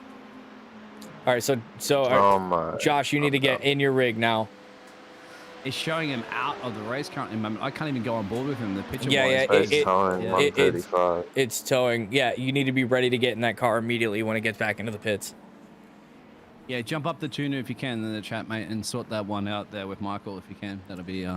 All right, so we're actually going to pull out of this LMP or LMDH race here really quick and get back on board and get back with Josh Adlam in the Rue Racing team. Thanks for coming on, Barnes, and giving us some insight into your LMDH race. Do I click towing? Good luck, Vance. Yeah, Vanzi can help you out Yeah, that if you one. quit towing, it'll put you in the car. Yeah, it'll essentially remove the driver. Vance, would you mind jumping up to them and give them some help with that? Big experience. Yeah, somebody help. My fucking car, my internet just died. I know, we understand that. Marge is getting in the car. Don't worry. Yeah, Josh is going to get in the car for you, mate. That's it. It's so disappointing. We understand that, but it's you can't do anything about the internet, can you? Unfortunately, no. No. But we're still in the race. Remember, guys, that's going to be the crucial part. So you drop some places, but let's see if Josh can get back in there. It's a long race. It's a long race. Yeah, exactly, mate. We've still got 21 hours left to go. There's nothing yet. Unfortunately for them, though, Barnes, they're in a full GT3 split, so like there's no traffic, so it's just pure pace.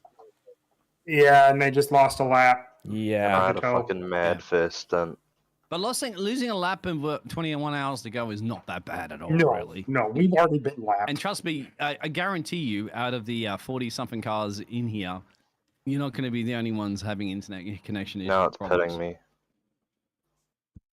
I see you in the pit road right now. Yeah, it will, unless you uncheck the black box stuff. But you're just offset on your pits now. It's better this way. Just let it Back pit, out. do your full Here we go. stints. You're back out. That's All a right, joke. so yeah, drama resolved. Thankfully, it could be a lot worse, but it's no fault at your own. And unfortunately, I'm sure Michael's fuming right now, but there's nothing you can do about it. I had the same issue before, just spectating. So these guys, can I pass these guys or what? Let me check at the moment, mate. It looks like no. You're racing for position. Got to remember too, if you do have faster pace, you do not have yield to that blue flag as long as you're not holding them up. But he is racing position. The car up the road is P17. Oh, you're only P. All right, that's not bad at all. Yeah. But there's lots of traffic. Let's let Josh do what Josh does best. Hopefully we get a chat to tuner a little bit. Move Josh up. I can't. I should be alright, unless you want me to. No, we didn't want to bother you. I can't move him up. No, you should be focusing right now, and then we'll talk to tuner. Somebody, Vanzi can. I don't know who can do that. I don't have permission. Vanzi, you could do that. If you don't mind dragging him up. What do you want me to do?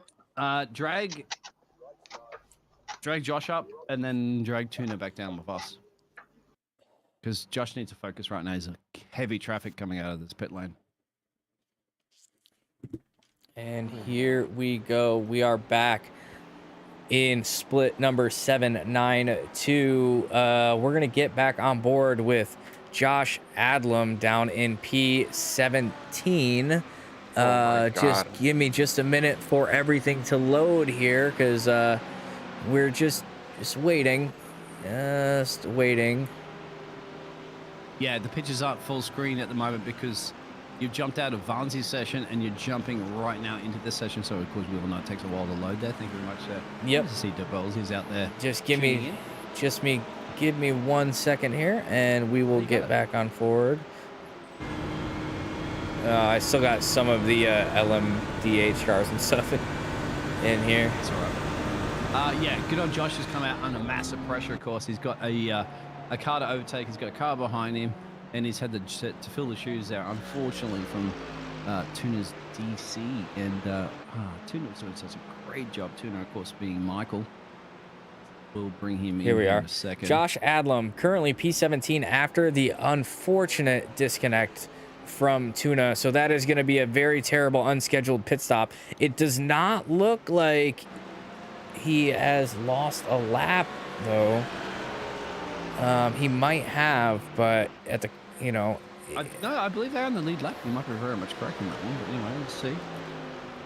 That's tough shoes to fill, isn't it? Unexpected like that, and it's good to see that Josh was probably planning on coming back right in now. a You are little bit earlier than what he was planning on, but it's good to be around, isn't it? Rather than having to ring somebody's phone 10 times a year. We need you in the car right now. Something's gone wrong. Here it is.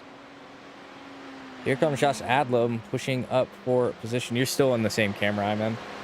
I'll go on the onboard. All right, so Josh Adlam pushing past for position. He is going to the battle box here. Boom. Here we are. Oh, what? He's pushing a little bit too hard there, but he gets past. He does. You got to remember, Josh just jumped in here, so he's not even expecting the car. He doesn't even have the car feels. He's had one lap to get used to it, and I tell you what, he's got used to it pretty quickly. Absolutely. All right, so Josh Adlam all the way back Glad up. everybody read the code and knows that a blue flag doesn't mean you have to move.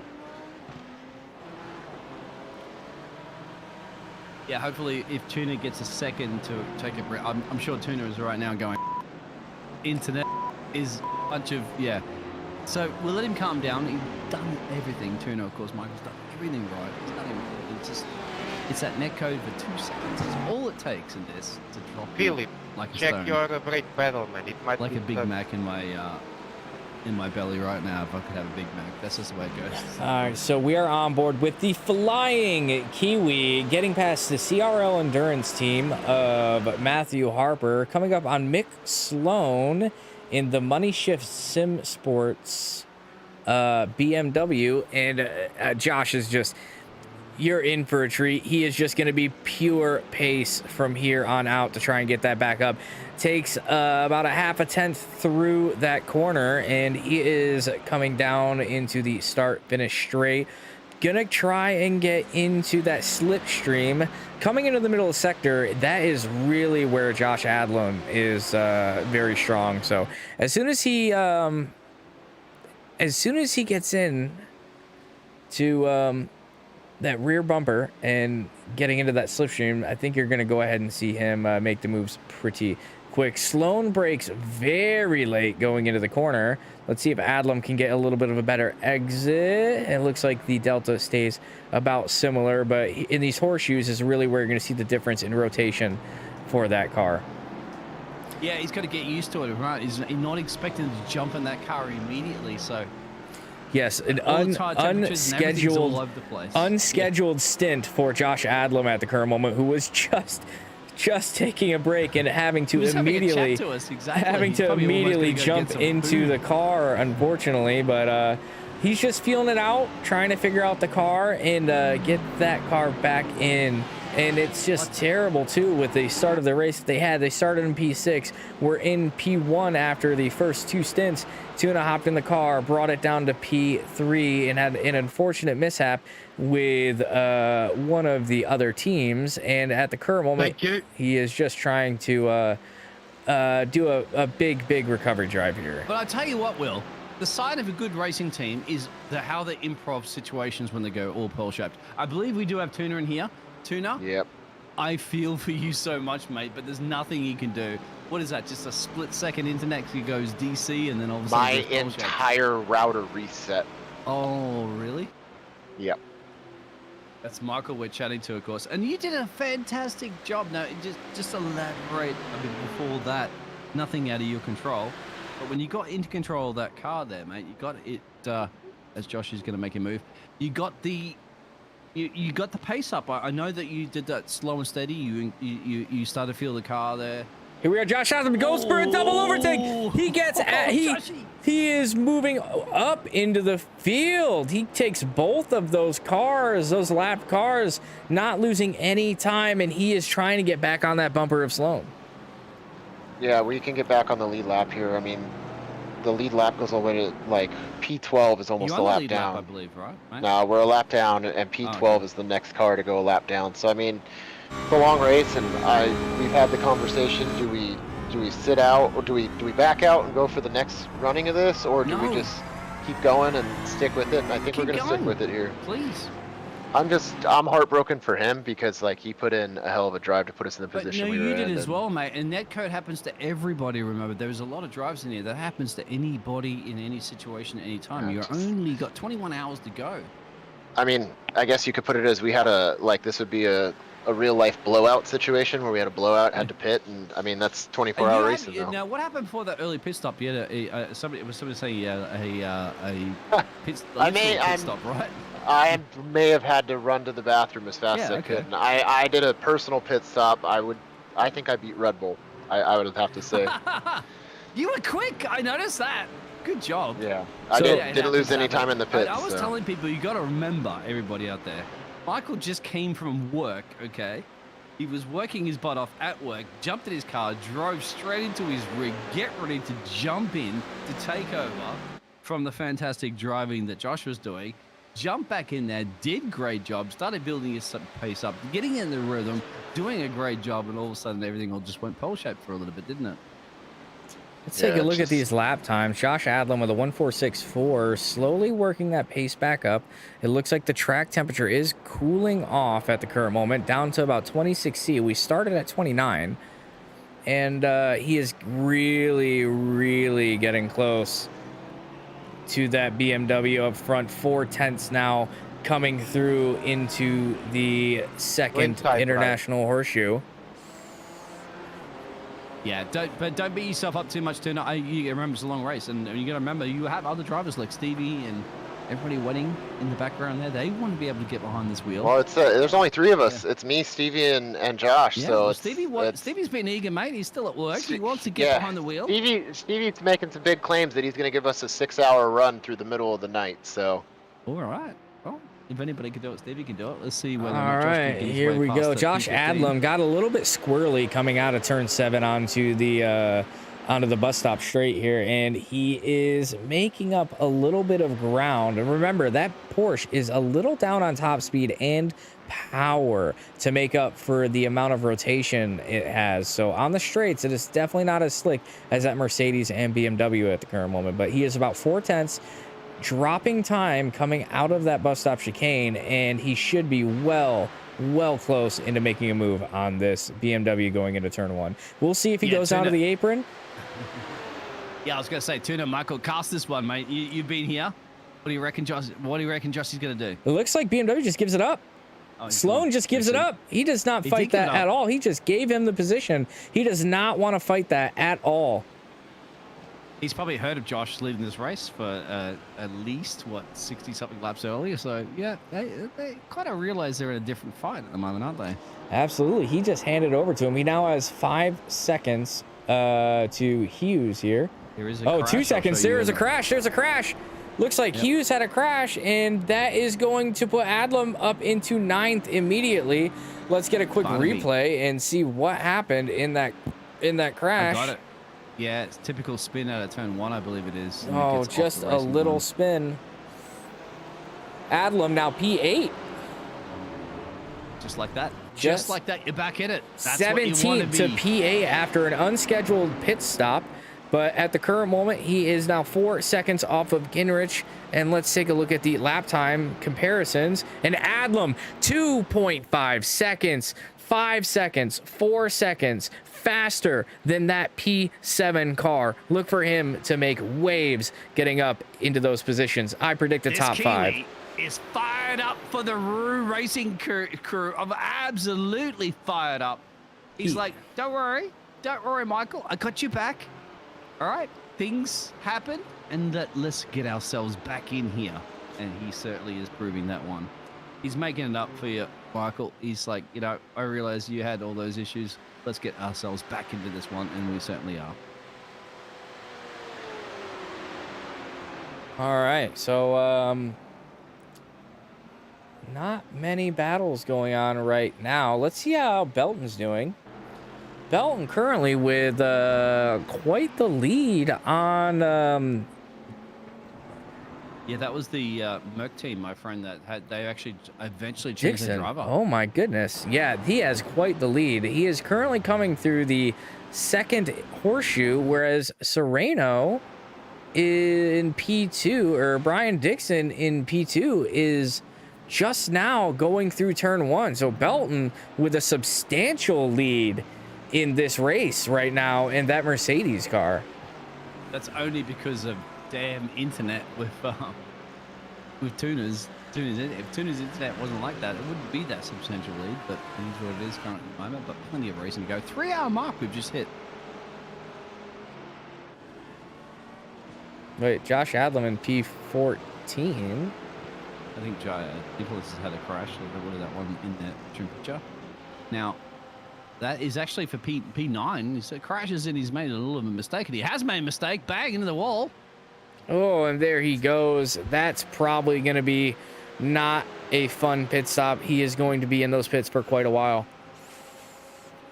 That's going to be gaining for us, of course. Us being the 11 car. I'm showing P14 right now. Yeah, we're in P14 with the 11 car. But that accident from... There it is, and that takes us up to P12, actually. Exactly. We'll gain that place because they have the box, because that was severe damage. They clipped that wall at high speed. Oh, At the moment, Josh has to hold off. 10? P15. P10. It looks like more cars have just jumped into the pits. And now, all the way up into 9th position, 8th position. 9th position at the current moment? Side by side, of course, there's a little bit of pressure there from Sloan. Yep. Big Sloan. Another Aussie battling it out. All right, so here he is. Josh Adlam in 8th position, going up into Gingrich here to try and get past. And he is back in, a little bit wide coming out of that corner. And Gingrich not having a good time either. Sloan is on that bumper.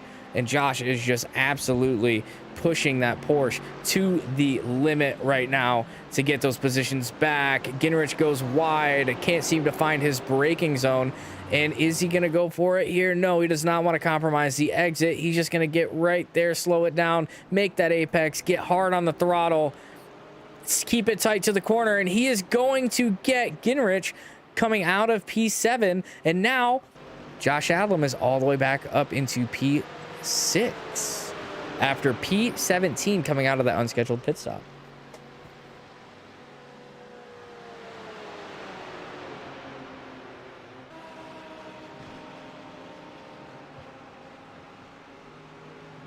$10 seconds to Murray.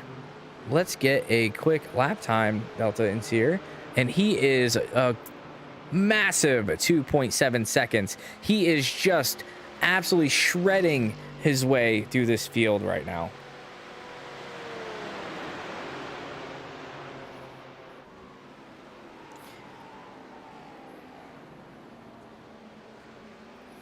Why don't we get a quick replay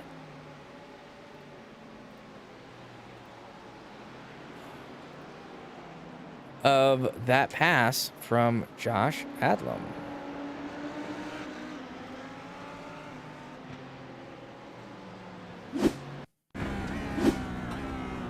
And here he comes, coming into the horseshoe, keeping it tight, getting a great exit. Gingrich goes defensive. Doesn't work out for him, though, because he compromises his entry and exit.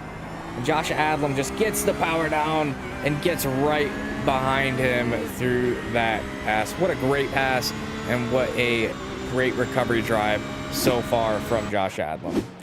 Back into the live timing screen. Adlam is still 1.6 seconds faster than Murray and has brought that gap down to 7 seconds already, moving that gap slowly and just working on getting back up into those podium positions.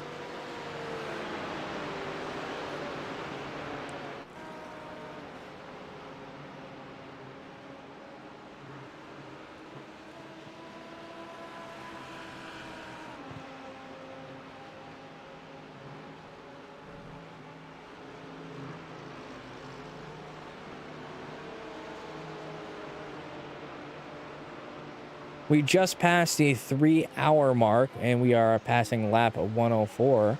Tuna, are you still here? Mr. Michael Spraker? Oh, he's not here. I see the Biggles.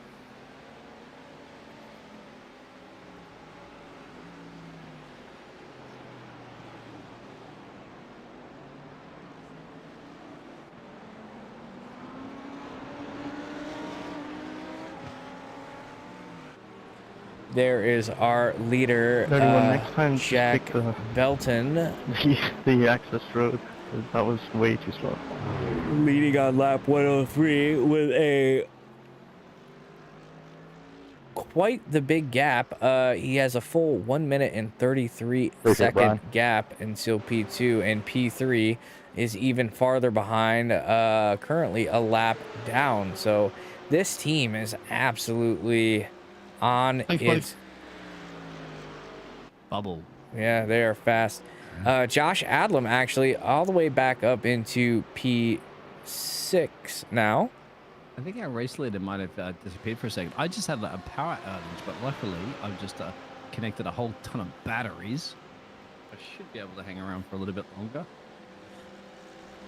I just had that sensation of how are you guys getting power outages? Because I'm in the middle of a volcano, my friend, and the cables have to run all the way from the coast over the volcano and back down into the valley, and therefore when there's bits of winds that trick over the cables, bang, cable down. Internet. I mean, not internet, but electricity. All right. So I will say this: it's back on. We're ripping back here. I will say that. Currently, you're in P6. Now, my lap times are showcasing that you are about a second faster than Murray. My intervals are a little bit all over the place, though. We're actually in P16. So they've lapped up to P9. So we're thinking that, and they're about to lap. Oh, my goodness. They're about to lap. I don't think so. You guys are definitely you're P4. No, I got P4. Oh, we're all over the place. Yeah, I don't think so. Maybe, who knows? We're just racing. At the current moment, Jack Belton has 104.4 laps completed. Stephen White has 103.5, 103.3, 103.3, 103.3, and you have 103.32 laps completed, and you're in P4. Well, all right. I don't know how. Because on my screen, I'm showing P12 right now. But do you have Mick Sloan right in the rear gearbox there of Josh? Yeah. Okay, so that's correct. So I'm pretty sure you guys are in P4. I think because we're the fourth car a lap down. No, I think they're in P10. I'm not quite sure where we get that one from. That's what my timing is showing up right now. I think your timing is saying it's because we're a lap down. See, so you realize that you left and went to Vanzi's session, came back. Sometimes it's a little bit delayed in that one. I haven't left the session so far. Do I have to? Is there anything to do for it to? No, fix you can't that? do anything about that. It just catches up eventually. Speaking of which, I do want to go over to one of my Aussie racing teams a little bit later to catch up on them, but we will wait to see what happens here because this battle's brewing at the moment. It is, and I'm about to get back in the car once he comes into the pits, so I'm going to go back over there, and we're going to figure it out, because I don't know how many more laps of fuel we have left. Good luck, mate. I mean, yeah, nothing you can do about it, but keep up the great racing. We're going to keep pushing.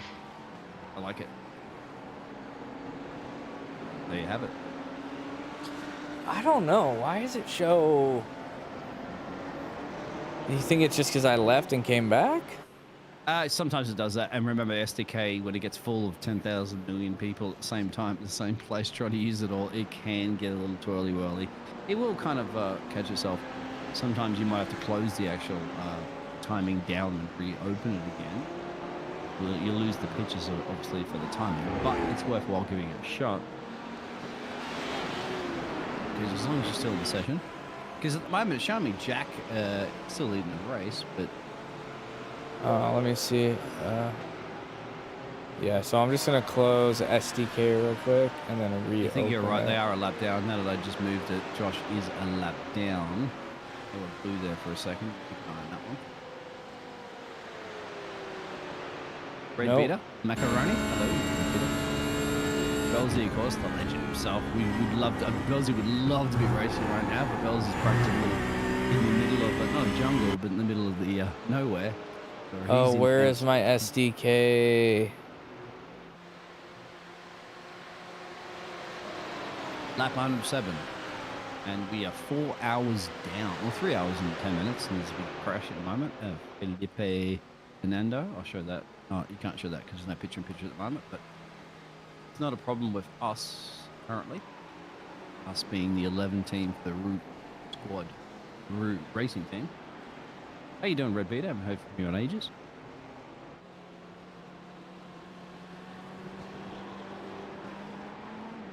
Joy's 24-hour racing, mate. I guarantee, but still, I'll let you go. no red Queen, flags and Go no now. netcode, no DDoS attacks. So we're doing better than the Le Mans virtual racing. at the I'm moment. still showing Josh in P4 for some reason. That's strange. Yeah, I've got him as P10. Tuna was saying he was in another position. Well, I'm pretty sure at the moment Josh knows exactly where he is, but he's racing, so we won't want to bother him on that.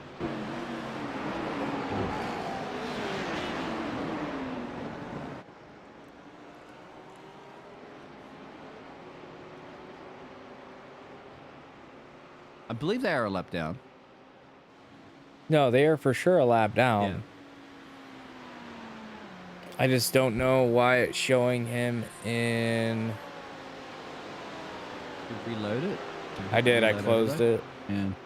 No, hit the reload overlays button as well to live timing.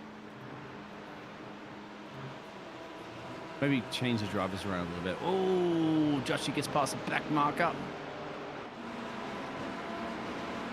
Maybe just change for your. There we for the go. other Yep. drivers. Now we're good. Yeah. So what are you showing? Now he's P10.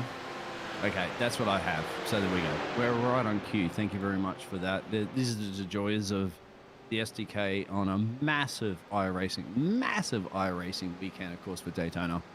When every man, woman, and their dog are racing right now. As Go Josh had inside, to lift mate. a little bit there to make sure he didn't slap in the back there. So we have a. Oh, looks like we have a crash. Oh, that's an overtake too. Joshy got it done. I think he's going to make his way up.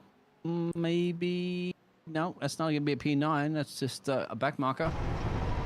Yep. Just slid off the track there. It looks like. Oh, they're flashing. Josh as well too. So Mr. Hughes is not happy. Barnaby Hughes. I don't know why he's not happy. Nothing that Josh looked like to me did wrong. And I've casted a couple of thousand hours of racing. So if I see something that looks a bit sketchy, All right. Yeah. I will call it out. Josh Hughes just spins around there and then he just makes the pass. I don't see what the problem is there. I know. Just drivers, mate. As I said, I cast a lot. I have no problems. I mean, if these boys here at the Roo Racing Team do something wrong, I'll call it out. I'm not favoritism just because we know them. Well, let's see. If it doesn't look good, it doesn't look good. Oh, that's not it. Come on. Sorry, Perry. And there's another pass for.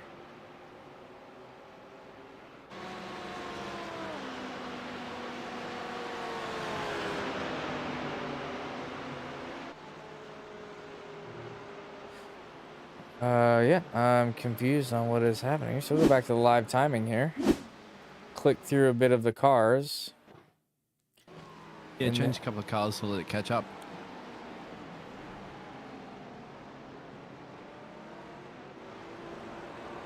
It might be a time. Now, I asked one of the Australian from the OCE racing crew to send you a friend request. You might have one of them. You might have to accept it too. So that you can join in there. And I told the guys if we have a chance, we may be able to show them on the stream as well. And we can probably jump in and catch up on their racing. They're racing as well. And they are actually Aussies and New Zealanders, as well as Josh's. But Josh is the only Australian New Zealander here in the Root Racing team. Well, here we go. It looks like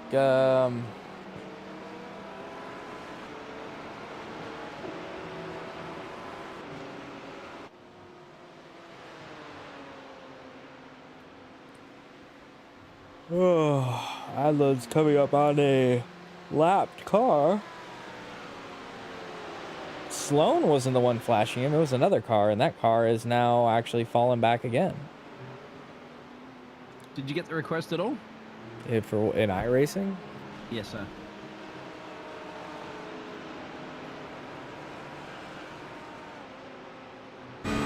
Oliver? I will leave. We'll let The rest of you get 6 of them all.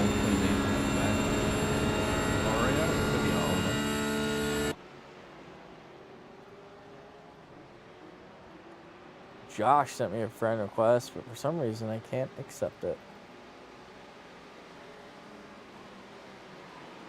I'll just confirm who that would be. What are I you think it's thinking? Ryan. Why would you pull out into traffic? Oh, there was something that just happened. Someone's having a chit chat and is very upset. I'm not sure who. All right, we'll go ahead and pull up the live screen again. Yeah, again, it's showing Josh Adleman P3. I just got to click on everything, but he is now actually P7. I'm trying P9. The P9 still has huge. Yep, P9. I just have to click on the live timing and then it figures itself out. Oh, the electricity went out again. I'm having so much luck here tonight. Luckily, my battery can survive. Just about 3 hours ago earlier, I pulled out the batteries, the little batteries out of my UPS, and decided to put a couple of big-ass car batteries so that I can get a little bit more than about 10 minutes out of my UPS before I fire up the generator. Right now, I should be good to go. Even though my UPS is saying there's 2 minutes to go, but I know my big batteries are full. Oliver Robson was the driver that requested you on iRacing. Yeah, I said him. Yeah. You'll hear a couple of beeps in the background, but that's just my UPS. All right. Getting some yawns, mate. I might be yawning soon too because I have to be getting to bed in a couple of hours to get up at 5 a.m. for a 9-hour cast. As Josh has got to hold off Hughes. Trying to. That's going to be into turn 1. Now, Josh has got Cool Calm Collective. He knows that that's a deep, bold, brave to do. And flashing lights. So for some reason, again, too, Barnaby Hughes is not happy with that. I don't know quite sure. Was you expecting, Barnaby? Do you expecting Josh just to move across and let you pass? This is a motor race. Josh is putting the car in the right place. He's like, you got to get around me. You got to get around me the hard way. I'm not going to make it easy for you. I'm battling for our position here in P8. Yeah, not exactly sure why he's giving him the flashers. He's doing exactly what he's supposed to do. He's defending his position. He's putting his car in the right spot and not allowing him to get by. Expect Hughes to get a little frustrated though. Let's see what happens. Josh is an experienced racer that's raced in many parts of New Zealand against some of the best drivers in the world for karting and open wheel. My power electricity is back on again. Thank you very much.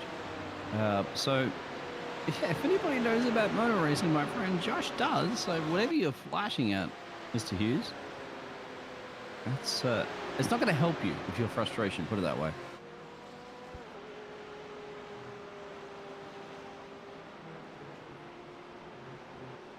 Yeah. So if you're going to add Oliver.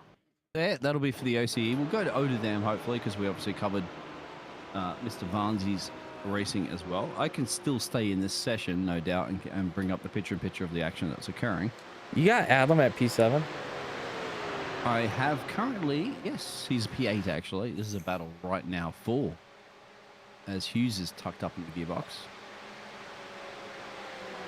That's what's still resuming for me. They are side by side.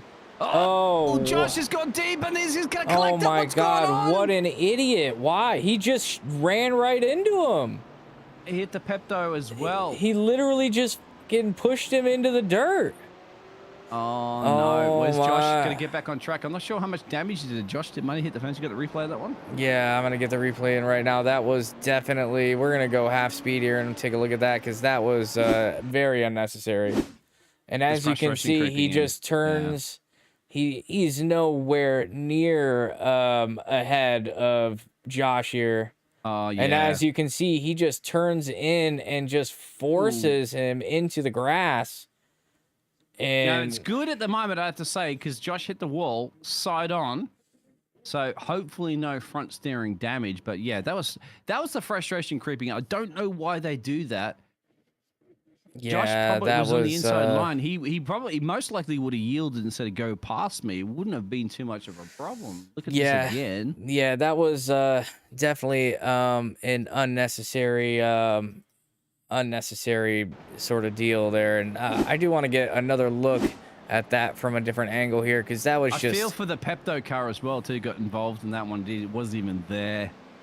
Yeah, absolutely. I mean, guys, they understand there's 2 hours and 38 minutes remaining of this race. I'm not exactly this is sure, not the but he's lap. going in the pits to get everything fixed up here. But as you can see, they're coming up and down the pit straight, and he's not ahead. He's nowhere ahead. His spotter is telling him that he's besides, and he just turns right into him.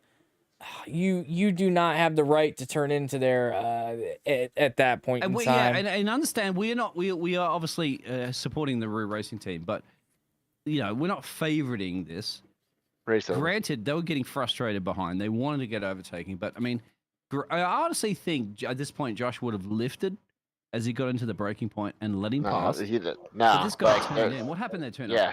He just moved over on him. He literally just drove right into the side of him. Like, you have all that racetrack, and you're going to drive like that against somebody, and you're a lap down? Look at the replay right now. He turned in before the corner. Yeah, he just drove into him. Never fucking sim racing again. Yep. Yeah. No, mate, don't you let yourself down there, Josh. I know, it's frustrating. Josh is actually joining us as well. Yeah. So, that's race over. It's not race over. How much damage did you get? I'm not driving again. Fuck that. The steering's a little messed up, and then really? it was a 3-minute tow, plus we're probably going to be like in the pits for another like 10-15 minutes. There's and we already a lap down. Yeah, that's signed, sealed, delivered. That's game over. It's so disappointing after fuck's sake. hours of racing. To be completely fair and honest, I tell you this right now, like, if my internet doesn't go out, Large gets back in the car, or Josh gets back in the car, and then Stevie through the night, I'm pretty sure we had a good chance at the win there. So it's, absolutely, you guys were winning for majority of the early start of the race. Josh right now is just ripping back on the leader and everybody. Like, I'll give it to you he was just pulling lap time on everyone. See, he was flashing you guys behind for a long time. I don't know. We were talking about that, weren't we? Yeah, I don't know why. The booth. We don't know why they were flashing at you. It's like, what do they expect you to move across the racing line and get out of the way? You're racing. Yeah, and it's just people trying to race. They're getting frustrated for some reason. They're like, let me pass. I don't know why. 3 hours and 30-something minutes remaining. 20 hours remaining in a race. It's like, I want to win in this corner, in this lap. Thanks, boys. Appreciate it. Really do. Thank you very much. Sorry about that, guys. You've done a great job. It's been absolutely fantastic. Hey, get your heads up high, because Josh got that car up into P1, holding on P1. You did a fantastic job there as well, Michael. Came in there, obviously. My internet went out twice, mate, so I can feel for your pain of your internet. My power went out. That one your sucks. Your internet went out for a split second. It goes bang, shuts you down. I guess like the thing that sucks about it is like we could have won that easy. Like not easy, but we couldn't have won. I can't say that. I don't know, but I will say we had the opportunity to win that race, and like it just sucks. Like, I feel like I put us in that situation with the internet going out. So like I honestly never thought I'd feel this way about a sim race, but I'm pretty sunk right now. Well, did y'all die? Not your fault. Remember, not your fault. Yeah, I got killed. Yeah, no. It's on the replay right now, showing up on the screen if you want to see it over and over again. That just sucks. But guys, are you going to go? Okay, remember, this is the first of 4. So are you guys thinking about going to do another one? Secret's here now. I am now here. Okay. So what are you guys thinking about? You want to do another one coming up? Remember, you have the 3 events tomorrow.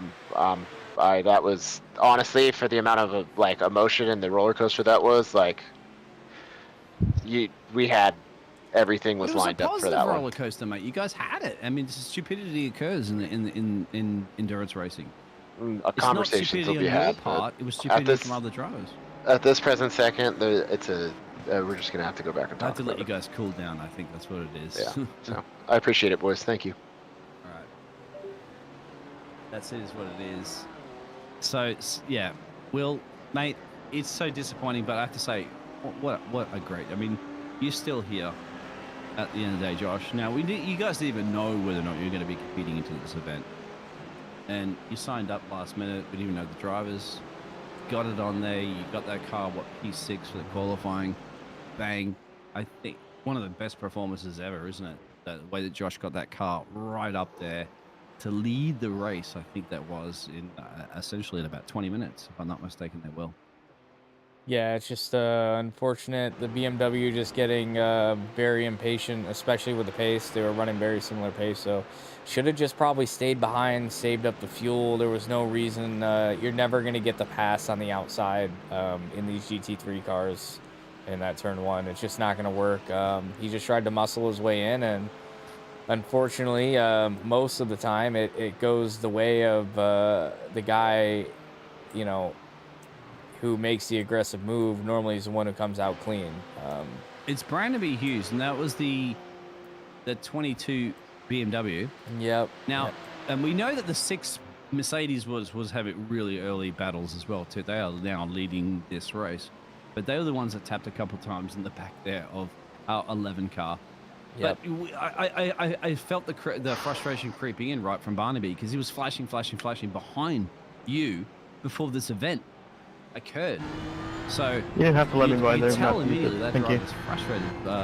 Josh, what are your thoughts? Yeah. He's a dickhead, that's my thoughts. he could say the C word. No, I know it, but yeah. I mean, it'd be great to have those drivers' opinions of it as well, too, from their perspective. Say, you know, what they probably would disagree with you and say, you did this, you did that. And it takes 2 to tango, as I say. But from us up in the casting booth, and trust me, mate, if you make mistakes, I have no problems in calling that one out from my perspective. You know that from the past that I've disagreed with you guys many times before. And you guys go, Biggles, you don't know what you're talking about. But I'll still disagree because it's fair, my opinion. Oh, that's so But freaking so far, annoying. you guys, I think, was very, very clean racing. Nothing I could see from it. Your defensive positions in the first couple of turns was great. You parked the car in the right places. You got tapped on the back 2 times. Luckily, not spun. 3rd time, unfortunately, were spun. William? Yeah, it just super unfortunate right there. And I don't know. I guess I would really like to see if there actually was contact, because it kind of seems like it. Like if we go into the chase cam here and then just see if the contact. Well, look how much room he has on the right, and he's literally squeezing me to the side. And by the way, this is a question I wanted to ask you, mate. If he was going to go into that corner ahead of you, would you have lifted and let him through? Well, I wouldn't. I don't take that line. I go wide and then wait for them to brake, and then I slide it up the inside. Because everyone's stupid. Yeah, he just turned into you. But do you think this is a lesson learned? I mean, not from your driving skills, but when there's an angry driver behind you that's doing desperate stuff, do you think if you had another opportunity on this one, do you think you just go, you know? No, because it was like the guy earlier. He crashed himself twice because he was impatient. So I was just expecting the same thing to me right now, just go, let this guy go past, and then just let him do his stuff. Because you know, at the end of the day, because I don't want to be stuck behind him, because I knew I was quicker than him. He was only quick on the straights. Look at the slow-mo right now, if you can see it on the stream. Yeah, he totally turned in on you. Now, that's not the... it's easier said than done. And once again, I do feel for you heading the Pepto team. Well, at least the Pepto team, I don't think got too much damage on that one. But they're probably going, who the hell is this crazy Josh guy hitting me? But it wasn't your fault. He was turning pretty much to the apex of the corner in just one shoving into the grass. Like, you don't even turn there. Like, not when someone's beside you. You probably take that line when no one's there. But like, he just like acted like I wasn't even there. Just drove into me. Yeah, and because I feel it's frustration before. That's why they was flashing their lights. They were angry at you for a reason. Yeah, because they couldn't get past me. I think that's what it was. Yeah. Drivers do that. It's revenge, and unfortunately, revenge with 20 hours to remain is not a good way to be revenging. Yeah. Because they've got low freaking race. They've just got low race IQ, bro. They don't know what they're doing. He turned away after he hit you, so maybe, let's give the other driver granted, maybe realize, oops, my bad, I didn't see you there. could also. We gotta remember No, they because were- he tried to feed me to the inside on the lap before. Oh, see, that's the thing. This You is know a how he got continuing up the story, of course. inside? We're on chapter 7. We didn't see chapter 6 and 5. Yeah, the laps before that when we went like 3 wide, and then the lap after that. So this is the battle that's been brewing before the climax. That's the thing, isn't it? That's why race he just stewards got look at the impatient. stuff, and then people go, "Oh, that's clearly this and clearly that."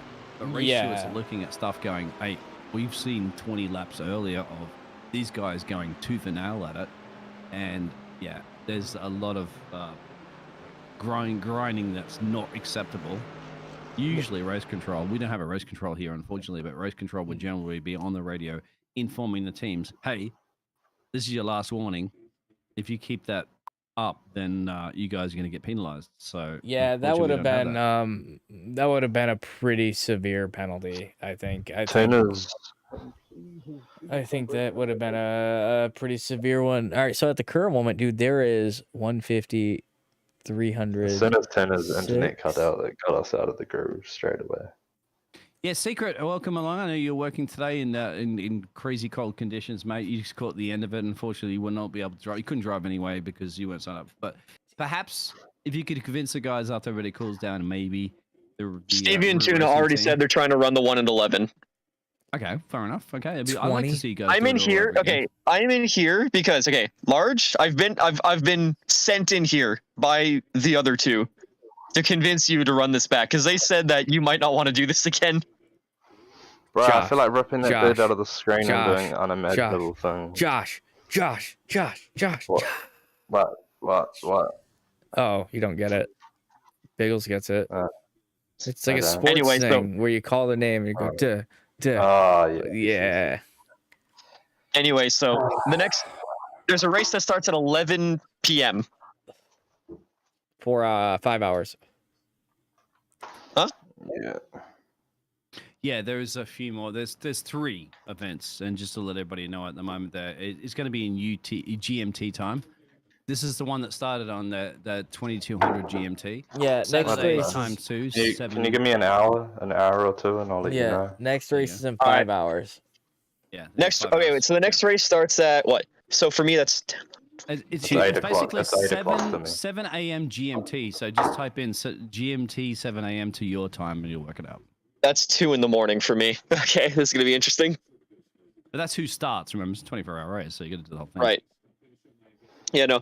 So Large, we'll get back to me because I'm down, Tuna's down, Stevie's down. They're all down. I feel for Stevie and yourself. You didn't get a drive, so I'm sure you still want to drive.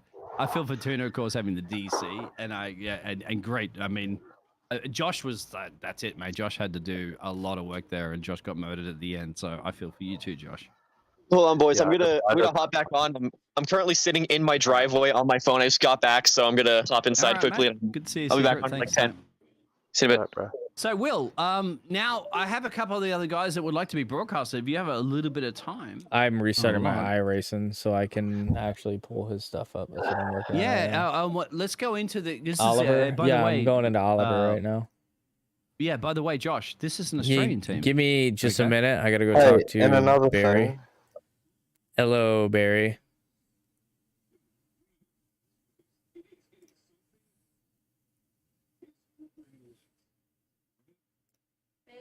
Yeah.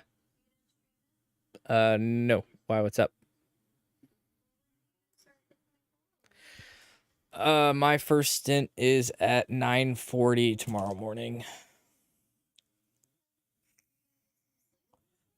Yeah. The thing is, I have my first stint at 9:40, and then all my stints are tomorrow night. So I do 2 of the morning stints real quick, and then I'll be from 11:40 to 7:40. I don't do anything, and then I stint all night tomorrow night. I have a stint, and then free, and then stint, and then free. So I'll be on and off tomorrow night.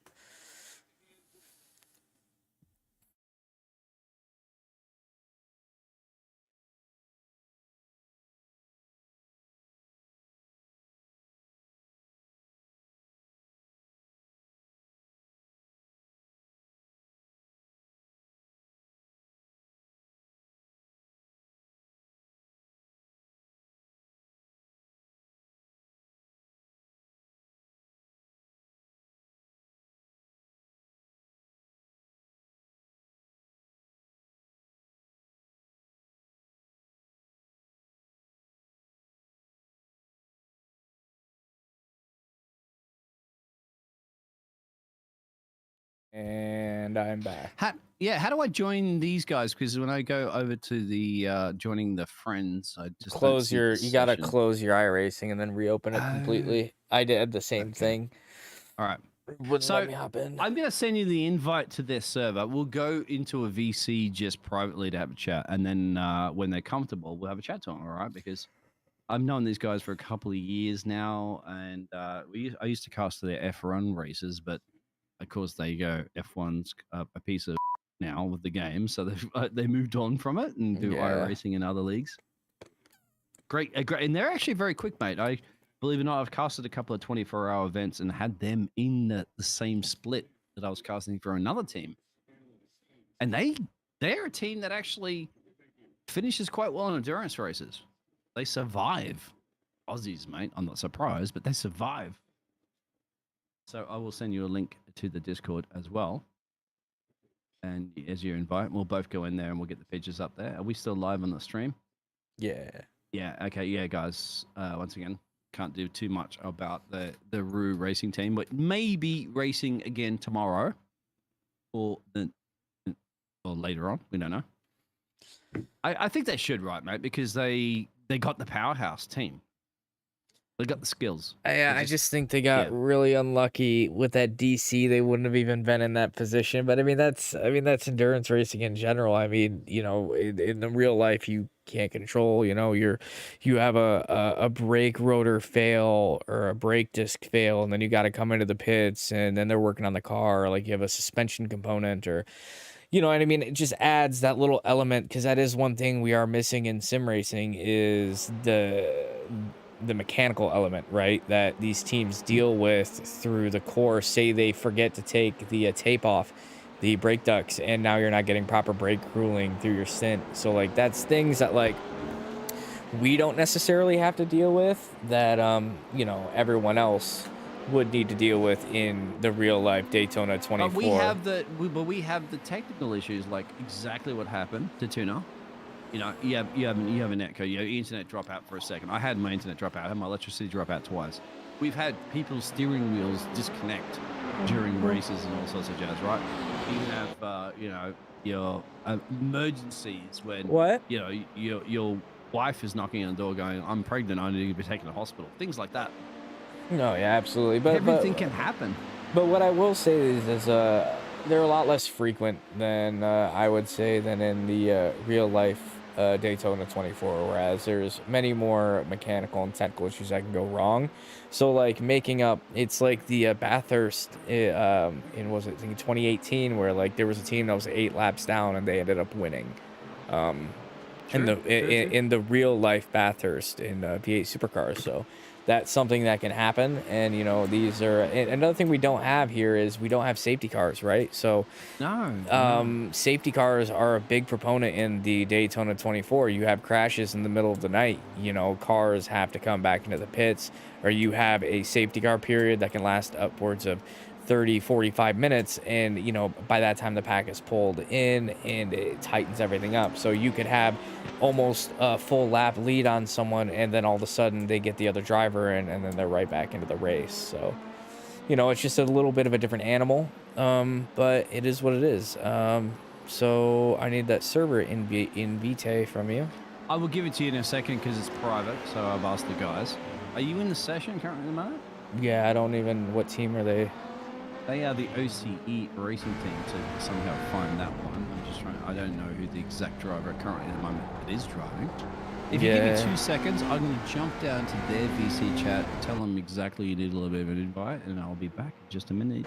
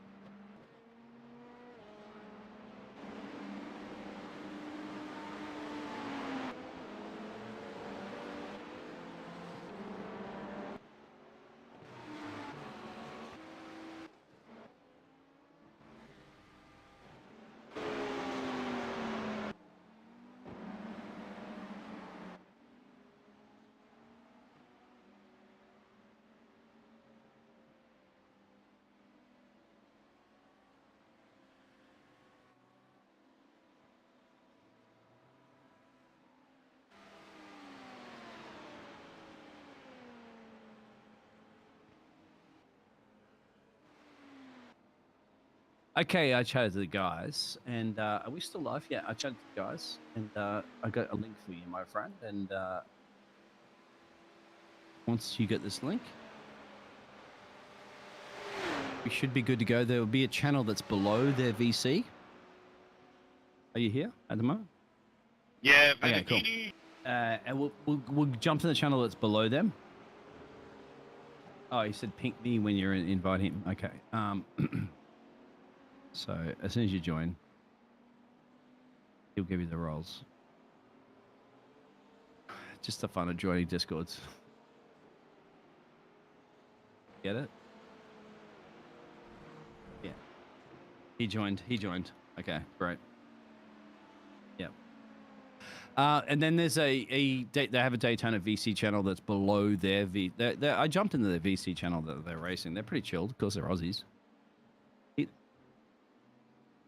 Yeah, we will. When once we get into the VC below, I'm going to get one of the guys to come in and give us a recap of how their race is going on, who's racing, when, how, why. And of course, it's just a beautiful flag. No, I hate the Australian flag actually, mate. They voted to change the Australian flag. It's the one with the Union Jack in the corner and some stars below it, blue thing. Yeah, it's boring, mate. I hate it. Now the UK flag's in the corner of the Australian flag. The UK flag's the whole flag that's shaped like that.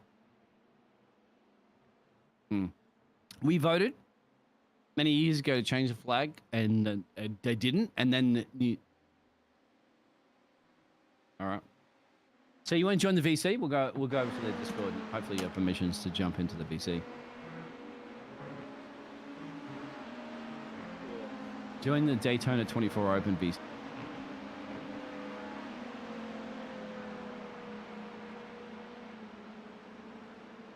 Oh, you're in the server. Great. Perfect. That was right on time. Okay. Yeah, I got to load everything up too. Remember to load all the cams and all that jazz. Are we live on the air? Cool. All right. I'm going to send the guys the link to this video as well too, because they don't even know we're streaming. Oh, they know I'm streaming, but they don't know where. So change all the cars, because there's 10,000 of them. Wow, what's the position currently for them? I tell you what, they deliver, man. I've seen them cast for a couple of years now in these endurance races, and they do perform. These Aussies, mate, they can really.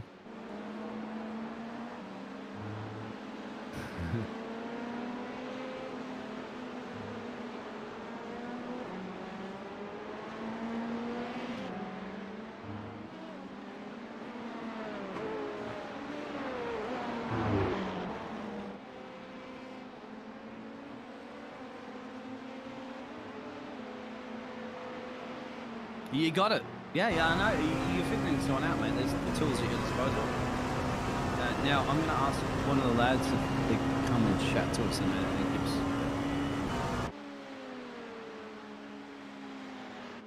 Oh, well, I'm not 100% sure about that one, mate. I'm still just loading.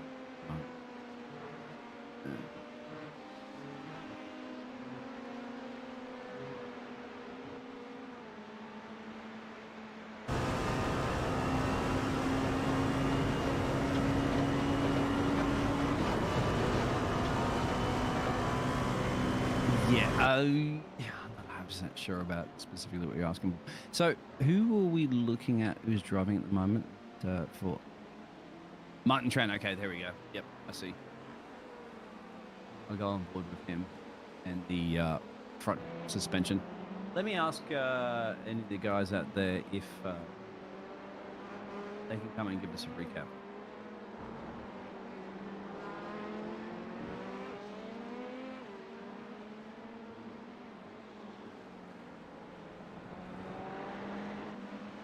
Give us a recap.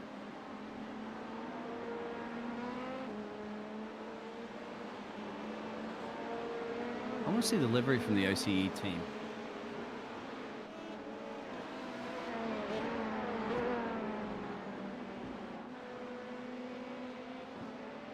Yeah, and they're even more in the evening, aren't they? What's the current track time for them? And they start at the same time, I believe, previously as what we heard. Yeah. All right. Got the picture Thomas, you're working. That's when blinking the real sun bad, starts buddy. setting, doesn't it? So they are in the LMP class, and as you, I they are appreciate it. running, what, ninth, right? Yeah, currently ninth, and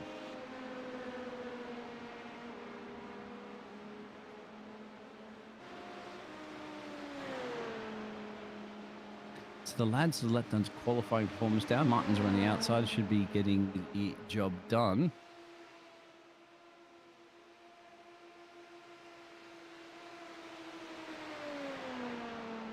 You are seeing position.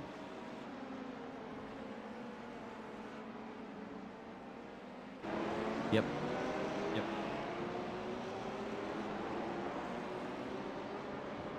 Mm-hmm. Yep. What that is in the class is 17th.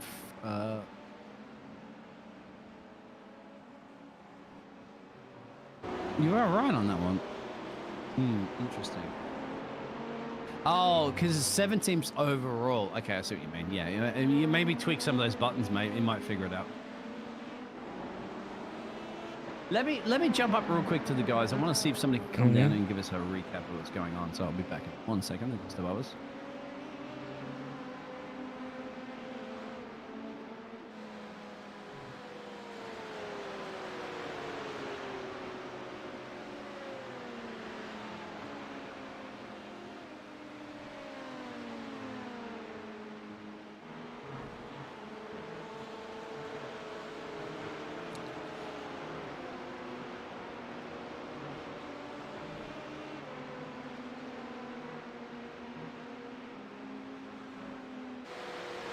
All right, Jill Super comes joining us in a minute.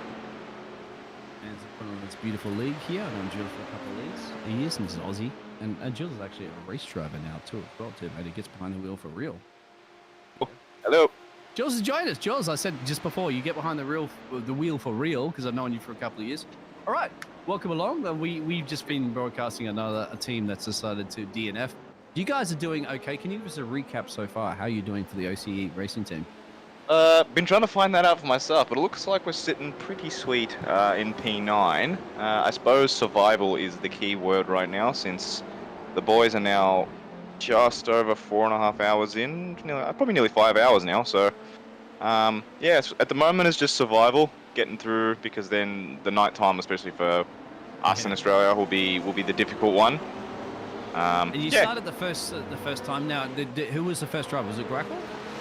I'm not quite sure who was the first driver, actually. The problem is I haven't been able to jump on and just keep an eye out what's been going on. Right now, Martin Tran's on, so Sex. But yeah, so... Yeah. At the moment, actually, I don't actually know who started. We could easily find that out. Give me one sec. By the way, William, meet Jules. Jules, meet William. Hello, guys. I mean, this is my Australian guys I've known for a couple of years. William's been broadcasting this for the first time for me and doing a great job. Hello, guys. Oh, nice. William, nice to meet you. How's it going? Not bad. How are you? I found it. I found it. What? He's trying to tweak some of the graphics at the moment that I was sharing there. I got it. Oreo was first, Kiwi said. There you go. Thank you very much, Kiwi. There you go. Sweet. Yeah. All right. So you got Kiwis and Australians. We had a Kiwi driver doing a great job for us earlier, my friend. Oh, yeah? In the Roo Racing. We had a Roo Racing team, and believe it or not, it was only one Australian New Zealand driver. It was a Kiwi of Josh. I was going to say, was it like a team full of Australians in Kiwi? No, it's only one Kiwi, and the rest were like from the States and stuff, from Canada, but yeah. Fair enough. You guys don't know, I've broadcast, I was telling just before William that I've known you guys for a couple, you went back in the F1 game when it was good, and you guys were elected to go to a better sim, and ever since you guys have been doing some great endurance racing, you've always been positive, right? Always moving the way up. Yeah, I mean, look, there's so many different situations as to why we stopped. The main ones being just a time factor. Since I started hopping into the real thing, time's been Yeah, can you explain heck the of a real lot thing you're less. doing currently, Mum Jules? So, because we got a bit of time, there's a little bit of gap there, because you didn't really get into too much of what you've been racing in real life. I mean, it's not really spectacular at the moment. It's more just testing right now. But what are you right now testing? right now I'm testing right now I'm testing the Formula BMW. So essentially, it's an in between of the F3 and F4 car. So it's lighter than an F3 car, but more powerful than an F4 car. So it won't keep up with the F3, and the F3's just got that little bit more downforce and power, so it just won't catch up with it. But apparently it'll probably beat the F4. So yeah.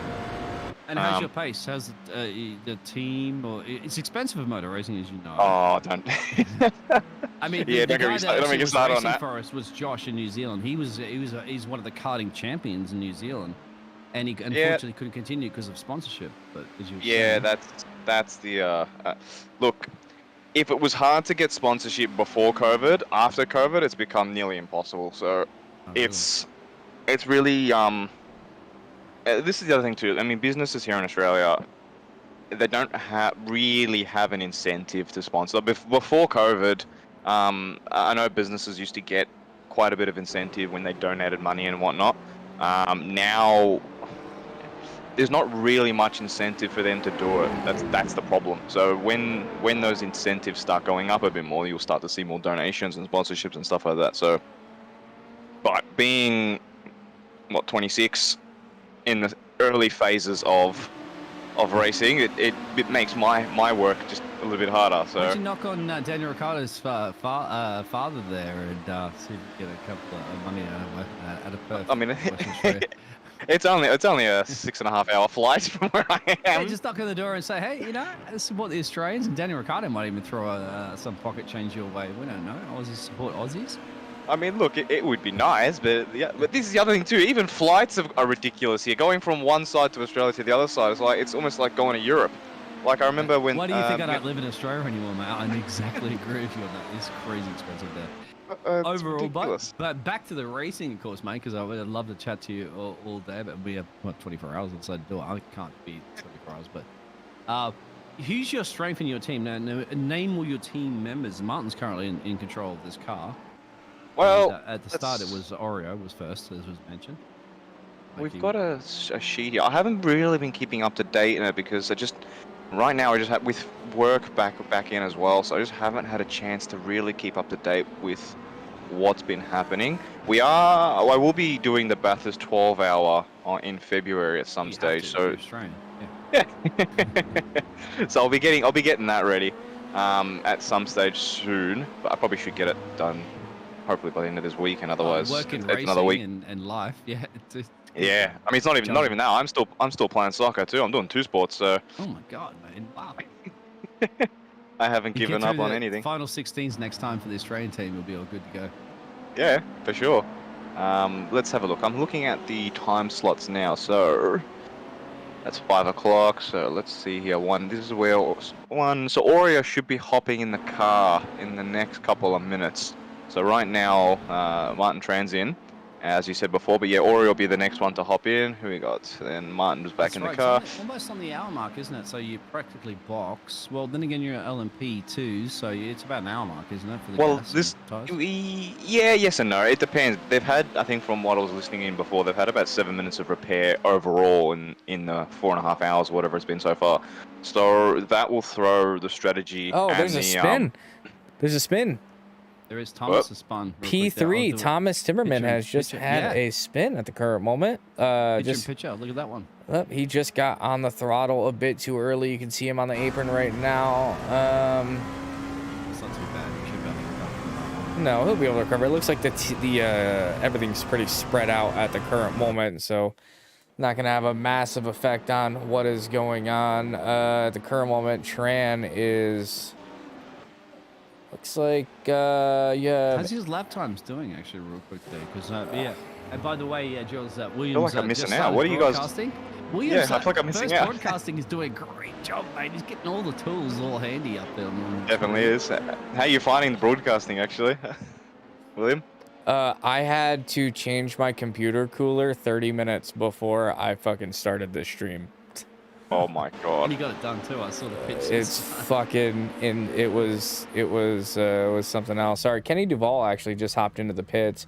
Lap times are actually quite quick comparatively. All right, that's We got the pictures happening too there, Jules. So I'm on. Yeah, I board just right I just now. hopped on now because So- you guys so- were all so- speaking. so I feel like I'm missing out here. What's going on? So P8 at the current moment is actually sitting in the pits. I don't know if Tran is going to be coming into a pit stop here, but he is coming down that straight right now.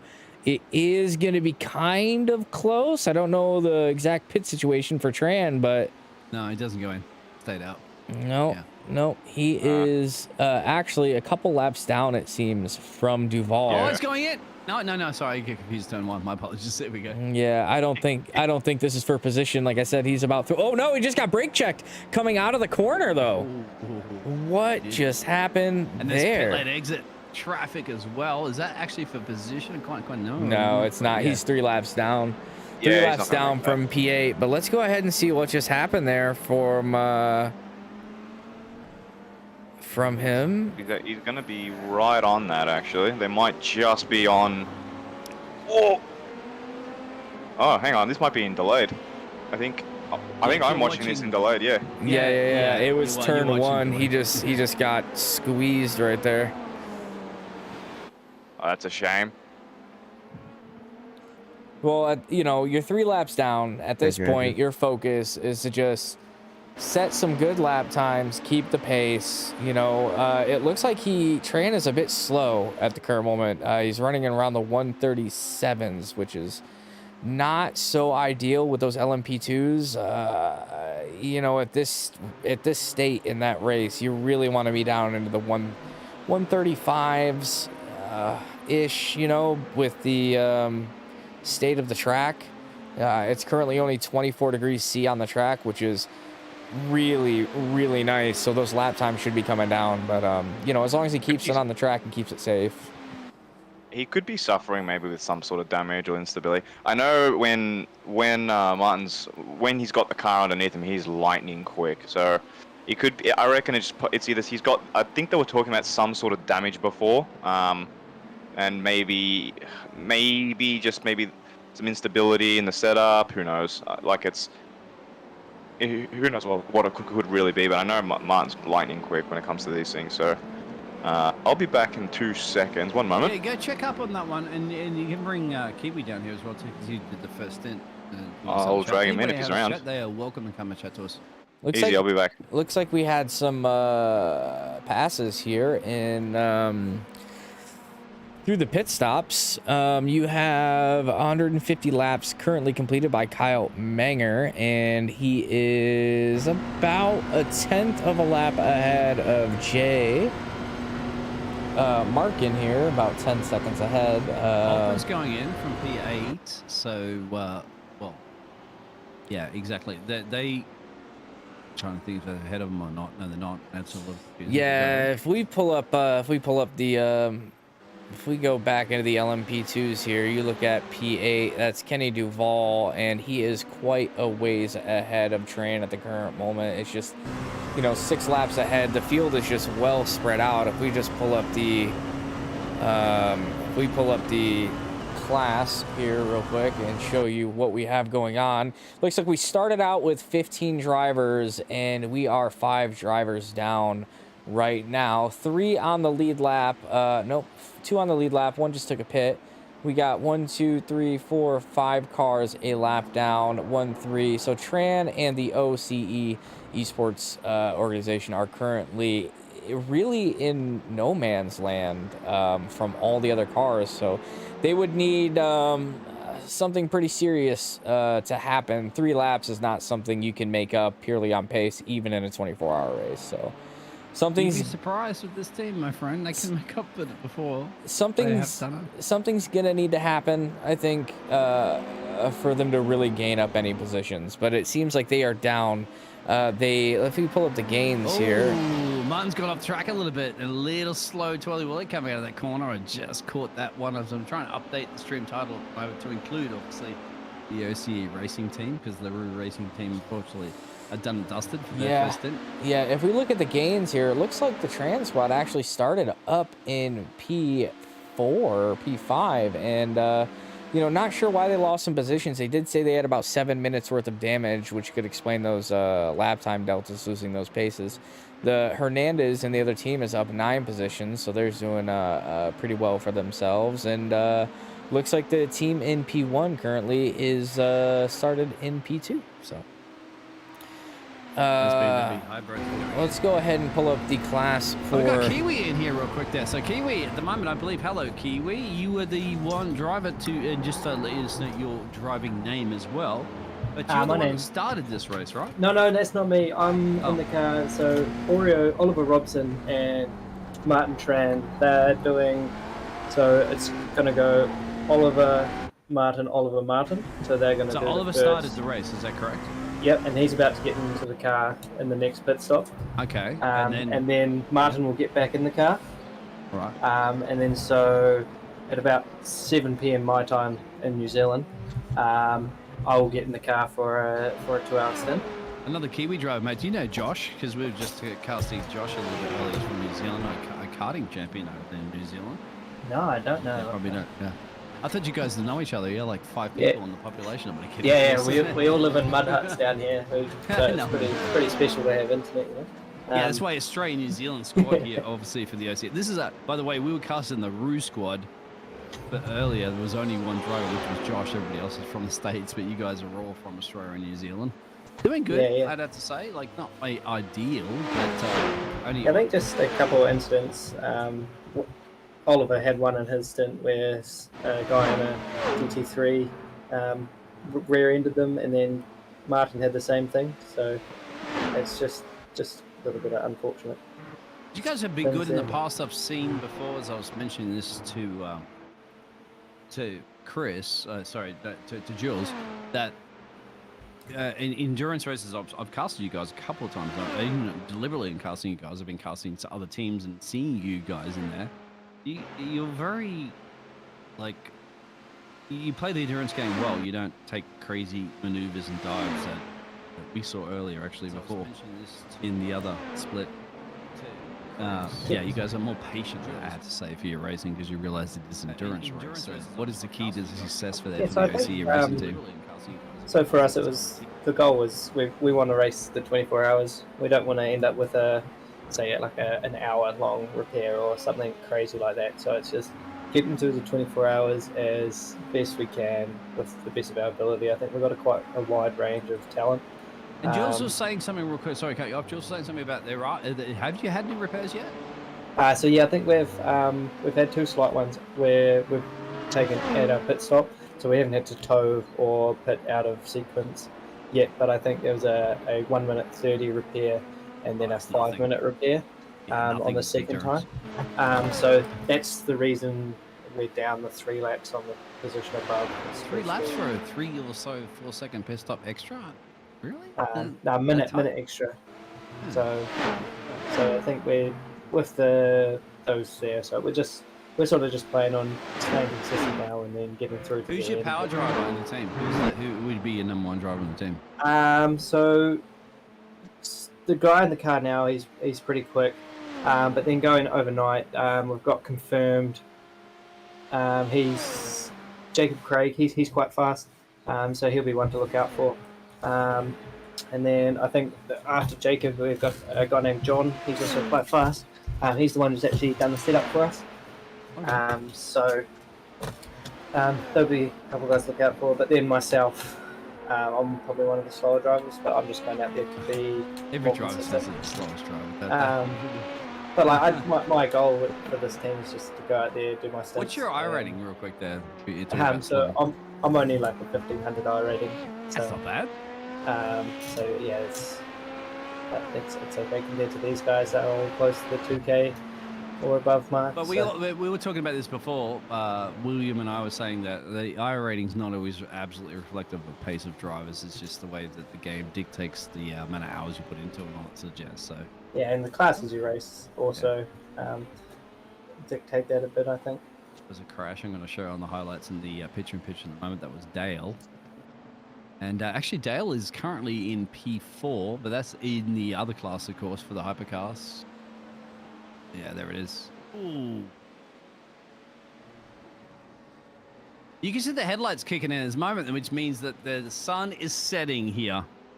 And thank you very much, Kiwi. No, it's been brilliant, mate. And I'm going to see you racing and going. Giving us all that feedback. We jumped in, of course.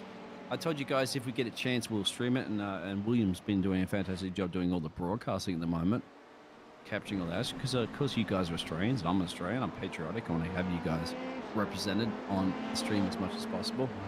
How about overall right now? Early stages in this race, 4 hours in.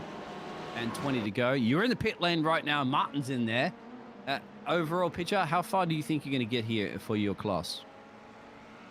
We're just got to wait and see what happens to the cars above. I think if we can stay consistent over the next 20 hours, as you say, there'll definitely be positions gained. Where are you going to finish? Where? Or, let's go, where are we now? 8th? 9th? Let's go 6th. Yeah, you're currently P9. You're 3 laps down from the car ahead and another 2 laps to the cars ahead of him. Yeah, so I'm just going to say we're probably going to end up, we might get 1 position. So let's... Is this confirmed in the car right now? Is Oliver? No, Oliver is getting in the car now.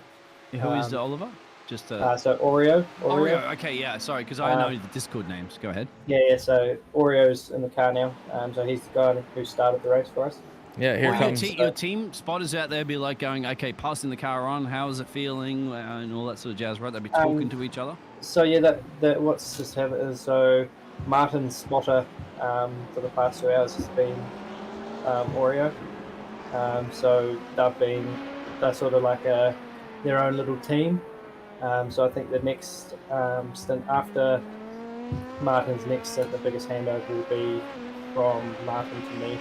I'll need some information from him then, but hopefully they'll be talking the whole time during the stint, getting a feel for the car and all that. So, and the feel for the car being, you guys have a setup car that's exactly the same that everybody has to use. Of course, you tweak little things, but how do you find the balance of a car that suits all drivers? You know, I think you have 4 drivers, I believe, overall. I think we've got 6. I think 6, maybe even 7. So 6 drivers have to be used to the same machinery setup. How's that pan out? So we've had the setup for over a week now, and we've got a big chat with all of us that we all just sort of drop messages about how we find the car and what we want to do with the car, and then we make little tweaks, nothing major, because we still want everyone to feel like they're confident in driving the car. I think for me, I dial my brake bias down to about a 50.9 or 51. But I think some of the other guys run at about a 51.6 because I was just having trouble with the fronts locking a little bit. Oh, you mean the bias is in you're leaning it more to the front? Yeah, so I'm moving it more to the rear than the front. Okay. As some of the other guys like it more on the front wheels. Excellent. Oliver's come out a bit of traffic at the moment there. He's got the beer. How are you guys finding, another question, of course, because we, unfortunately, before, it was all a GT3 class, so we didn't really get to see the differences between the classes and having to deal with the, slowing down whilst you're racing. Now, the only reason why guys need to slow down at the moment is because the supercars are going to be overtaking you. Aside from that, how has that been panning out? I think we don't even really need to slow down. As long as we've got our spotter telling us that there's someone coming up behind, we normally, because there's so much straight line on this track, if we hold the high line or as there's a hybrid coming past, they normally get past pretty quick. And I think, and it's the same with the GT3s, is we've got such a large gap through the straights that if you just have your patience through the road course and don't push anything that doesn't need to happen, you'll just easily blow by them on the straights. So it's just all about communicating and letting each other know that you've got time, or you just need to hold off on the brakes. But I don't think you actually lose too much in passing cars. Oh, yeah. The hybrid cars, I mean, generally the supercars, are not, as I've seen in the past, have only been a couple of seconds quicker. They're not that much super quicker because the GT3s are about 10 seconds slower. That's going to be a little bit tricky, as you mentioned. A couple of crashes at the moment. I'll show some highlights. It looks like Jay has made a little bit of a moment. Is Jay in your class or not? No, Jay's actually the race leader, believe it or not, but for the hypercars. So let's see what's happened for 13 car. Oh, whoa. He snapped and didn't even turn. Does he keep it out of the fence? Yes, he does. So nothing you guys need to worry about, of course, different class, but you need to worry about it if your LMP cars are approaching them at high speeds, but you're okay at the moment because you currently are, I don't even know where you are on the track map. There you go. Going to the final sector 3. William, I've been still in the show at the moment. Any questions you want to ask there, of course, to Kiwi? No, not really, actually. What's it like living upside down? Just think of a spider you see on the ceiling. That's just how we feel.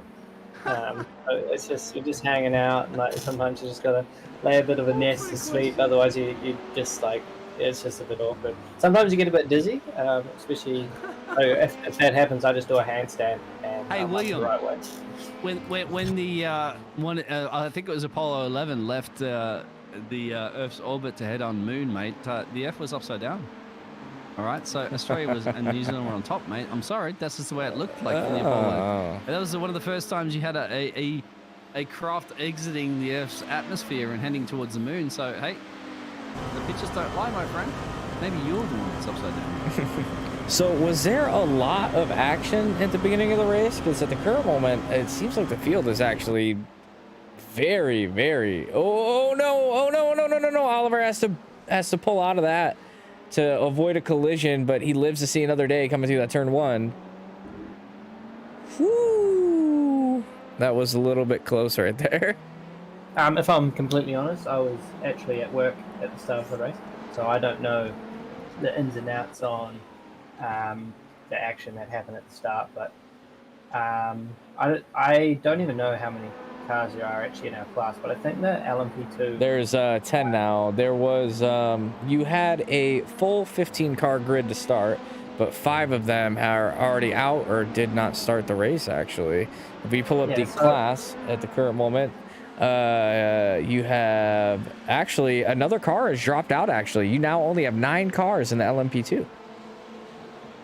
Yeah, so it's just I think the class we've chosen is the lighter of 3. So it's just, I think if you've got 24 hours and 9 cars, it's maybe a little bit hard to stay competitive, especially if you have moments or things like that. Yeah, it looks like the GT3 class had 18 cars. They currently have 11 cars remaining. If we go into our leading pack, 17. So actually a pretty even split. It looks like iRacing is shooting for a 20-20-20 sort of deal, or rough there roundabouts to get the 50 to even out the cars.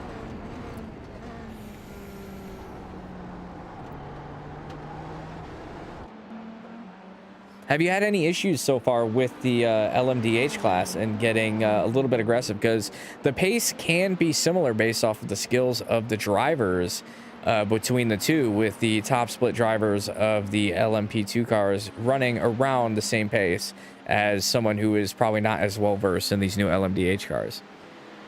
I think there's only been a couple of issues when they're trying to pass on the road course and they may be getting their elbows out a little bit too much.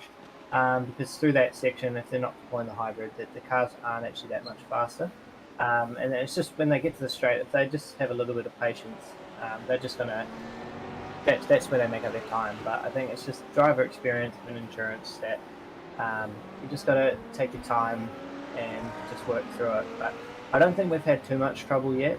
I think the only main issue is Martin had was that because we were a lap down or 3 laps down on the cars in front, he's catching up to them, and those LMP2s that are ahead of us on track are not really allowing us to go past because we're faster, because we're a lap down. So it just gets a little bit awkward that way. Does it get awkward in Auckland? Yeah, especially on the roads, mate. Where are you from, New Zealand, real quick? So I'm from Cambridge, which is an hour and a half south of Auckland.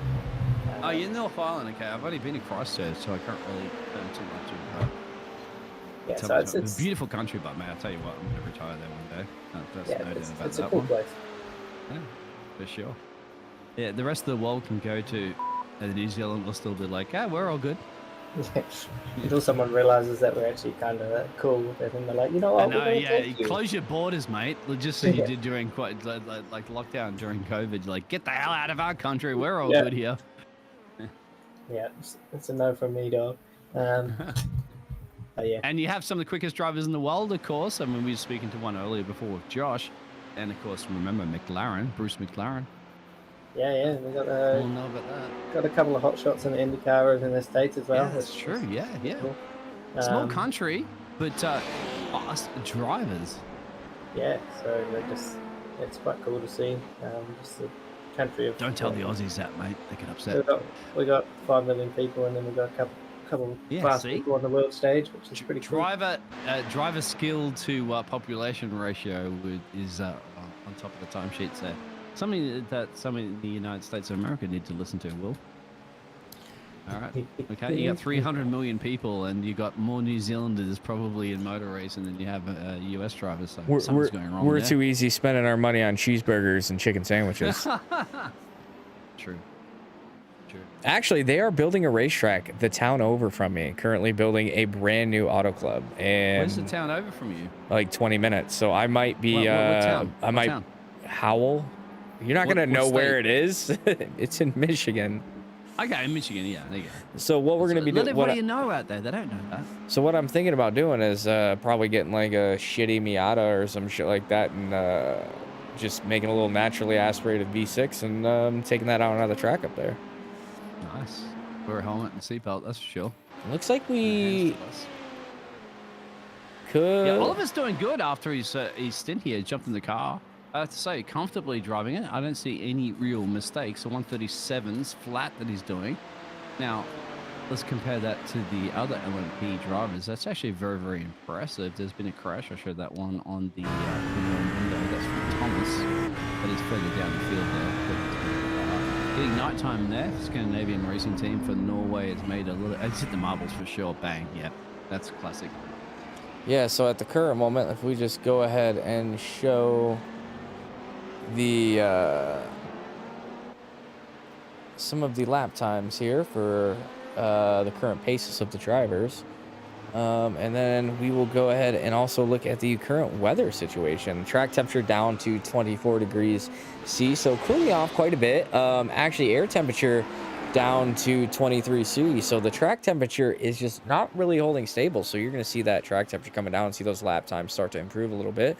The very cloudy in Daytona over the course of pretty much the entire race. So thankfully, the highest track temperatures that we saw when the race started was only about 29 degrees C, which some people were expecting it to get upwards of 30 to 35, but that doesn't seem to be the case this year.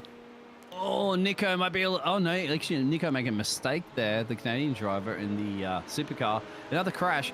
But you at the moment, you probably be begging to get out those temperatures right now. Let's take a look and see LMP2 coming through the S's, snaking to the inside to take him inside. It just locks the rear tires just a little bit too much brake pressure on that rear going in. Just got a little too aggressive. All he needed to do was slow the car down and he would have been fine there. No reason to push that hard, pushing in. And that is your current class leader, but he has quite the gap. Looks like a full lap ahead currently of P2. So nothing to worry about there. No time lost. Now, Kiwi, I think there's rumors of the old rain that's been ruminating on the social media platforms, of course, which is great for those rumors. People going, iRacing is going to bring some rain into Daytona. I mean, we are to me, and I think a lot of people going, yeah, that's a bunch of. But anyway. I feel like that would be a big mistake. It would be a big mistake because you don't trial something for the first time in an international racing event, and then considering they're backing off the kerfuffling that happened in Le Mans, right? So you wouldn't want to throw that possibility. You don't want, but it's coming. The rain is coming, guaranteed. Yeah, so I might pick that an update they do after the finish, so maybe for next week or something, end of the season, they're going to do a big update and release a race. I think they're going to try to get it ready after this for the next endurance race. I don't think Bathurst. Well, you never know, but it's coming. And so far, you'd have to say iRacing are just annihilating this event so far this weekend. I mean, it's been, they haven't done the official stream yet. The official stream for VCO Esports will be presenting that tomorrow on the main stream. Oh no, Oliver! He's got car traffic coming around at the moment. He should be clear to go. Get the cool tires down there. Get your, my little spin. No problem. Just a little bit of hard braking, and that is what you really got to be careful going into that first turn. Pretty much you just have to get off the throttle and off the brake. If you just have to ride it to the outside if you make that mistake, and there's really not much else you can do about it. But like you said, he's got a couple laps ahead, couple laps behind, so thankfully not losing any position there, but certainly does not help in getting any of that position or time back. So Kiwi, what would you do right now, mate? You just did that yourself as a driver, okay? You got your spotters there. Everybody else is going to always tell you, just, zoom your race. I mean, more than anything, you're more caring about traffic coming around the corner. But I think Oliver handled that quite well. I think you just sort of regroup before you take off. If you're sideways on the track, just make sure you're checking your relative, listening to your spotter, not just trying to rush back onto the track and hitting into someone and ruining the race even more. Just take the spin, reset, re-go, take a lap or so just to get yourself back into the zone, and then just keep pumping out the laps. I'm seeing some disconnection issues there for a second. Are you seeing the same pictures that I'm seeing currently at the moment there, William? Because zooming in and out, and I don't like that when I'm seeing it. Yeah. Yeah, it looks like he's definitely having some trouble. Is he still here? Is Oliver still here? Oh no, Oliver looks like he is gone. He is not in this race anymore. Kiwi, you jump up there and find out what's happening at the moment, mate. I'm sure they're going to be stressed. Yep. We will. We're looking like we might. Again, didn't we before, William? We don't want to see it again. We had that issue, Oh, unfortunately, with Tuna. Oh no, maybe another internet issue. I don't believe that iRacing is having many issues here. Everything we have seen has been completely fine. I feel like it might just be. To even see that one, mate. I feel like it's definitely going to be a personal issue, unfortunately. But all they really the second time in 2 races we broadcasted, he lost internet. He lost internet. That's what he did. Oh no. Right. So most likely Oliver lost internet. Unfortunately, at least. So we're hoping that that's going to be the case, because I mean, you have over 2,500 people. Back. Kiwi, you got any news? Yeah, so he's just been disconnected from the server. So he's loading back in now, so we'll just have to wait. Are you going to swap driver? I mean, that happened before in the league we had. They had to swap the driver over drastically to try to get somebody back in the cockpit. So he's loading back in now, so we'll just let that play out. He'll jump back in. Yeah. So we're probably going to go down another 3 or 4 laps. There's one thing I do like about the F1 game, all right? As much as I hate the many things about the F1 game, but it goes to an AI car and then drives obviously at a slower pace. But at least the AI car is driving more. You're in a DC, you can jump back into it. That is fair. The only annoying thing with this is, say if you're DC, then you load back in, you still got to wait for your tow and then go again. But it's how much is going to kill you guys? A lot here. We'll just take it as it comes. Regroup. You got 3 laps, I believe, to the drivers behind you. Let's have a look. P10 is very hard to judge because we jumped in a little bit late on this one, so we're all over the place. Yeah, but 24-hour race. We'll just take it in. That could happen to anyone. Has this happened to you before in the past of races? I don't think so. Not in my experience. This could definitely be too many people in iRacing scenario, because this is the second time tonight we've seen this one, Will. Yeah, no, he lost internet. Remember, his router completely reset. Oh, he said his router reset. Yeah, that's true. So he doesn't know. It just kicked him out. So we'll see. What can he do? He has to load back in. Is it just to reload the whole iRacing? Because that takes a little bit of time to load it. Or what? I'm not too sure. I'll find that out now. Yeah, jump up and find out, mate, and come back and let us know, please. I'm curious about that because that happens. I don't know, Will, because I'm not a driver, right? As spectators, it doesn't matter if we get kicked out, right? We can jump back in. We had problems before, but hey, we're not driving. But you're a race driver and you're losing potentially laps here.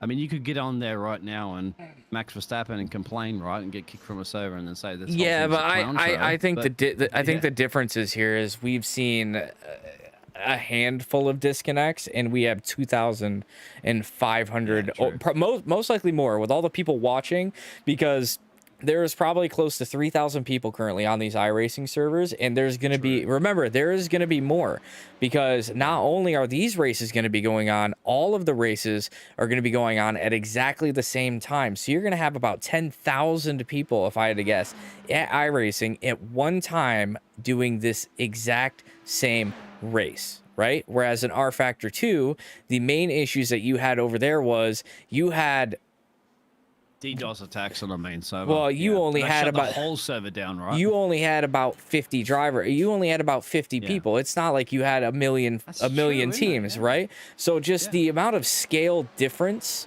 currently inside of between it's not even comparable, right? If you get like 20 disconnects out of 3,000 or more, like I said, it's gonna be about 10,000 people. If you get less than 50 disconnects in 10,000 people when you're overloading these servers, this isn't Call of Duty, this is iRacing. We do have to remember this is a small kind of niche sort of deal, right? They're not used to having this many people, but iRacing is really good at planning this and making sure they have enough servers. And I guarantee you, after the problems with the Le Mans, they probably even allocated even more servers into this, because not only has this not only has become an iRacing spectacle, this is, you got to remember, the rest of this year, these big events that iRacing is going to hold, these events have now turned into an audition, right? Everybody is going to be looking at iRacing and say, "Hey, look, iRacing had 10,000 people in a 36-hour period come onto their platform and race with minimal issues." Whereas you had R Factor 2 couldn't even hold a single split, not one single split. So that's going to be the big difference there, okay? I 100%. Breaking news. 100%. Yeah, breaking news. Go ahead. Oreo's been disconnected again, so I am about to jump in the car. Somebody needs to jump in the car right now. I'm severely underprepared, but good luck. You have to, mate. Trust me. That's all I thought. I still had 3 hours, but Josh did it earlier in one of the other leagues that we were casting, so you get in there and get it done, mate. Looks like we have a little bit of crash here coming into turn 7. It looks like. Oh, it just slides up the rear. Thankfully, saves it, backs out of it as soon as he can, and he is back and live. So OCE, touching back on that one, mate, you're absolutely 100% right. So you got to remember, this is massively huge. I mean, I can't believe in the last week after Le Mans, all right? Everybody knows that Le Mans was Le Mans, right? The production team was fantastic. The casting, I know a couple of people doing camera operating. I know broadcasters and casters that were doing it. They did an amazing job. It was a technical breakdown, yes, okay, that caused that problem, but the rest of the production crew was brilliant. Now you got iRacing, and you got this amazing amount of thousands and thousands and thousands of people. If you go on right now on my Twitch, on my YouTube channel, every single person that's live streaming right now has iRacing next to their name. They're all a part of it. Every single league that I've been casting for multiple years now, they have a team in iRacing. Most of them don't even iRace very often. There's ACC teams, even F1 teams. They're all in there. It's fantastic to see. And it's great. And I just scrolled through real quickly for my social media. I've scrolled through Twitter. I've scrolled through Instagram. I don't see any major dilemmas being posted up there about problems. So thumbs up big time to iRacing to handle this. And they're on the stage, as you mentioned, because you're coming off that event in Le Mans that was a massive server failure. And now iRacing's kicked it up, and they're in the spotlight, and they're doing a good job.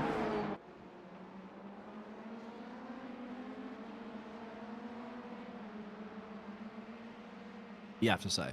Oh, absolutely.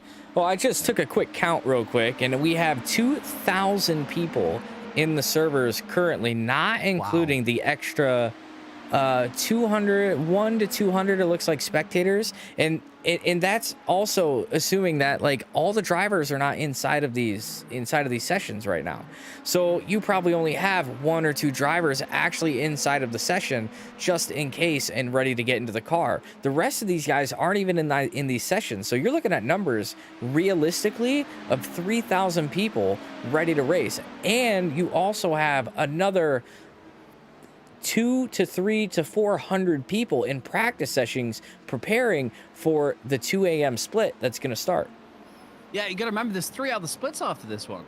Absolutely. So it's that you got to remember, and the other splits are going to be more popular because this is the Friday split, right? Most people like, and we know for a fact even earlier that Tuna and Alexa that were and Stevie were at work. Okay, so they it looks like we got 2 early. crashes here. Let's see what just happened here. Yeah, have a look. It looks like they are coming in, and it's same thing again. Thomas Timmerman has actually done this 2 times. Locks up those rear brakes, getting too aggressive to pass that GT3 car, getting stuck in the grass. Can he just get it out? Oh, losing so much time. Let's see where position Timmerman is in now. Actually, it looks like if we go back into the live standings here, it looks like Nico has actually pulled 6 seconds into Timmerman in the LMP2s because of that little spin, losing a massive amount of time that Timmerman had. He had almost a full minute and 122 gap when we actually started this about 45 laps ago. So to lose an entire lap almost or more of time to the people that were behind you is just, it's unacceptable. Those are just basic driver errors that shouldn't even happen. And I think Cole is in control of the car of the OCE racing team that we're in the server right now. They're hanging out with the boys. Yes, he is. He's gone back in the pit lane. He had to jump in there. Cole, I believe, is that Kiwi, by the way. He was speaking to us before. Luckily, it looks like at the current moment, they're only down 1 position. But as I said earlier, unfortunately, there is no P11 on track, so they are effectively last place. For now. But that's not, I tell you what, it's not too bad considering you have 19 hours and change to go on a race. Tyre's crashed again. What's going on? Tyre's actually up the road there, so... Whoa, I'm not exactly sure what just happened there. Let's go ahead and take a look at that because it looks like they all... Ty's in a GD3, yeah. So Ty comes in, outbrakes himself, hits the bump. Looks like he just gets on the throttle and boop. Looks like he got slapped by one of the supercars behind because of the late braking, and actually threw a couple of cars off behind the background as well. The LMDH car just got a little bit excessive there. And if we just look at Brett Smith, I believe that is the LMDH car. Yeah, this is what we just saw, and that's actually the LMDH car hits the LMP2 car of the OCE Racing, comes back onto the track, and then proceeds to just block. Look at him; he's just all over the place, blocking the traffic. I'm not exactly sure what that was all about, but let's go ahead and take a look at his right front suspension, and let's take a look at that again and see exactly what he did there coming in through there. So he comes in, trying to just take the inside of this LMP2. So the LMP2 is way far ahead. He just ran right into him. Cole's gone back in the pit lane in the motor for the OCE Racing team. Oh, good. He just came out. He came back in again. What is going on? Is they switching the driver back again? Well, let's go ahead and take a peek He's real on quick. the jacks, taking some tires. We'll see if they're going to be a driver swap. All right. Man, they are just not having 2 disconnects and then just getting absolutely hammered by that LMDH car is just not what you want to see. And there's really nothing they can do about that. That's just... Kiwi's back in I there. don't think that could have gone any worse. You know, what happened, mate? It's not even your fault. The LMDH I get just ran into you. Car and I'm Is on it my damage outlap. you had to repair? Yeah, 5 minutes. I got a meatball flag. And I stay right, and I'm like, okay, this LMDH, he can go. He's made a mistake and just absolutely rammed to the round. We saw that actually on the replay. If you want to see the replay again, I'm not sure if you want to see so it. I might be I'm able to sure. jump out of the car and Oreo jump in now. It looks I like think you let Oreo back in there, mate, for sure. I don't fully understand how this Brett Smith guy didn't have to come into the pits. That should have absolutely destroyed the front end of his car. Yeah. All right. I'll be back if I jump out of the car. Mate, no worries. Thank you for the feedback. Yeah, at the replay of that one, it has to have destroyed his car a little bit, right? Because I mean, tap on the back of the car is not as bad as tapping on the front of the car.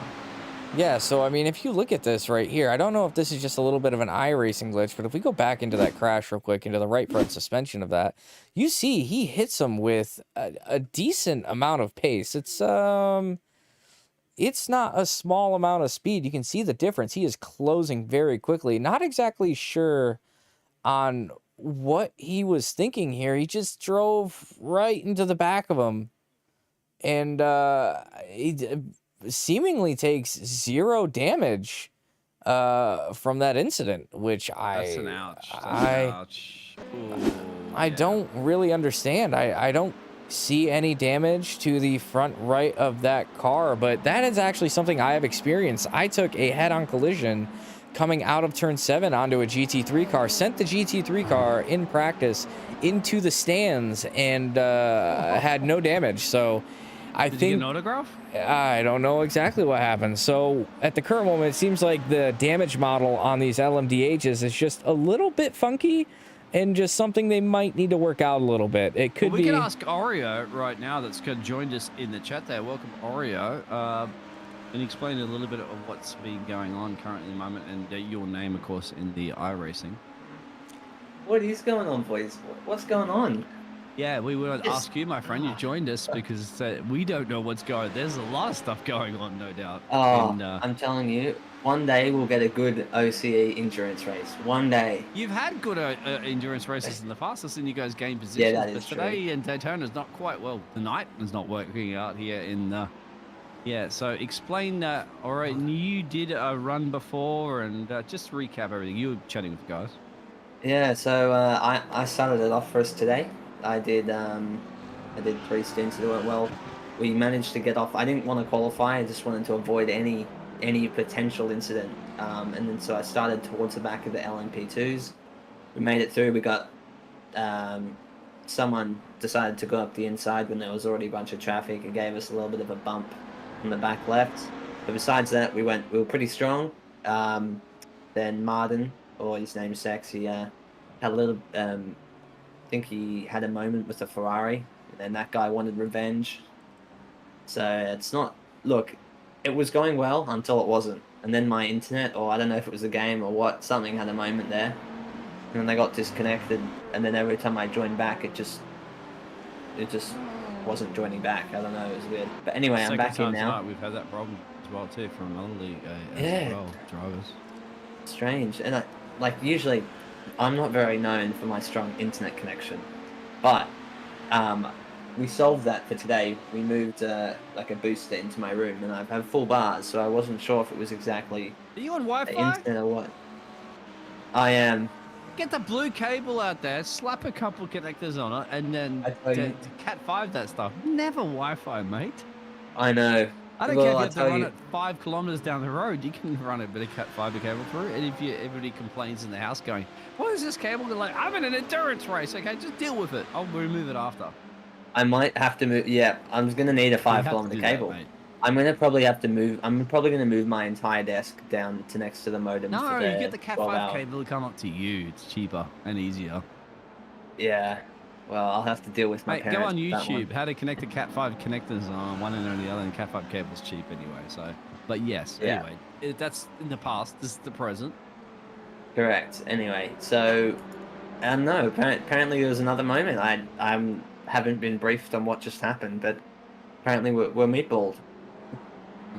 So in the replay, essentially, the Brett Smith in one of the LMDH cars just ran straight into the back of you guys on a straight, and surprisingly took no damage, but destroyed the entire back end of your car.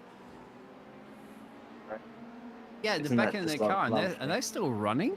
Oh, they're still Because- running. They took no damage. Like I said, I think there might be an issue with the front end damage model of the LMDH cars. Is yesterday I hit a GT3 car going about 40 miles an hour faster than he was, and I took no damage. So I think there may or may not be a slight and problem. The front end of these cars, mate, for LMPs or the hypercars, are not. And the GT3s, yes, but those cars, mate, it's like a Formula 1 car, mate. End plate gone, just a tap. It's the carbon fibers everywhere.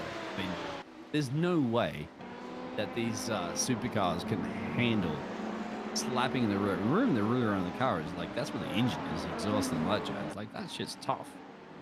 There's no way you can slap into that and the car that gets hit from behind has more damage than the car that's behind you. Yeah.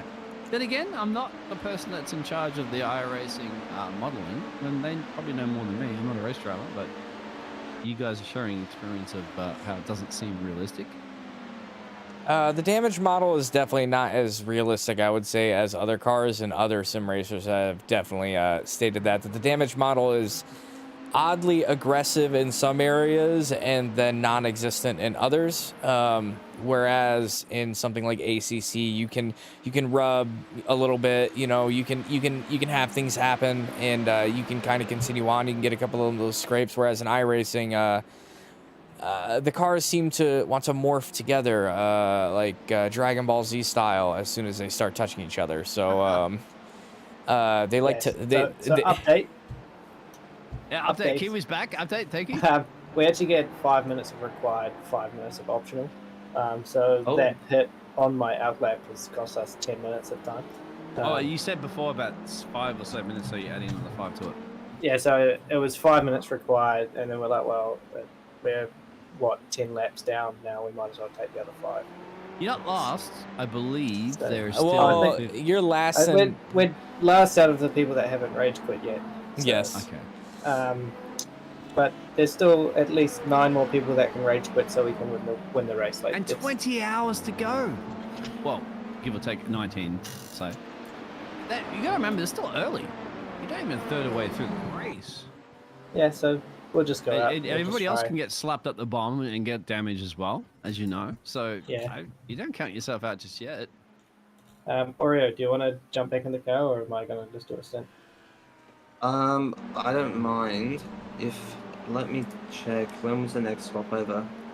Can I just give a quick Iron Man award to Peters and Asfog from? Let's see, who is this team they're racing for? Because I want to see this. Here we go. Team name right here from Gas Competizione Team and SIRT for being 30 laps down in the LMDHs and not leaving. Yeah. Look at because they realize there's more time to come. my Look friend. at that. These guys are still on the way. Whereas Aquila Racing Team, Azure, actually quit out with 17 laps. So SIRT and Gas just staying in it. I've actually gained a couple positions. You have to stay in an endurance race because I think it's a test. Remember, everybody signed up to do that thing.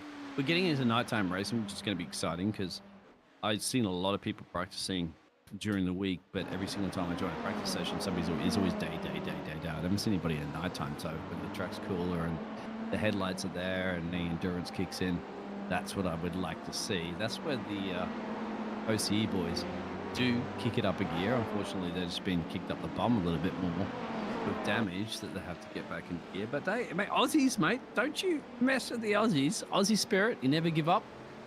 Always strong. I like Absolutely. So let's go ahead and go to the where is it? Let's go to the pit lane here. I got the picture if you need, but No. not much to show because I'm watching them in the pit lane right Yeah, now. Cole's so in the car. there's OCE in the pit lane, and they are furiously working on that car to get it back. I got the duct tape, man. I'm slapping it all over the place. He's out now. He's out. Cole's out. Here so he he's at the goes. gas If pedal. we go into the chopper to give him a follow, he is pulling out now, so that damage has been repaired. Hopefully you get out in clean air will be the key because there's tons of traffic everywhere, of course, at the moment. He's got a car just ahead of him that's exited the pit lane at the same time. That is also an LMP2. 11 laps down. It looks like Team IBR Daytona also had some issues there, so they are 10 laps down. They might be able to make this up. OCE Racing League. There's still a lot of racing left to go. As long as they keep it clean, then maybe they can get a few more positions. 18 laps down. Oh. They have been keeping it clean. I mean, so far, from what we've seen recently, just joining in after, 3-hour margin that we joined. I only saw one spin from one of the drivers, but and actually wasn't a spin. That was a tap in the rear end. So I don't see a mistake really so far from the OCE team. I will say this: being 18 laps down is probably not ideal. Yeah, I mean, we've experienced this before, haven't we? With the Roo Squad racing team, they did great racing, but didn't pearl out there. Hey, that's because there's other cars on track, isn't it? That's the biggest problem. There's always other cars on track, and there's drivers and teams that somehow realize, I don't know why, but early in a race, they go, I want to go for it into the final corner, into the final chicane. I want to get past you. Bang, collision. And it's game over for somebody, and you realize, guys, there's still 20 hours left in a race. What are you doing? Absolutely. There is a lot of racing left to get done here for sure. Are you getting tired? Anything can happen. Tired. We'll have to probably end this soon too, my friend, because I need to get some snooze. Oh, absolutely. I have to wake up in about 6 hours for a 9-hour broadcast. This weekend's a write-off for me. It's just going to be just racing. Quite a bit of racing for me also. Yeah, by the way, I was going to ask you, because people were asking before in the chat, when are you racing? I'm starting in the main split time of 7 tomorrow, and unfortunately, we're probably going to be in a decently high split considering all of our I ratings at the current moment. My A rating sitting at about 1700, and Marcus, who will be, we have our team manager, Craig Jones, for SCCR Sim Sports LMDH Red. Here's the list. We have Craig Jones, our team manager. He will be leading off, followed by me doing about a little 2-3 hour stint in the morning, and then I'll have about an 8-hour break, and then I will be on and off stinting all night tomorrow night, pretty much, for about 10 hours. And I have about 1700 I rating. Marcus Hudson with an 1800 I rating, followed by Clay Lewis with a 3200 I rating. So wow. We are going to be up there in split, unfortunately. We kind of stacked that squad. We have SCCR Sim Sports LMDH Purple going to be starting in the second squad of LMDHs, and given their I ratings, we might be racing each other, actually. 2400, 1700, and 2200 I ratings respectively there. We also have 2 LMP2 squads going in for SCCR Sim Sports LMP2 Green and SCCR Sim Sports LMP2 White. We have Joe Cohen with a 1500, Barry Jarman with a 1700, Kevin Stringer with a 2056, and Andre Martins with a 3037. Nick Salapatus, the 1833, Matt Slifka with a 2617, Andreas Sekulis with a 1868, and James Dawson with another 2933. So we are going to be in some serious racing, to say the least, and most likely going to have quite a lot to do. Looks like my times will be 9:40 to about 11:40 a.m. Eastern time tomorrow, and then kicking off at around 7:40 p.m.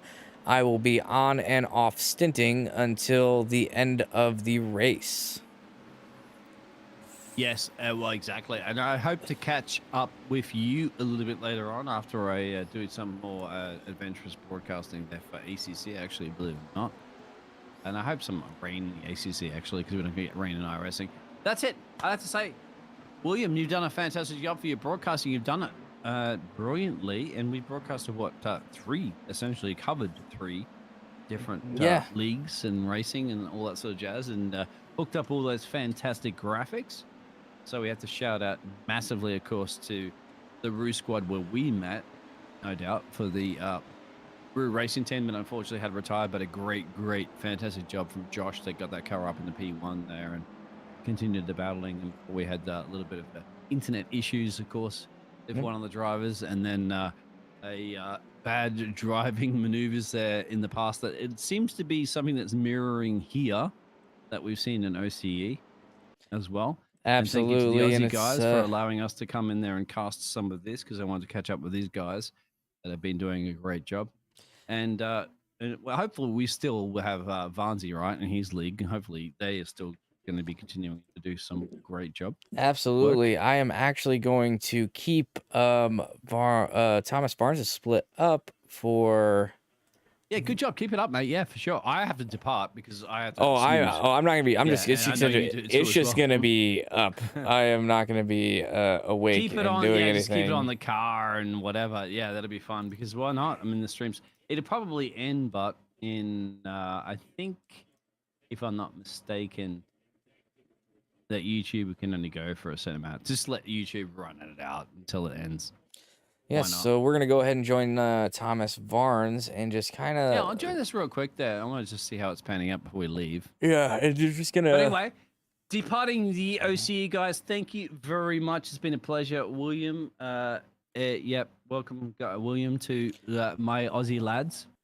Known these guys for a couple of years. Brilliant bunch of crew there.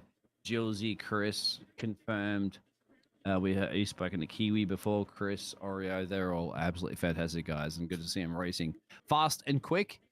Things don't always pan out your way, but they have plenty of time to go to get themselves back up. I'll be curious to check out on this one later on and see where they end up panning their LMP to OCE racing squad car at the end. Looks right, like Thomas Barnes might be driving right now, so let's just go ahead and hop in and see what he guys. look like, and then we'll From be heading off. OCE. We'll take care and keep on racing. Let's jump over to the other server, my friend. Yeah, I'm gonna go ahead and shut off the audio for us actually in OBS.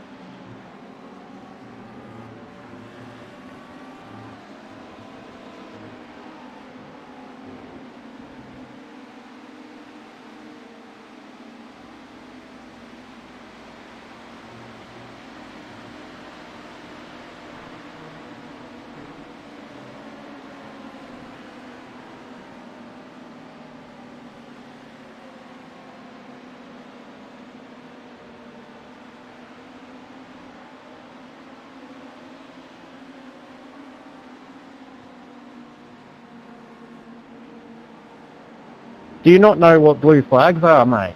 Friggin' hell.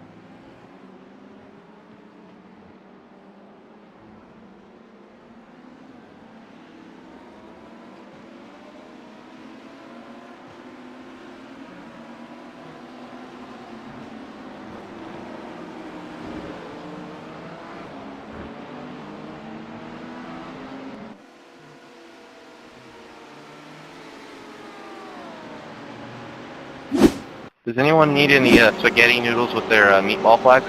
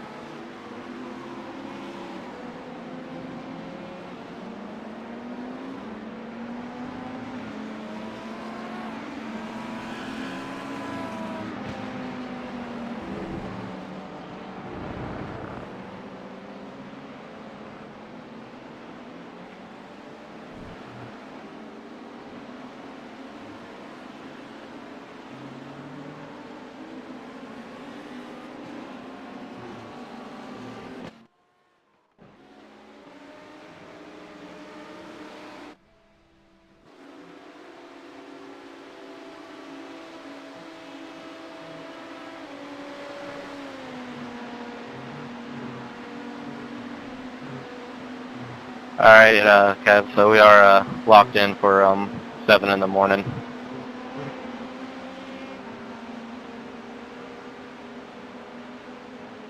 No comment. Are you running the 7 a.m. one?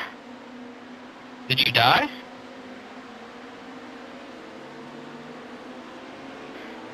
Good luck to you, sir, at the 7 a.m.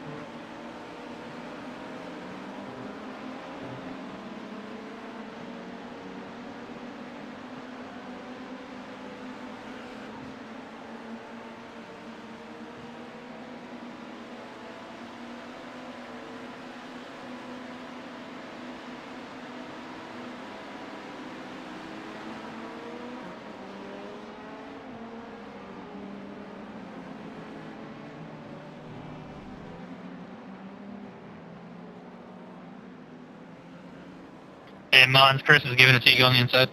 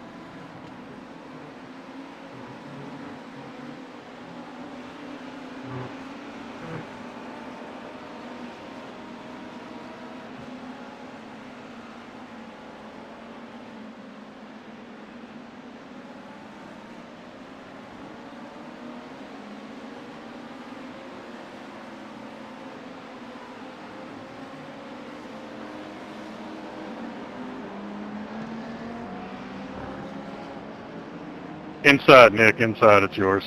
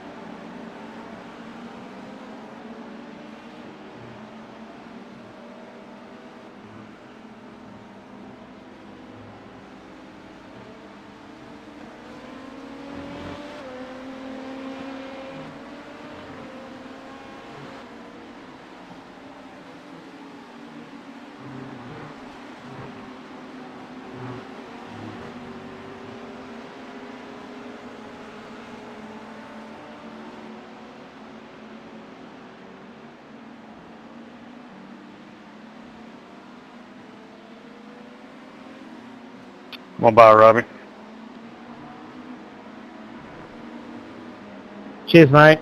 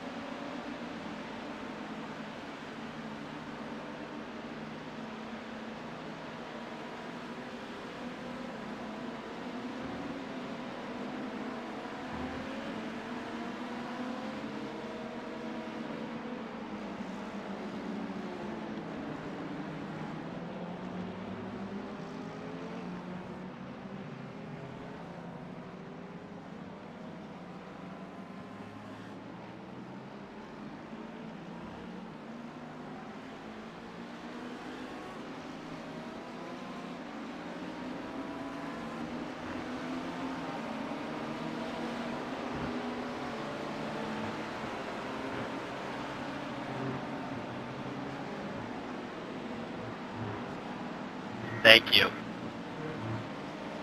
Love you.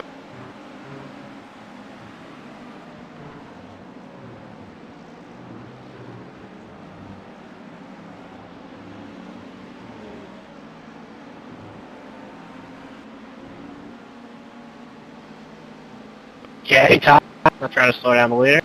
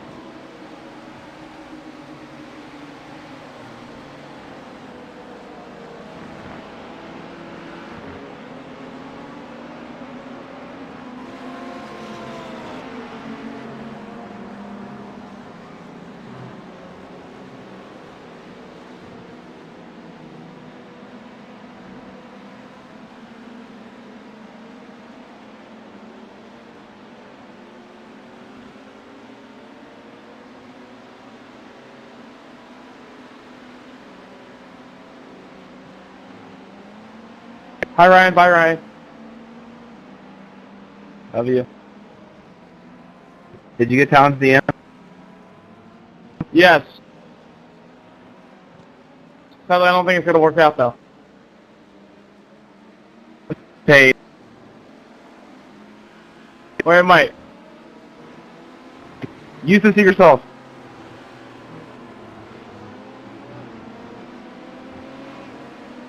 Ah, dang it.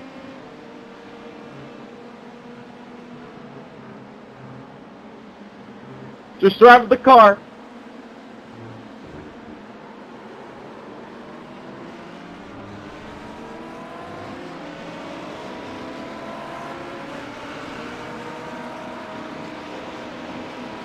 Secret sauce activated.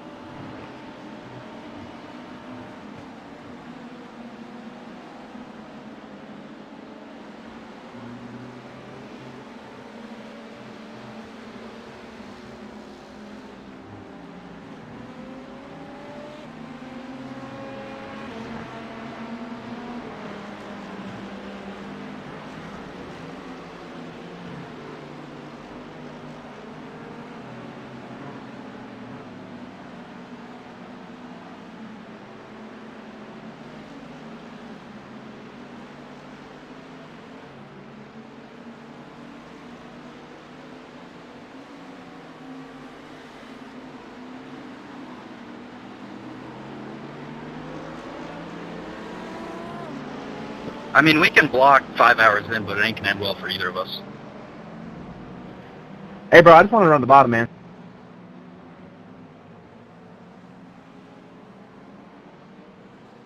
I literally was just coming back down after passing a GT3. I don't know how that's a block.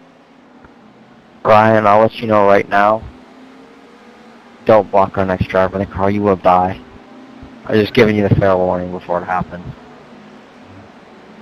Alright, I take the warning, but that wasn't a block, so I can do that. I mean, I'm just letting you know.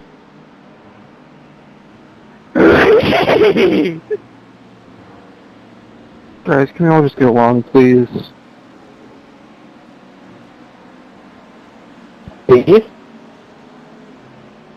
Hey, bro, your friend is Aaron Brown and you shit talking me? Come on, man. Come on, man. Get your head in the game. You on my team. Who? The dang 22 car. Hey, man, don't drag me in this. No, who cares? I'll give you a free room. 10 out of 10 right now on the fuck around chart.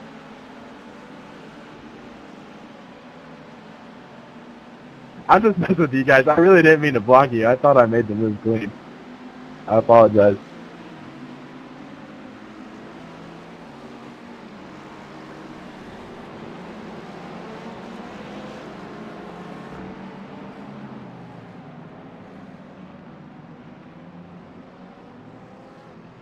I drive car.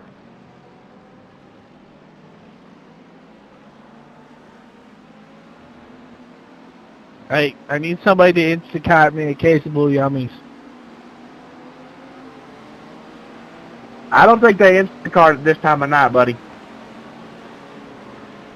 I mean, I'll buy like a couple $100 worth. I just need somebody to do it for me. I can't. Just order you a stripper and then have them bring it. They run it this time of night. Nah, I tried that once and I ended up with herpes-gonorrhea.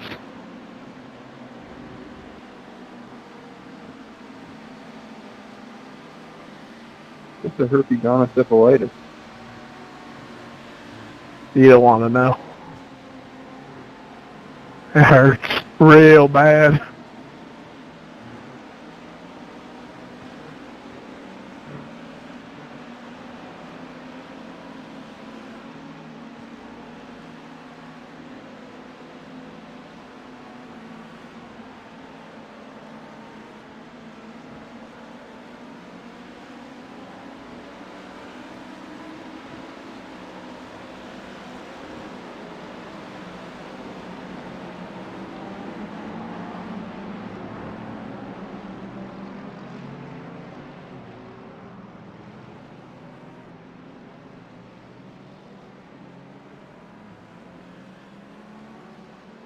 Okay, all right. What are we doing here, buddy? This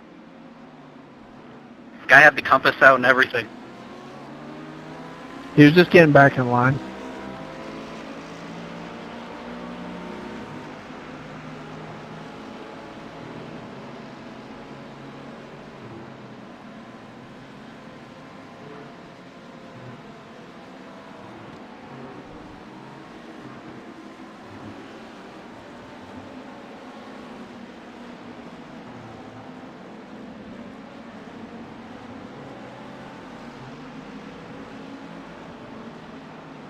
Go to the one. Go to the one.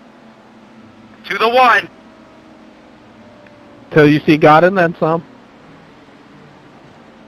You're not playing my games with me right now. That was your best bus stop yet. You shut up! Lady, stop fighting. Go! Play off the intimidate button, buddy. We're pitting. I just want you to do well. It'll be okay.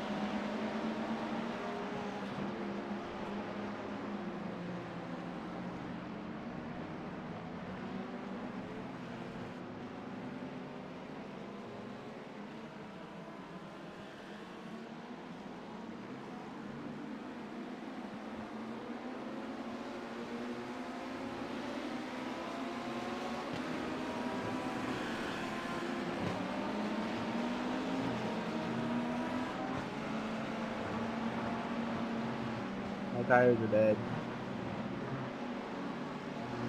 Did you try and go to the one? No, my tires are just dead.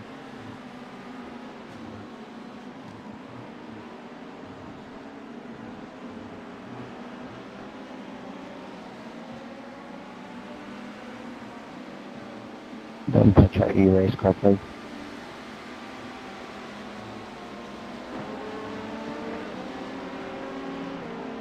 I didn't know y'all were braking so early.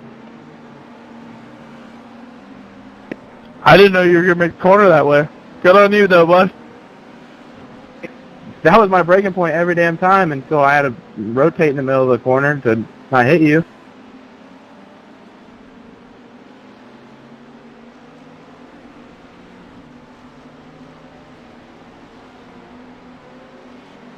Hey, just want to let you know there's some grass there.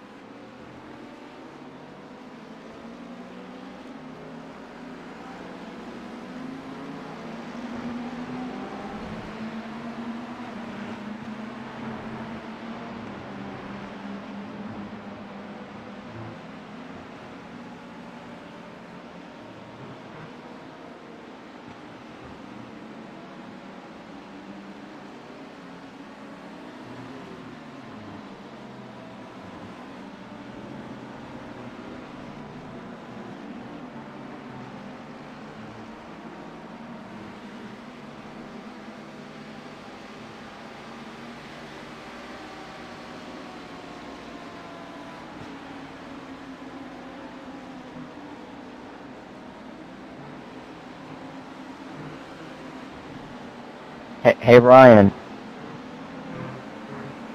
Yeah, man. No. Ryan Honeycutt. Yeah, that's me. What's up? Hey man, are you guys coming back on the race track? Nah, we're just gonna go around 2 a.m. Good win. No. Come back out. There's no point, man.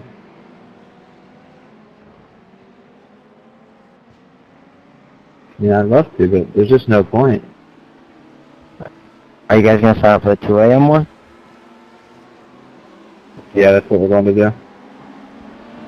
Alright. Yeah, we'll see you there when we crash out of this one. Alright. Good luck.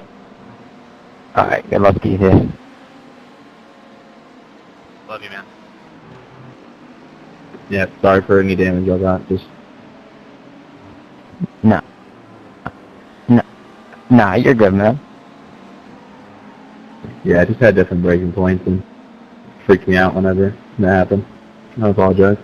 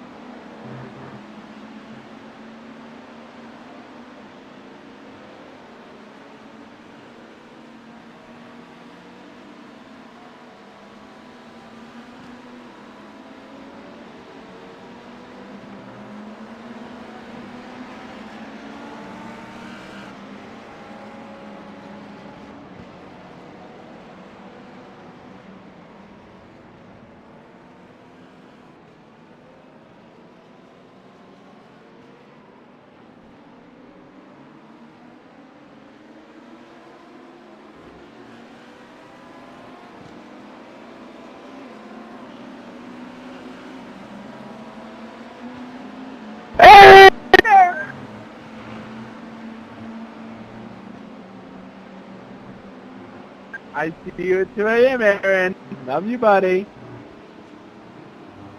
So, how about that Instacart to Blue Yummies?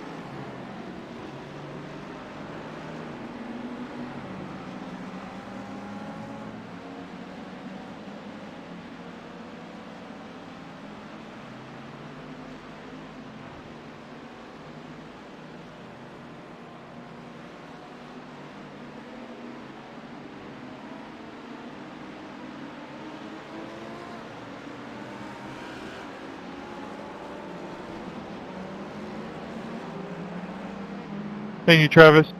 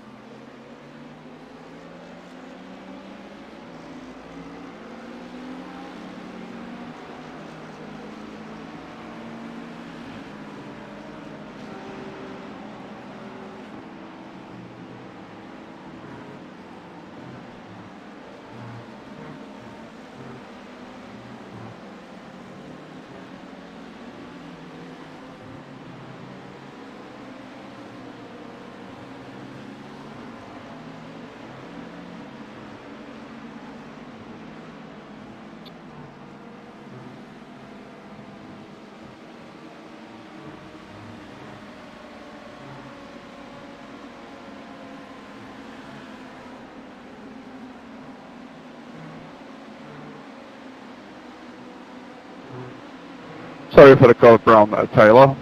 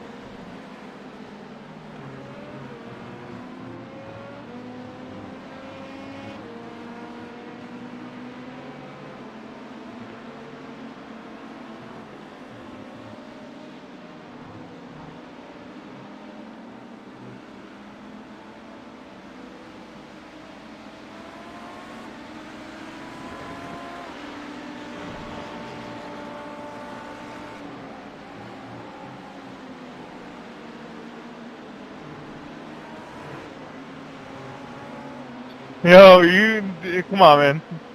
Think about it. Come on, Thomas.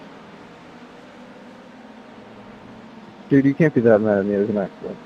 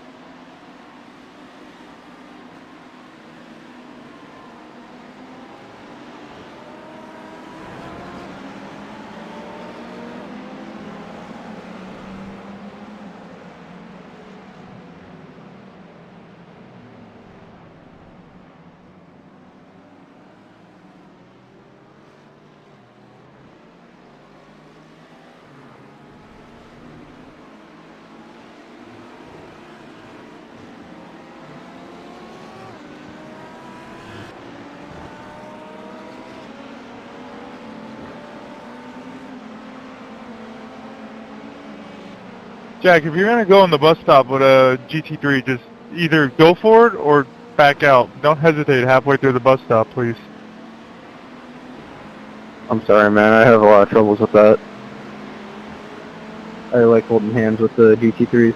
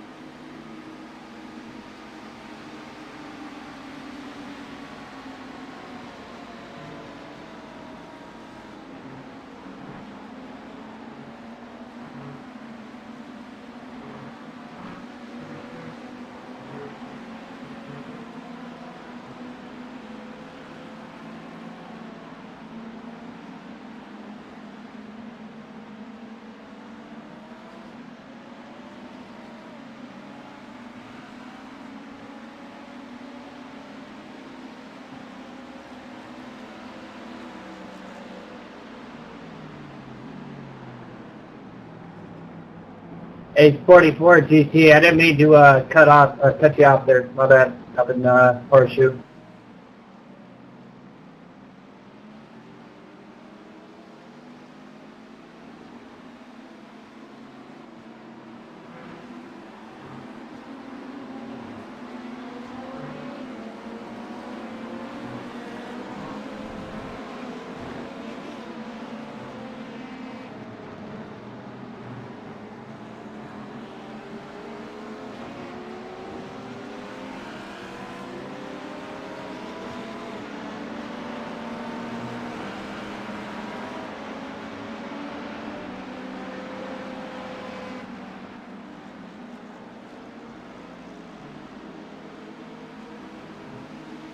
Whose team is Scott Young on? Scott, it's good to have you back, buddy. What did I do wrong this time?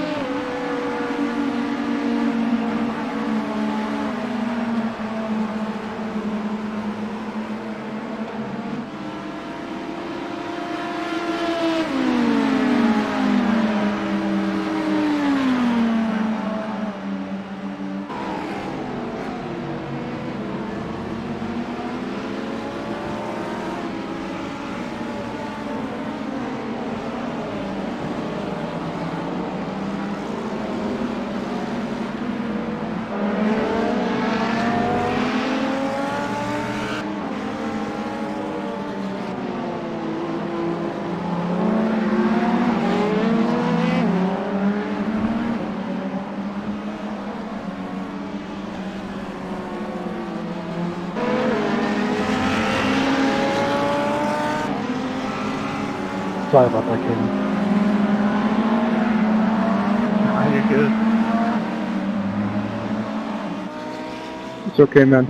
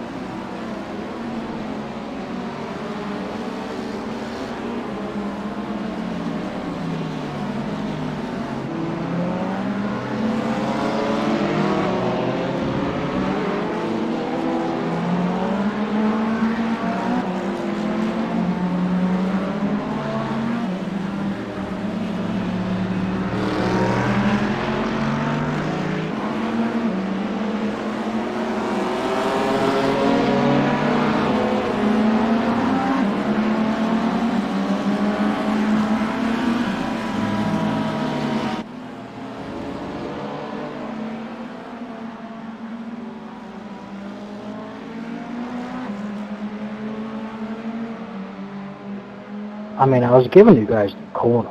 You didn't have to follow me.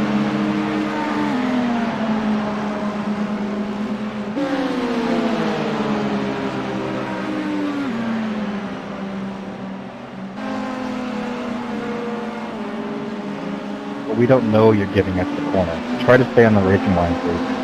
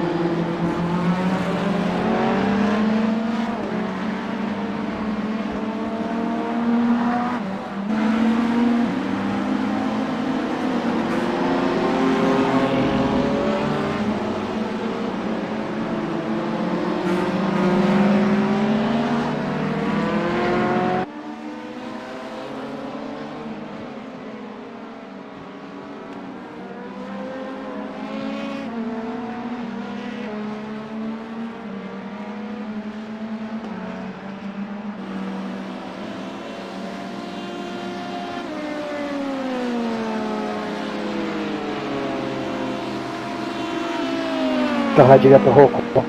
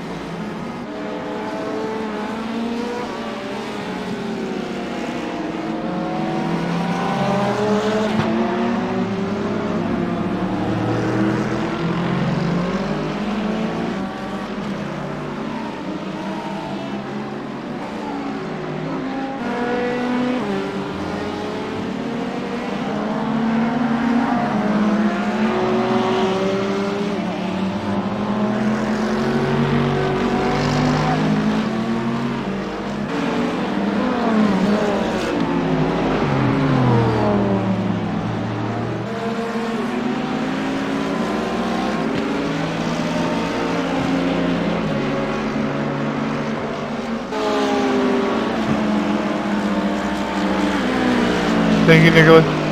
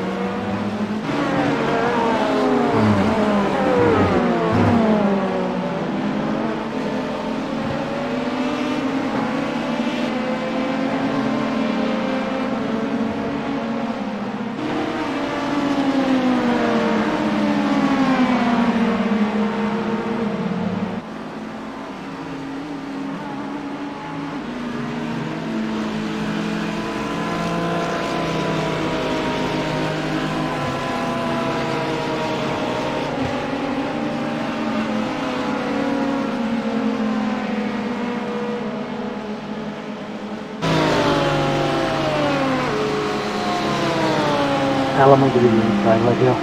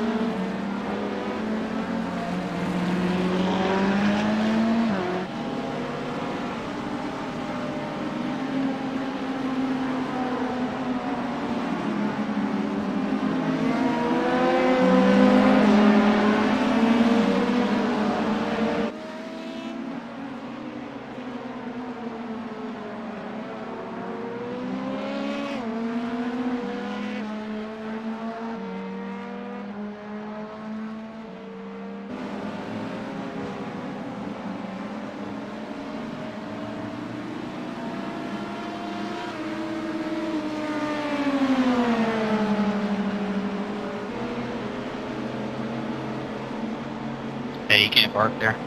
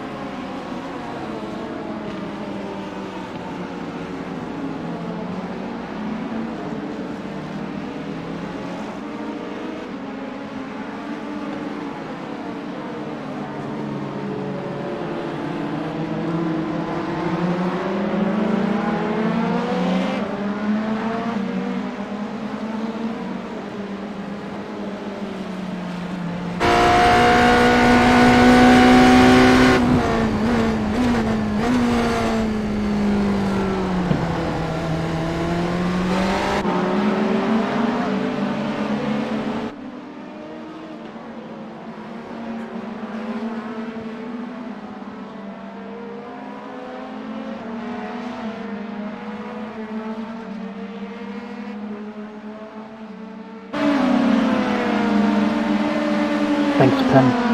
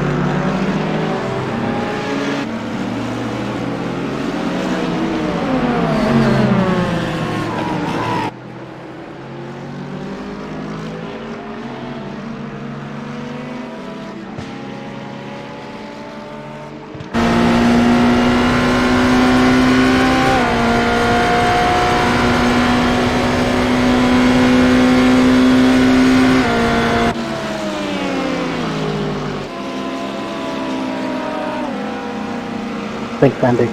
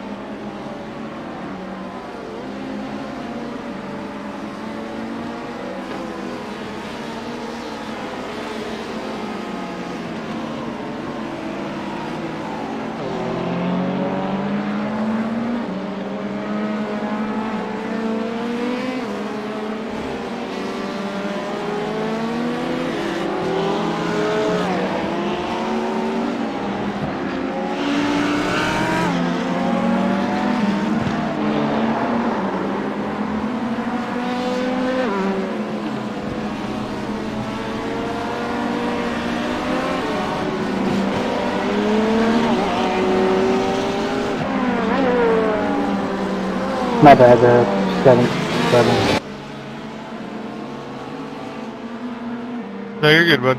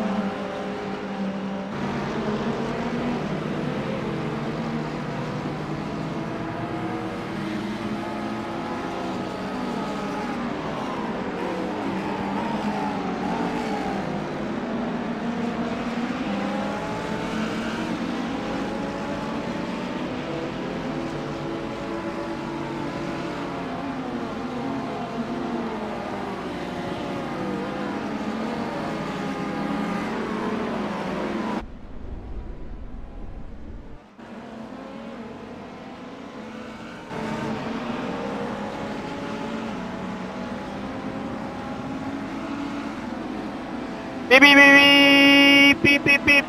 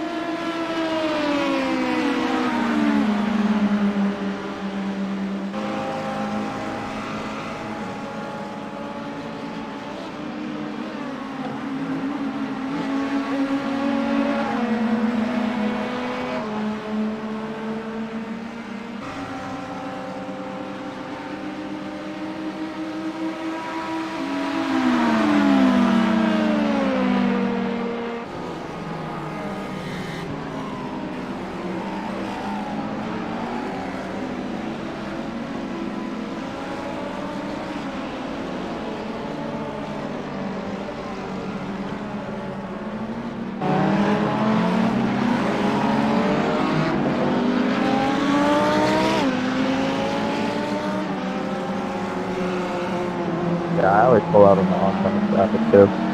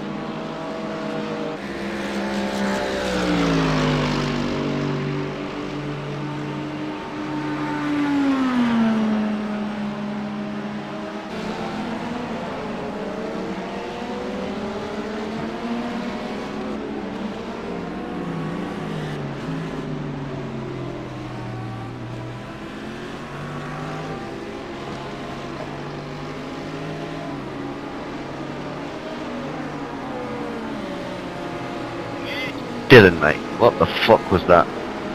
What was that?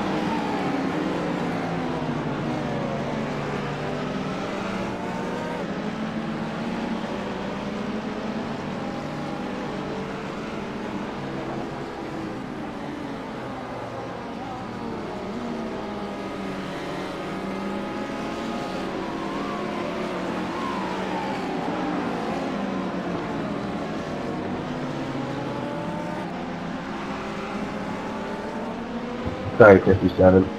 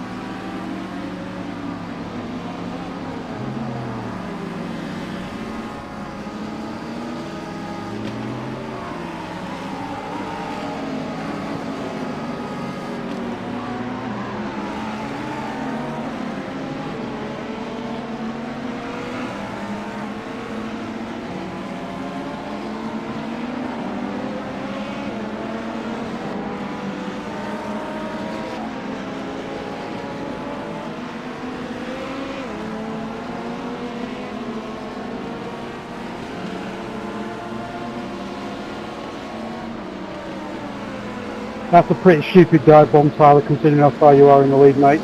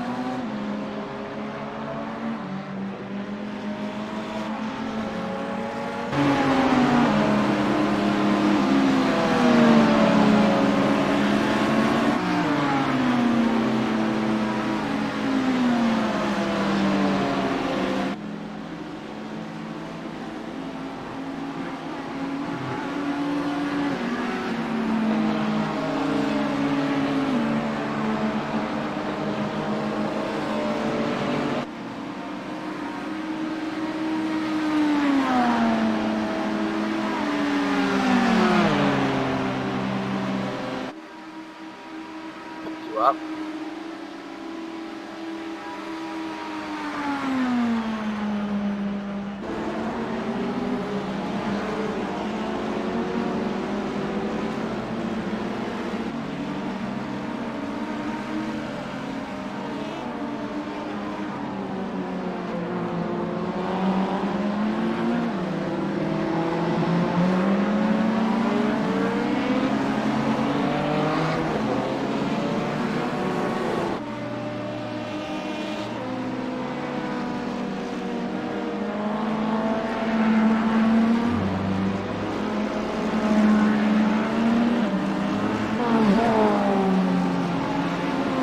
Yes, great move, Timothy. That was brilliant. Can't park there.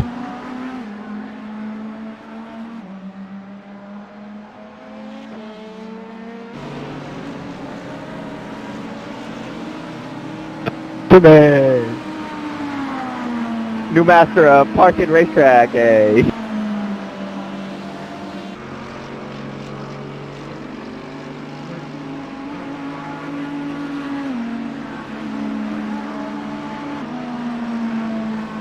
Brilliant. Again, can't park there.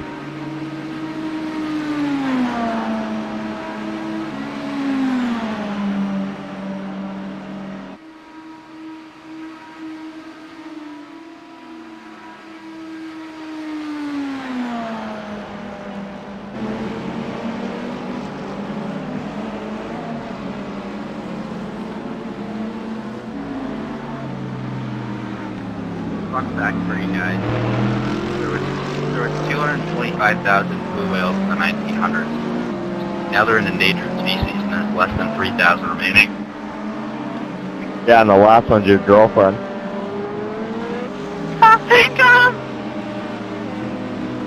If I pit, will it take this damn tire out of my car?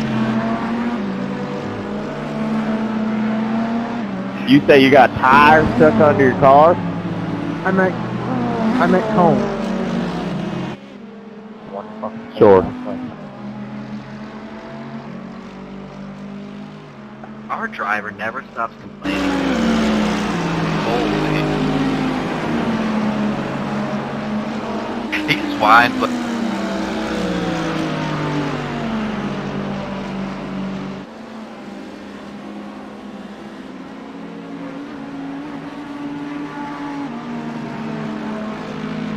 the name Narwhal comes from of course.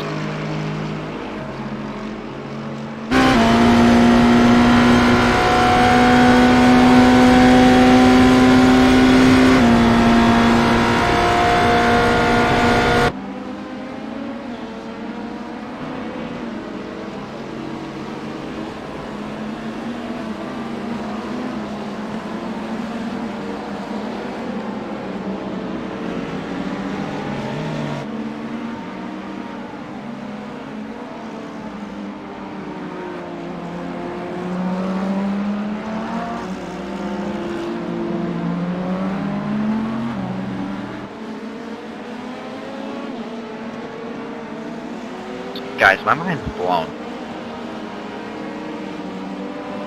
Killer whales are actually dolphins.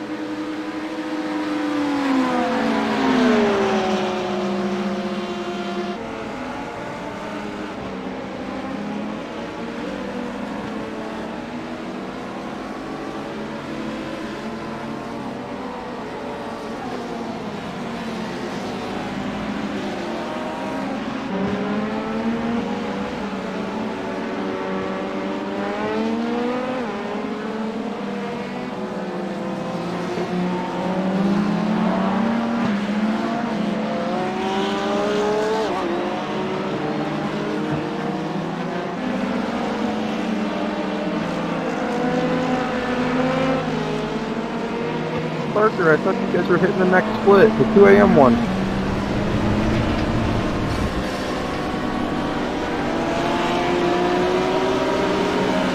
One sec, he's too busy whining about the car. Give him a minute.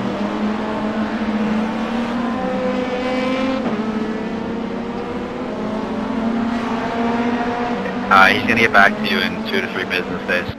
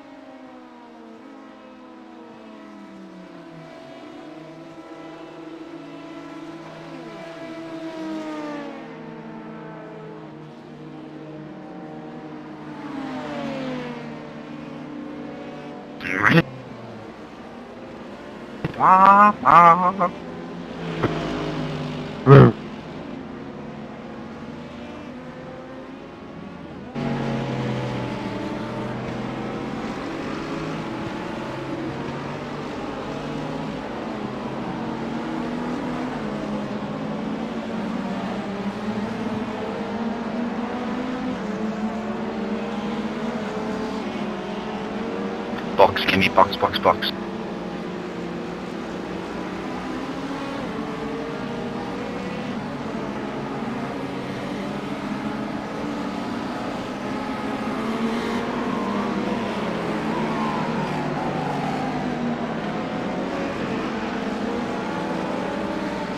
Alright, Blake, come to your right.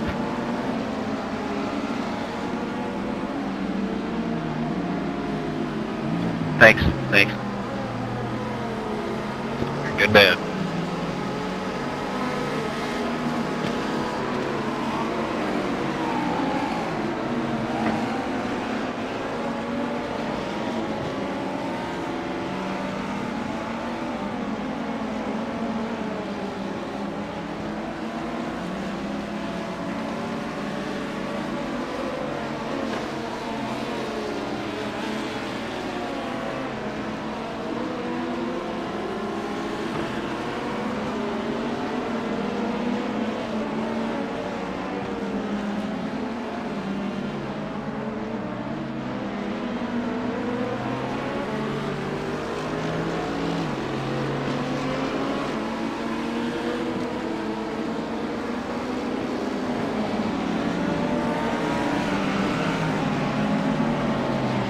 Heard that iRacing is going to release rain at the 12th hour of the Daytona 24.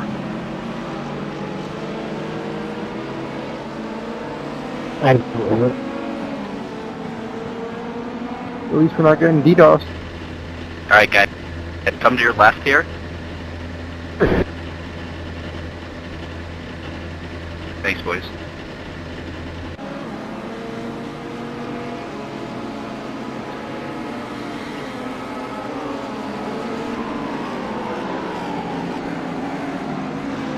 Are you a doctor?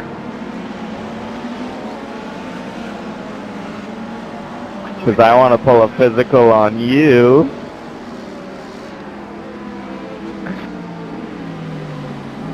Hey, do you guys want to hear a funny joke?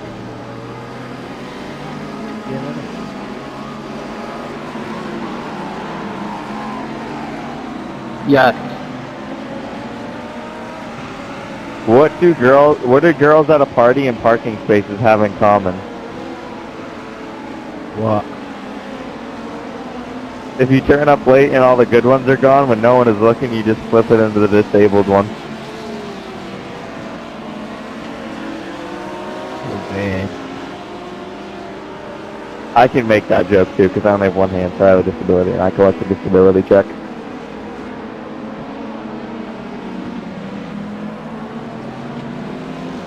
Thanks, Terry, by the way, for that say it. Thanks for joining my TikTok. Round of applause.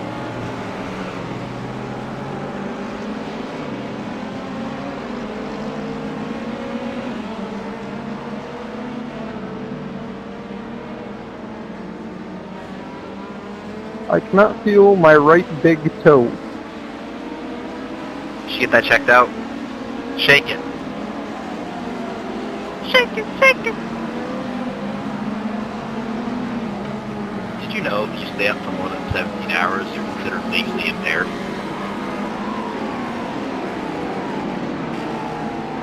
I hope all of you are having a great 24 hours. I think I'm in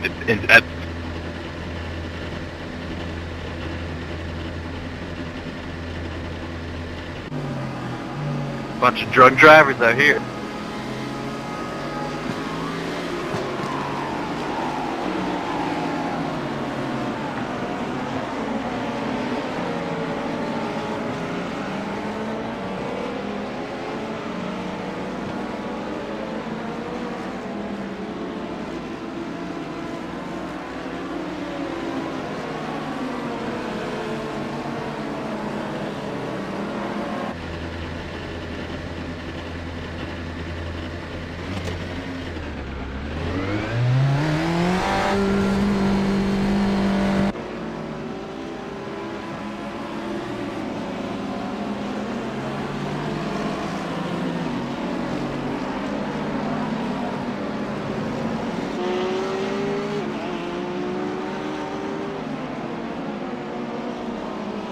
Oh god, not a blinker 10 hours in.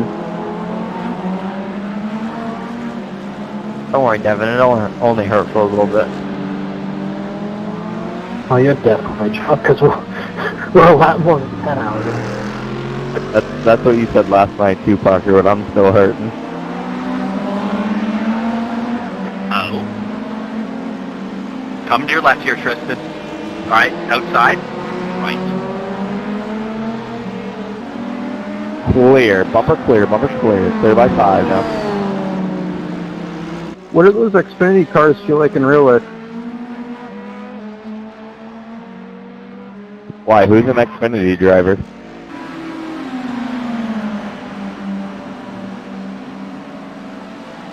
The LMDH leader?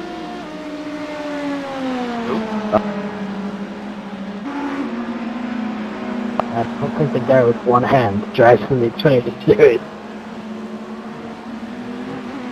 Excuse me, drive for diversity, thank you.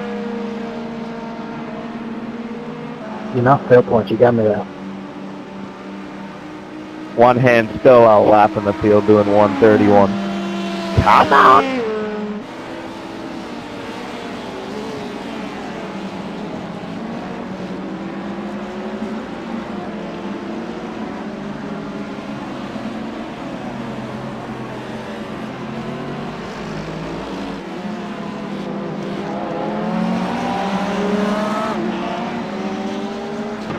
Thanks, Chris.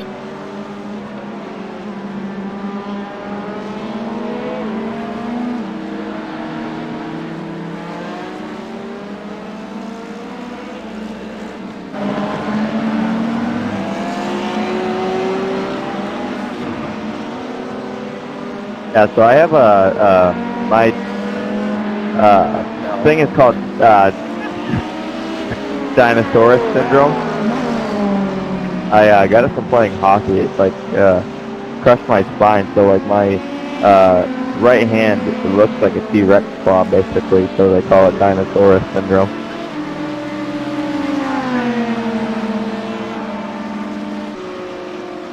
Thank you, sir.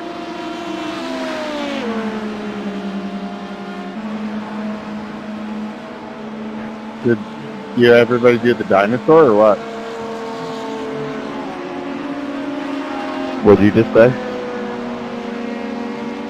I said, did you do the dinosaur? Yeah, so I get hired for a lot of kids' parties, So it's a great time. Like I got one of the blow-up costumes, but I only needed one of the hands, so I just cut the one that I don't need to make the cloth, you know, off.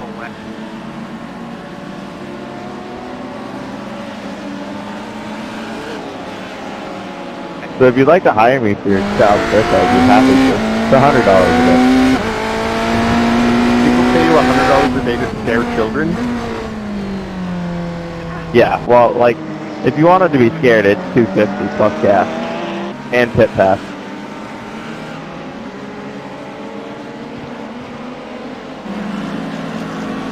Why not branch passes? Huh? Come to your right here, Mike. Thanks, man. You want pit passes, but why not garage passes? What the fuck do you want to see my garage for? Yeah, I'm not taking your kids to the garage, that's kind of weird.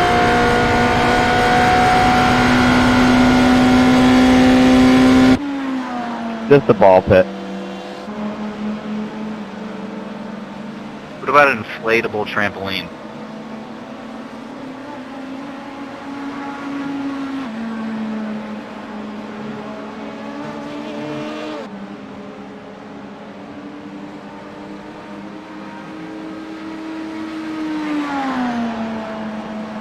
Benjamin, your cursing's really snappy.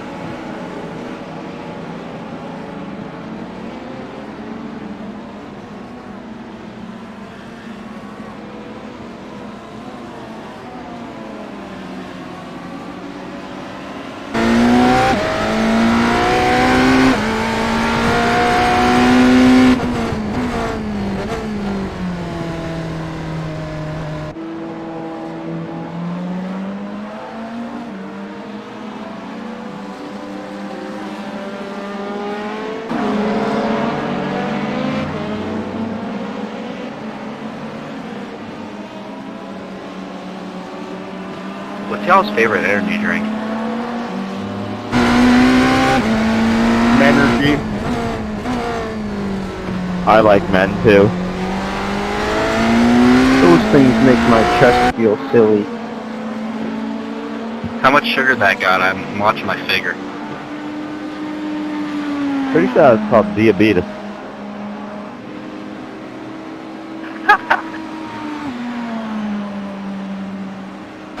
Wow, did you guys know there's an Xfinity driver in the number 14 leading the field right now? Isn't that something? I mean, top 20 Xfinity driver, but Xfinity driver nonetheless. They call him the one-handed bandit. My WWE name would be the Cripple Threat, by the way. You might want to copyright that. Introducing first in this corner, weighing 165 pounds, Cripple Threat. My finisher would be the Dino Munch.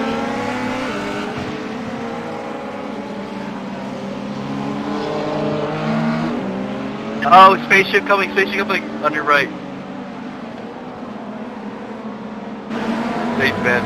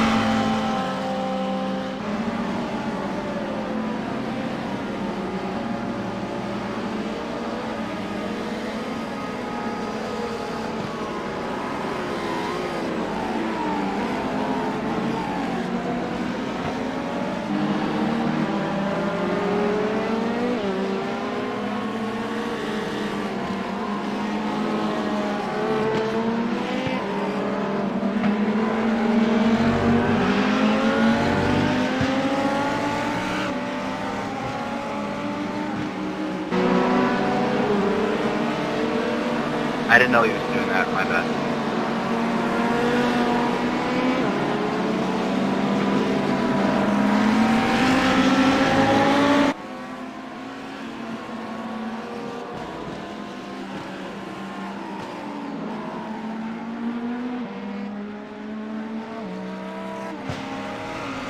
Wyatt in the 55, we're 2 seconds behind, 2 seconds, fair warning. Xfinity driver coming in hot.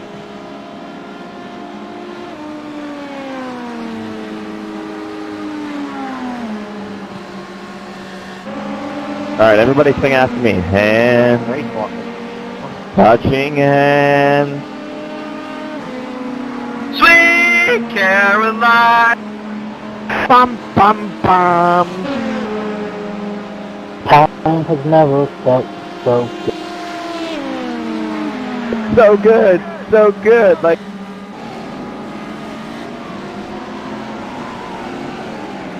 I'll feel her twice. Bum, bum, bum. On your right, clear. You know, shut up, I'm gonna fill you twice. Lewis, we're gonna be coming to your right here. And then Ryan, we might get you too. We're all just having a good time here.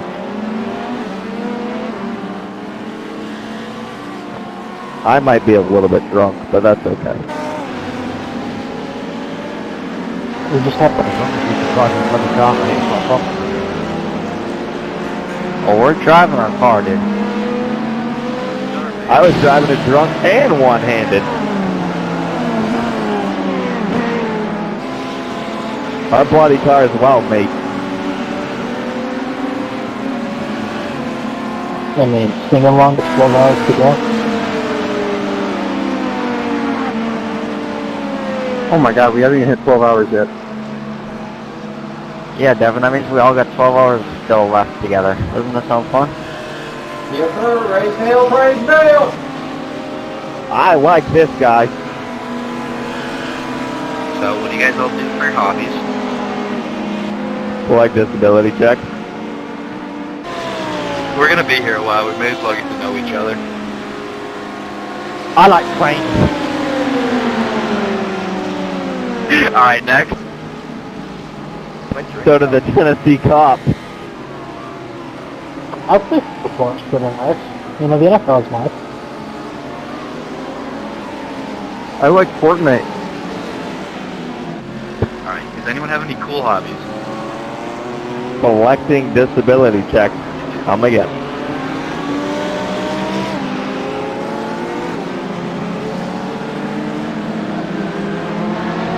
I like to smash my head against the wall and see how many times I can do it before I become unconscious.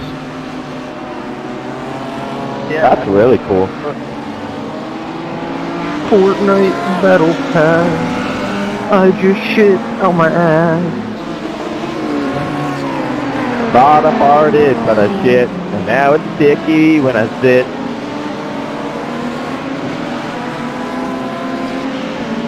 I got poop all on my crack and a little on my sack. Thought I farted, but I shit. Cox is also a musician, if you couldn't tell. We can echo through the song.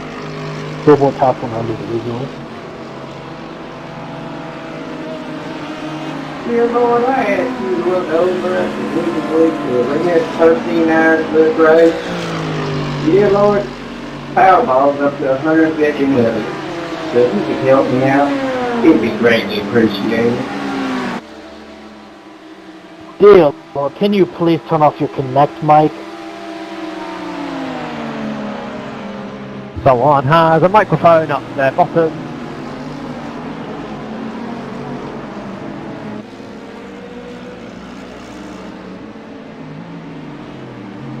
Come to your right, Faison. Never mind, you're going to his right, but we're coming to your right. Triple. Triple right. Chicken in the corn can't grow. Mama, it's chicken in the corn can't grow.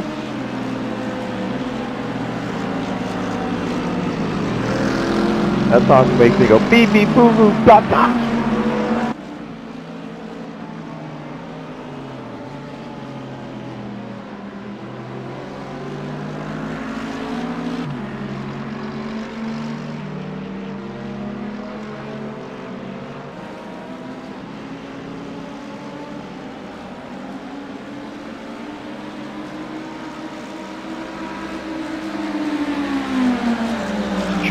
one.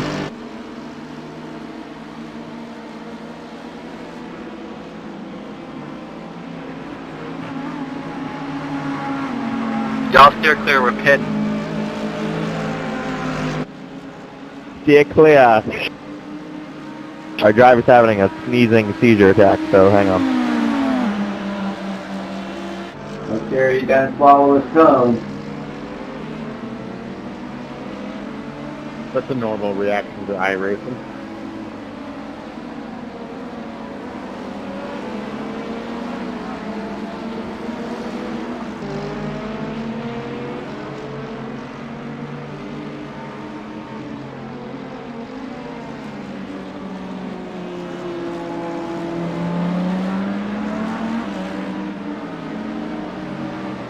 What's this remove driver button do? It removes the driver.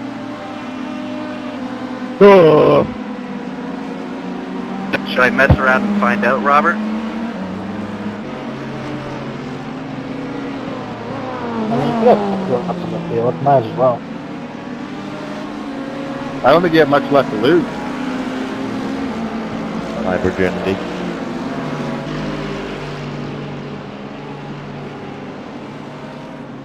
Okay, anything possible to lose. Is it possible for disabled people to lose that?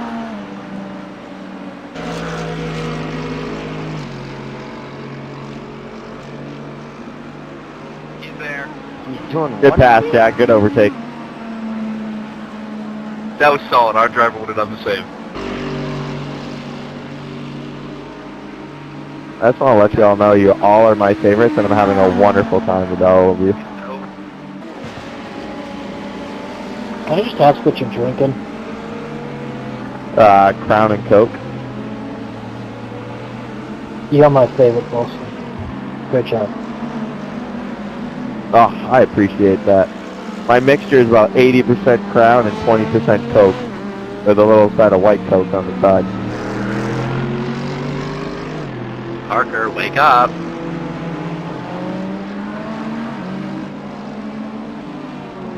Sparky's out in front. So did you guys all know each other before you ran this race, or randoms?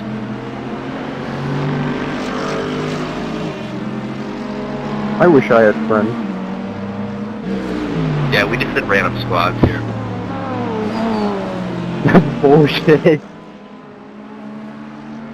Just imagine if you could do that. I've never met any of these dweebs I'm with.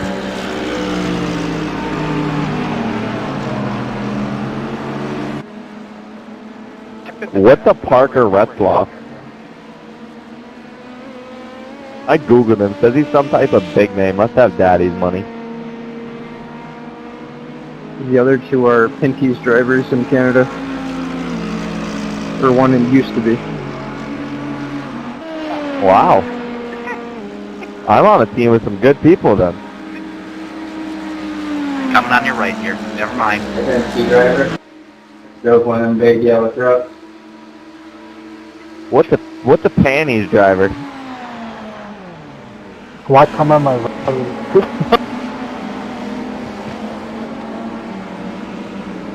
Yeah, our team's got one Pinty's driver, one Xfinity driver, and two alcoholics.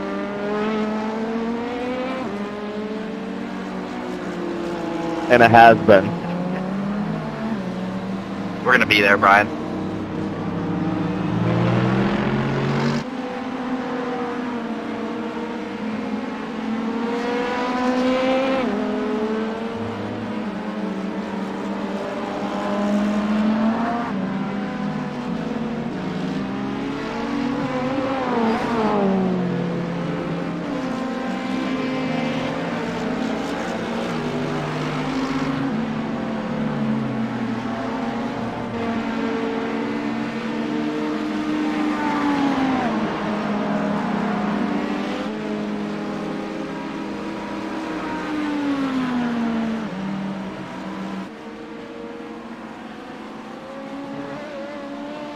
Come on, Terry, hop on the plane train. Coming to your right, Samuel. Coming to your right. Clear. Coming right. Thanks, Tim. Oh! No! No turnout.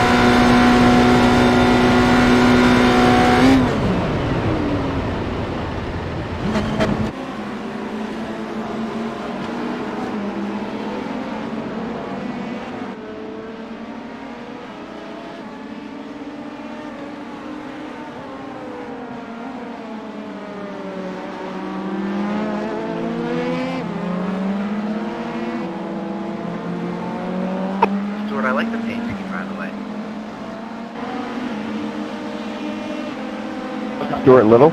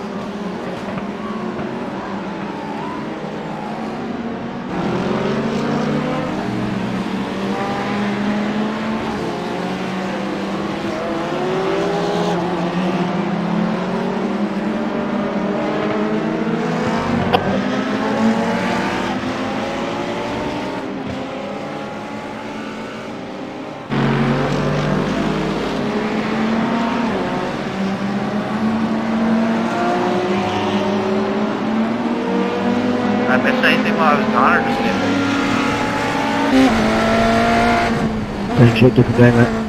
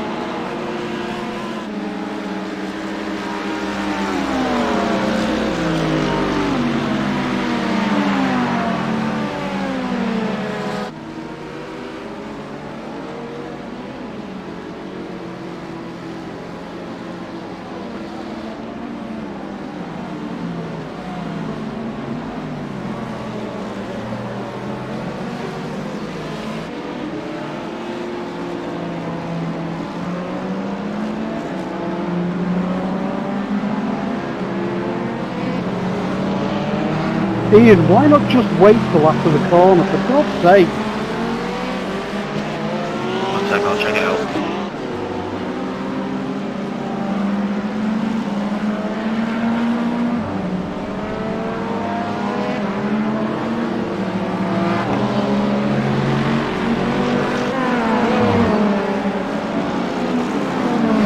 Yeah, I see what you're mad about.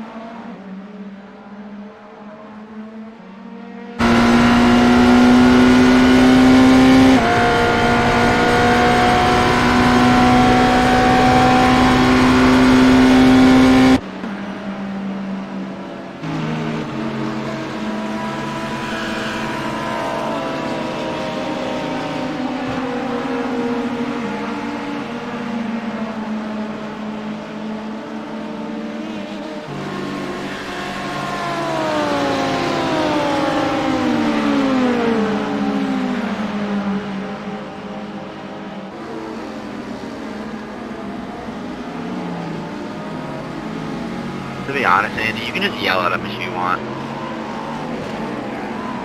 I don't know why he's flashing your shit.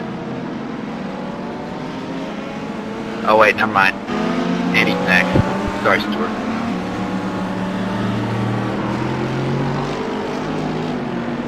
Never mind, Andy. Same thing for you.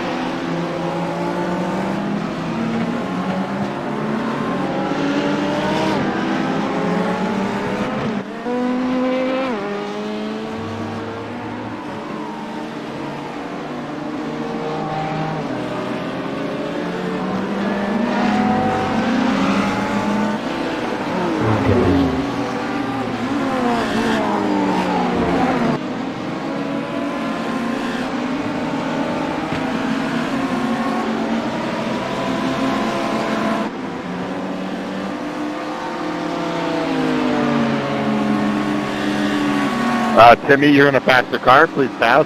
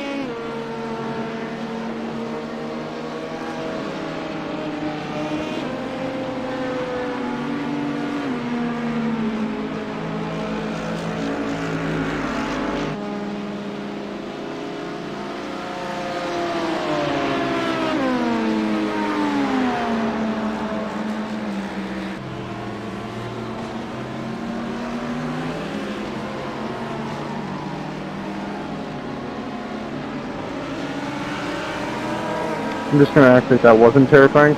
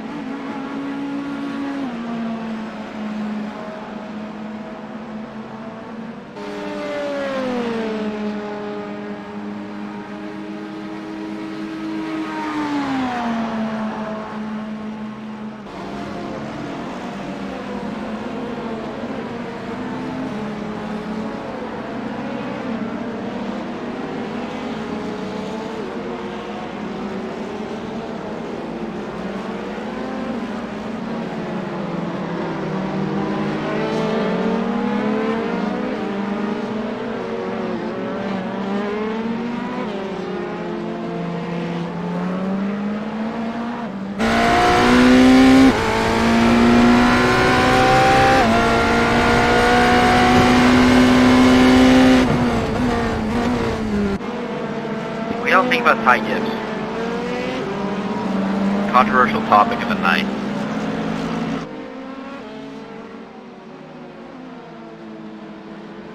I'm sure if Red Cloth Recton would get a lot of sponsors from it. Maybe. But like from a driver perspective.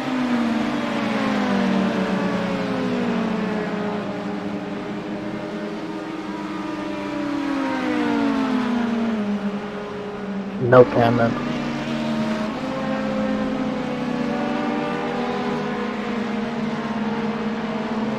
Sorry, what are we giving our opinion on?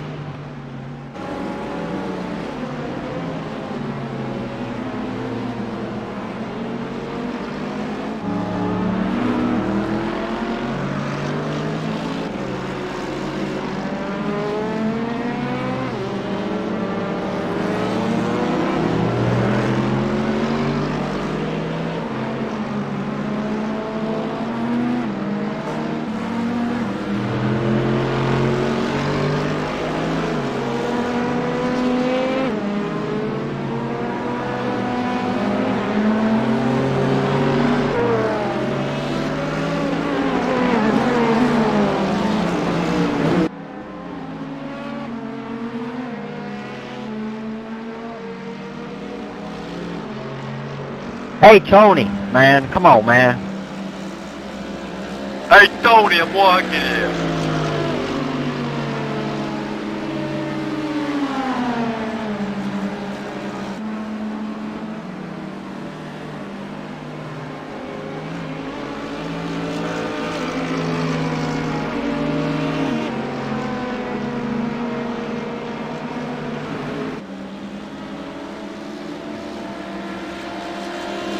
Why didn't you grab a break, Tony?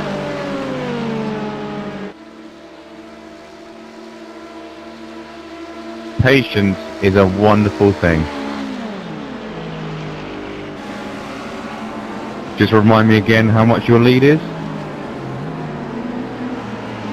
No, you're doing a good job, mate. Just having a little banter. What's that, Tony?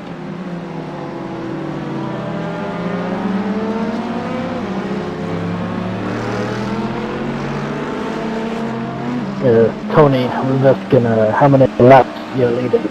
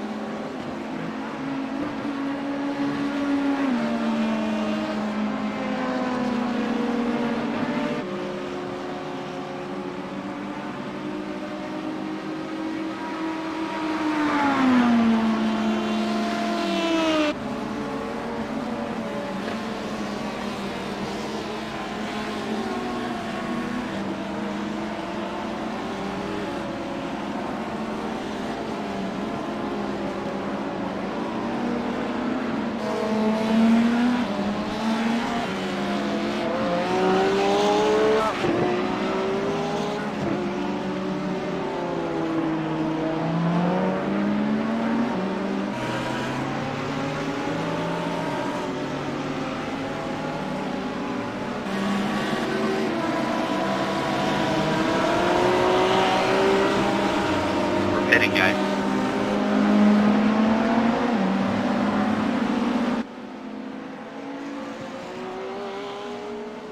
Never mind, our driver can't drive.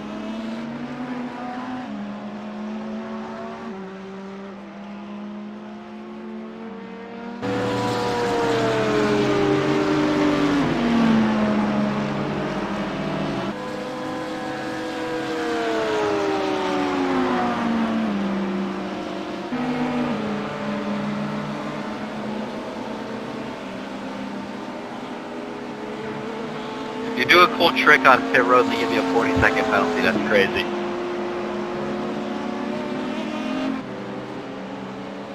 Tell me about it.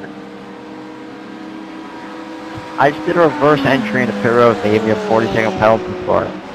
That's not very fair. We should be so lucky. I mean, that's not realistic. See, the thing is, it only cancels out your penalty if you reverse into your pit box afterwards. For the style points, crap.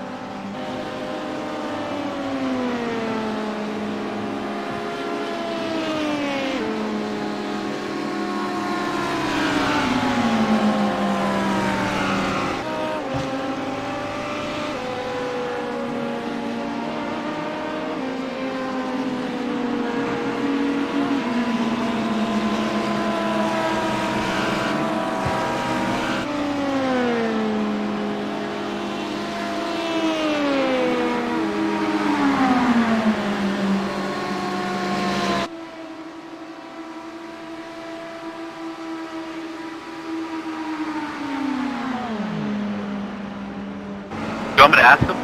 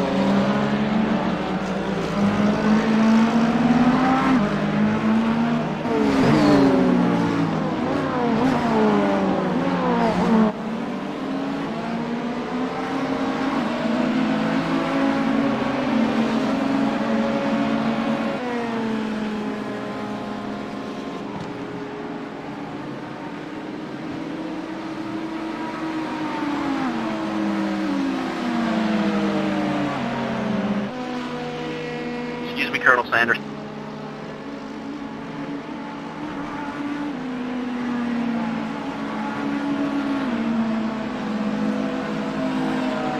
Just send it to me.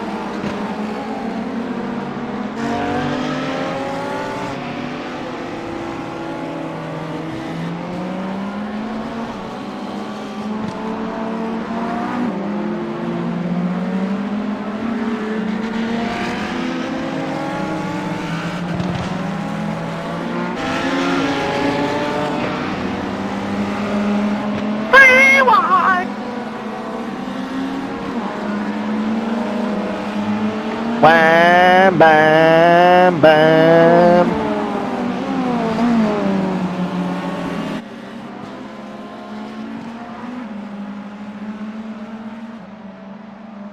Didn't know you were chill like that.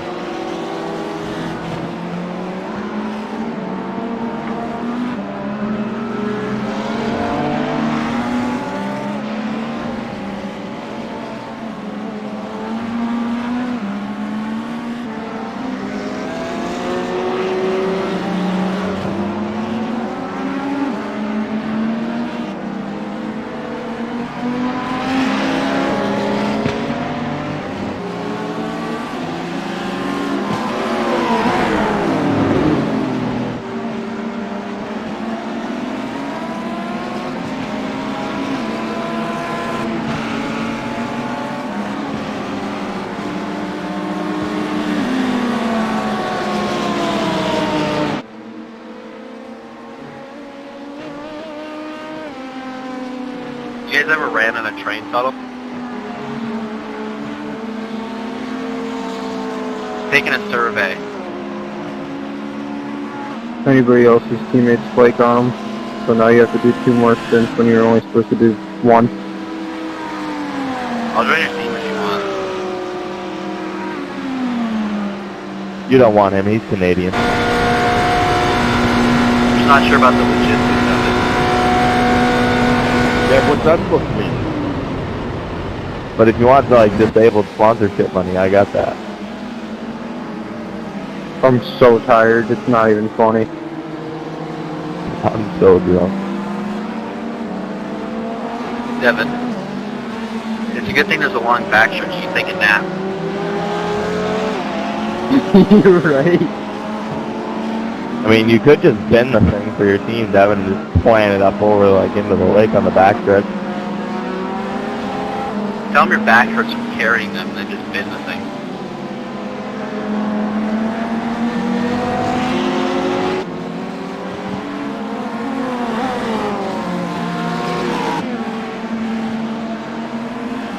Only cat was giving you a Hummer. Hey, Tony. Give me a pizza, Tony. Sorry, my driver gets in, yeah?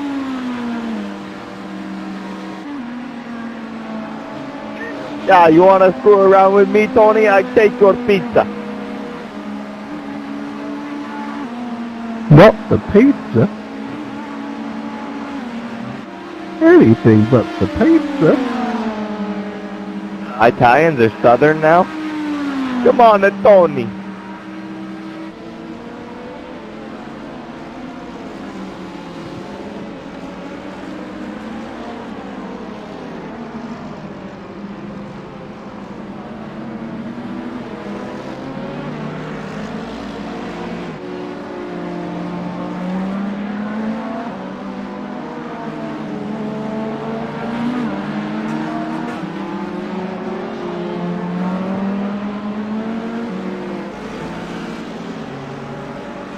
Hey guys, I think we need to get some lawn chairs out for the people in the infield because they've been standing for about 12 hours now. I'd be getting a little tired. The real MVPs. But sitting on the fucking Ferris wheel for 16 hours? Ugh. I'd love to do things on the Ferris wheel. Hey Robert, do like a Tony.